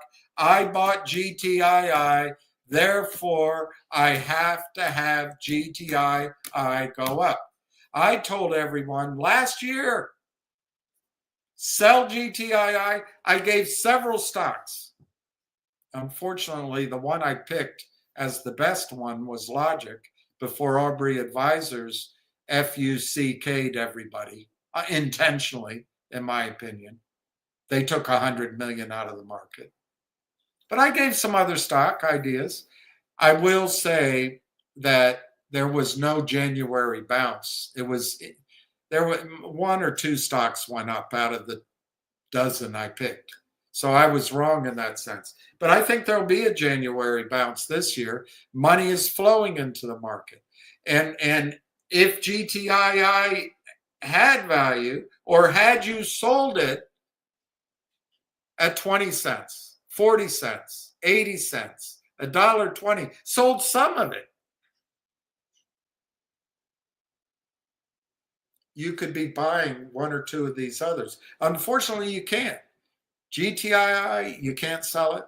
You could write it off, but you won't. I think, let me correct myself. You got to check with a professional.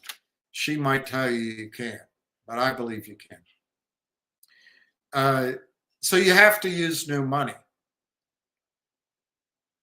But you could, I don't know what you paid for GTII. 2,000 shares, I don't think you paid more than 10 grand, 9 grand.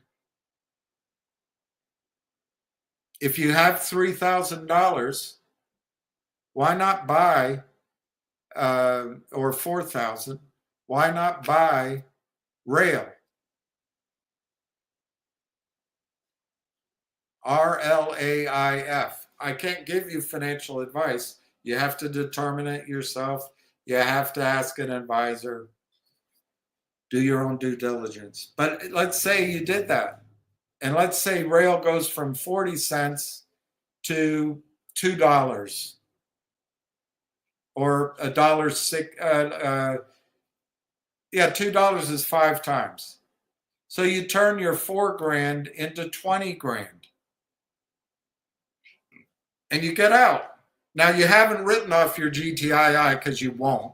So you have to pay your taxes on that profit of 20 grand. You have to take short-term taxes out. So you probably lose 30 to 40% of it to taxes because you won't write off. You won't take losses to have that minor benefit that the federal government gives you when you speculate in these stocks. But all right, we'll play by your rules. You're going to not write anything off.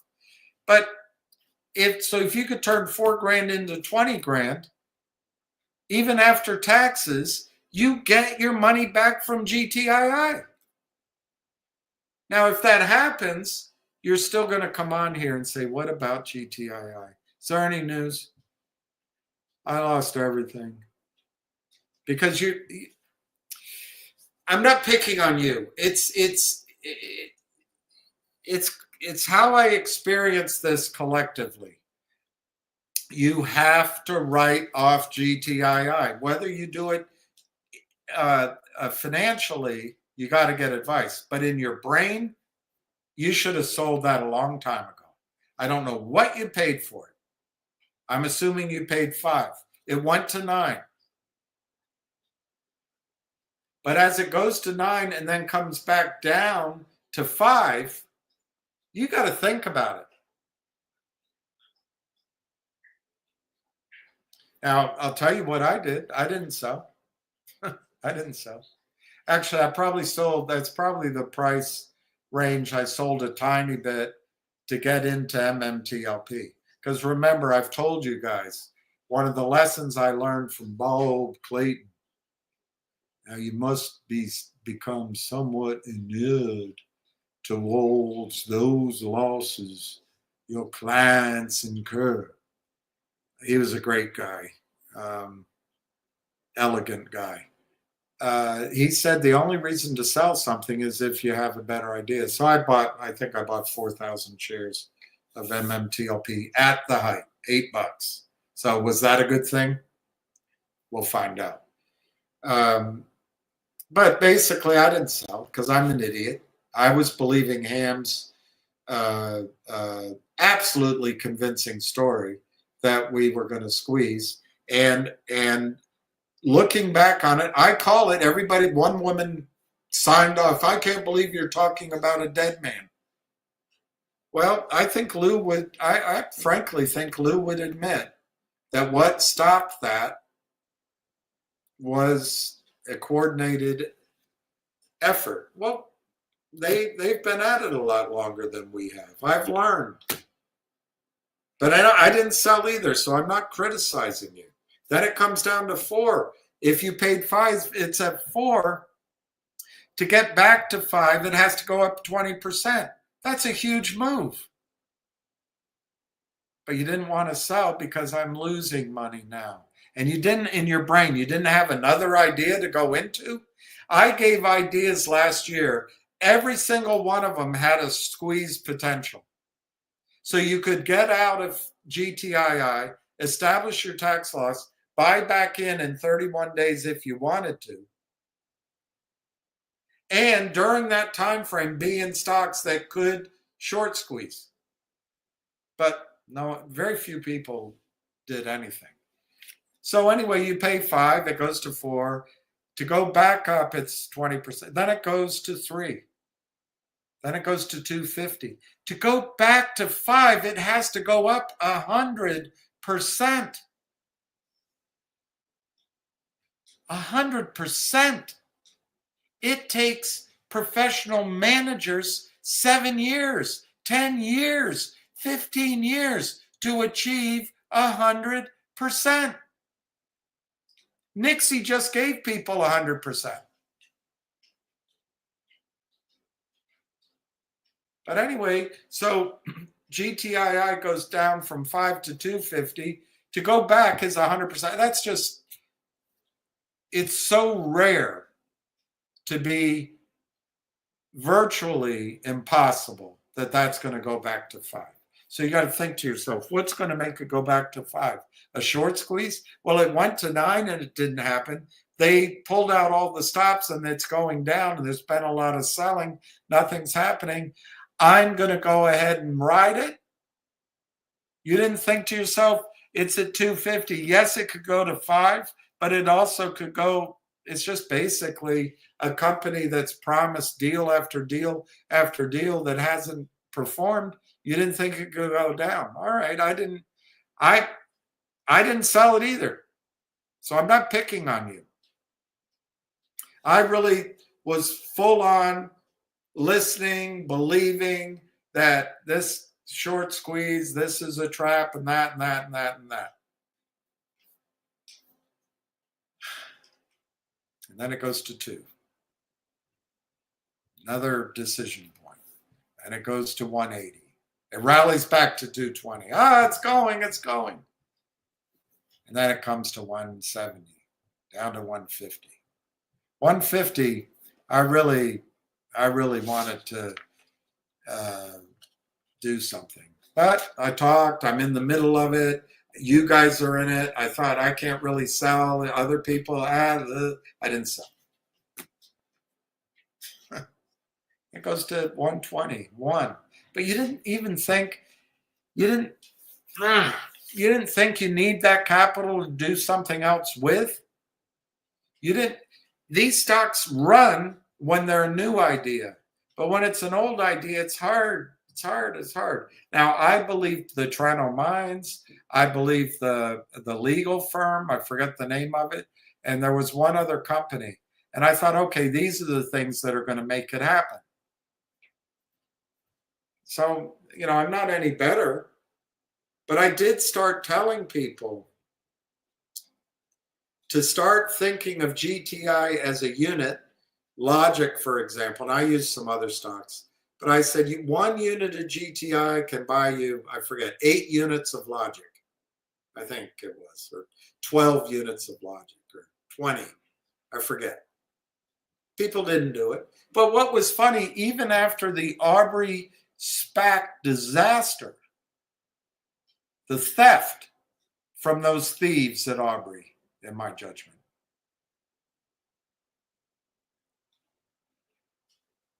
you could still sell GTII and buy Logic at a better ratio. You wouldn't have collective audience, but you'd have Logic. Now, what I'll find out, my GTII is just a complete blowout.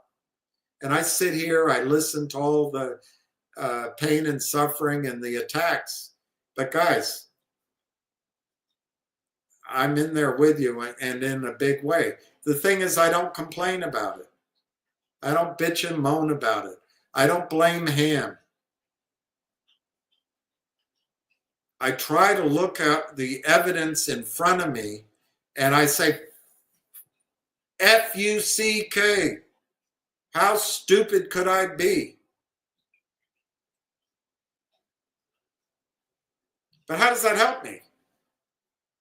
What helps me is to start, for example, with $4,000, go buy 10,000 shares of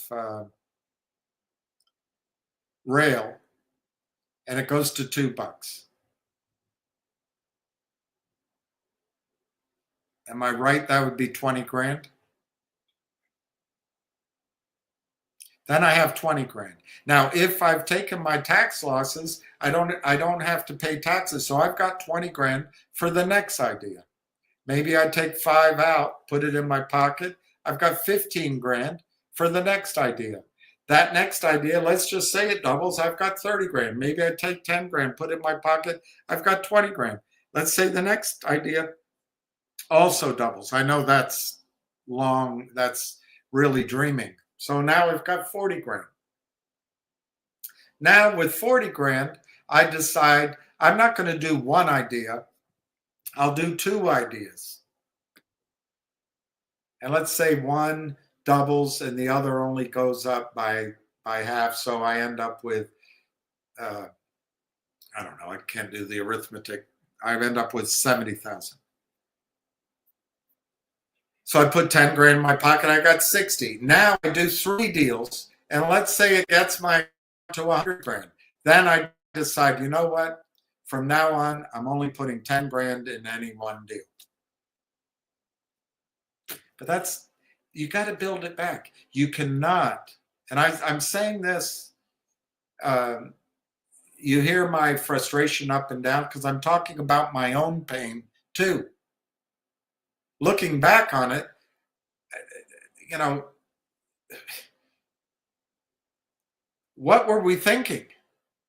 It went from 9 cents to $9. But we didn't know, in our own defense, we didn't know that Rubenstein, what's the guy's name? Rothschild? Reichman. We didn't know that Reichman, 1, may have been in collusion with the criminals, 2, was arrogant, 3, was, as the filings say, had committed some no-nos, and 4, brought in a derivatives trader to protect the shorts. We didn't know all that. But we were starting to get a pretty good feeling.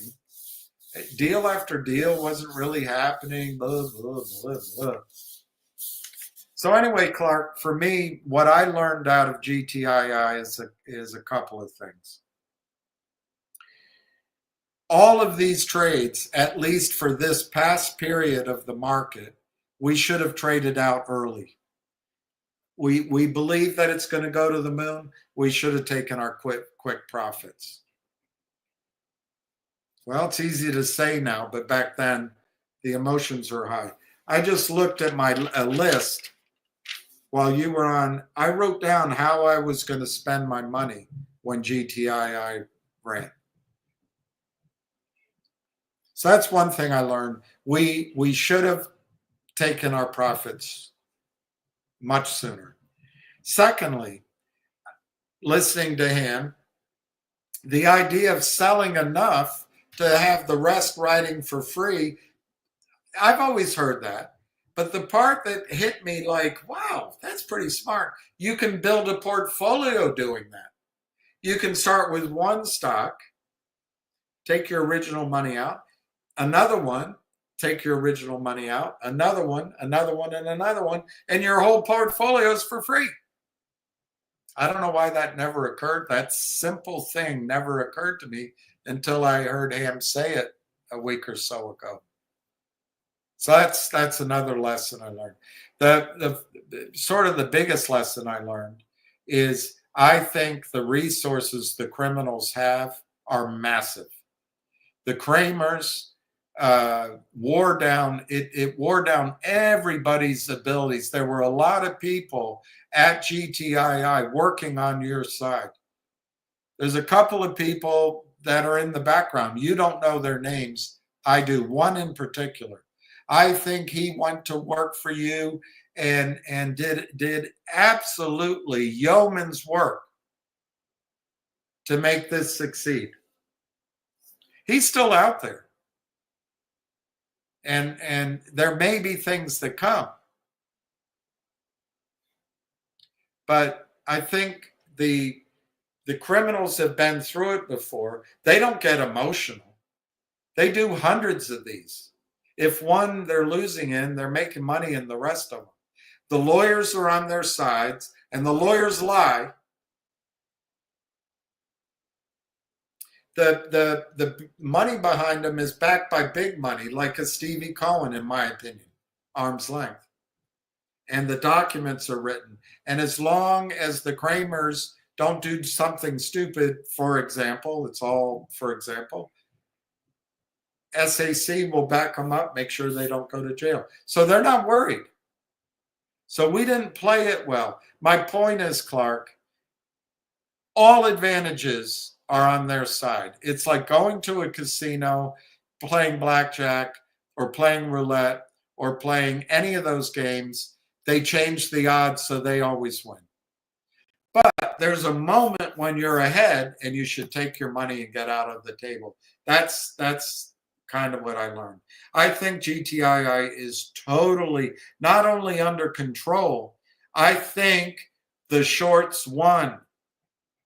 They absolutely won. I was getting death threats. I was getting physical threats. I was getting all of that. And some one of them said, we're going to take it down.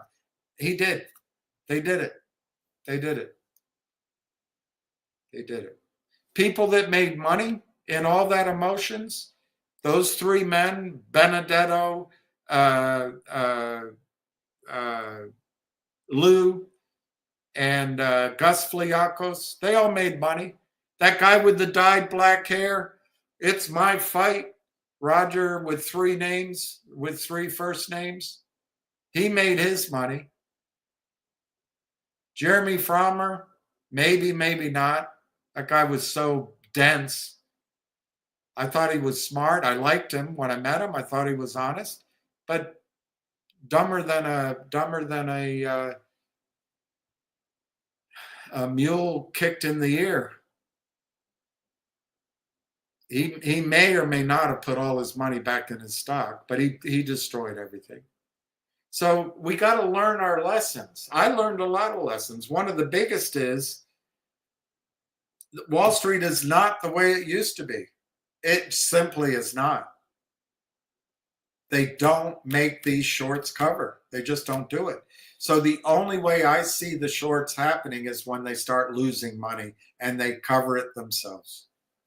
Anyway, I'm going to shut up now. I got to move on. I got to walk my dog. Oh, you invested $560? I spent an hour? Is my time worth more than $560?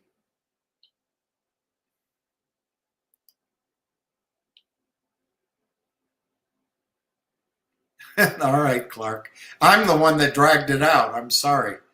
But I'm hopefully other people are hearing it too. GTII is a dead duck. Wow. Wow. I don't know how crypto works in terms of capital gains, but good for you on crypto. That's really good. That's very good, actually. Good for you. That's great, and I'm glad. When I say you, Clark, I know that was very personal. I actually, that's a very general thing, and it maybe is unfair, but a lot of people nail me on it. It'll never come back, Gordon. GTI will never come back. It will never come back.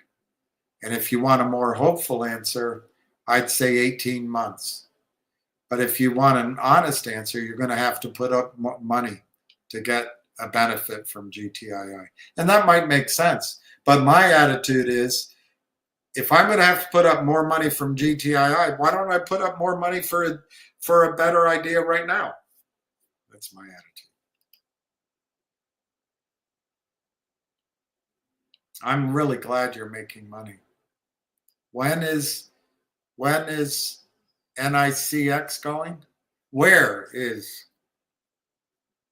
you don't sound like, it sounds like you're one of the bad guys, but maybe not. I don't know where it's going. I showed you the charts, and I'm going to do it by memory. I think it goes to 550, which it's doing. My guess is it pulls back, but the other time it broke out a month ago, it went to 1190 or something pre-market, and then it went to 850 in the normal trading. So if it goes past 550, I think it'll go to 850, and then I think it'll pull back. But if it goes past that, my memory of my charts was sort of $10, maybe $12 range, then $20, then $25, $28. This is all from the charts. And then I think it was a jump to $40 and then to $60. And I think there was a gap all the way up at like 100 and something, 120, 150. My guess is if that thing started to run, it would go $20, $40 range. You would have a 65 to 80% chance of scoring a trade in the $20, $40 range. I think if you put something out between 40 and 60, I bet you 30% odds of getting some of that off. And I think it could go as high, I would say 80. Could it go over 100? I don't know. We'll see. We'll see how the trading goes. But I think the chart's telling you that the 52 million shares that came in with a flurry is telling you something wants to happen. Now, girls change their mind. They're all hot and heavy for you. And then some other guy comes by and they lose interest. So it's possible all that hot and heavy of 52 million disappears, but I don't think so. And then finally, I think Nix, in a 3-year time frame, wants to be $1 billion company. They only have 13 million shares outstanding. So even a modicum of shares put out, I think it's probably, $10, $20, $30 in the long run. That's my best answer right now. Too much fraud in crypto.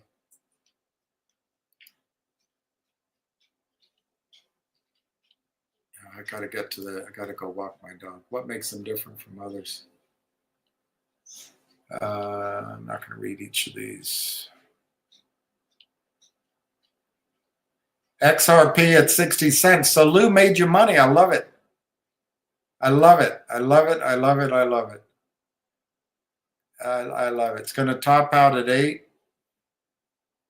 I'm so glad you bought that. XDC.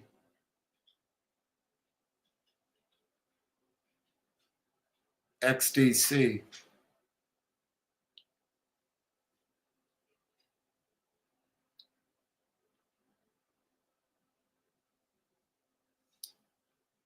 See, here's information you guys can use. Dogecoin takes 20 minutes. XDC takes 6 seconds. That makes sense to me. XDC.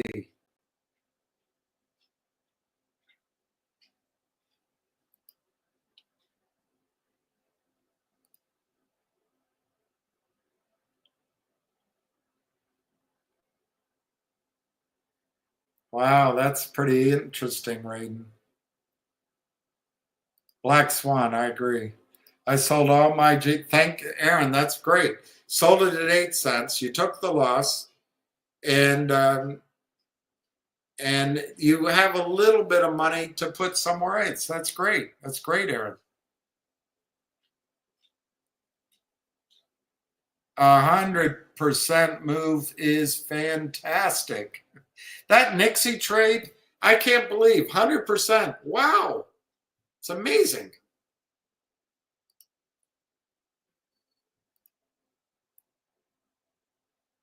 That's great, Ricky.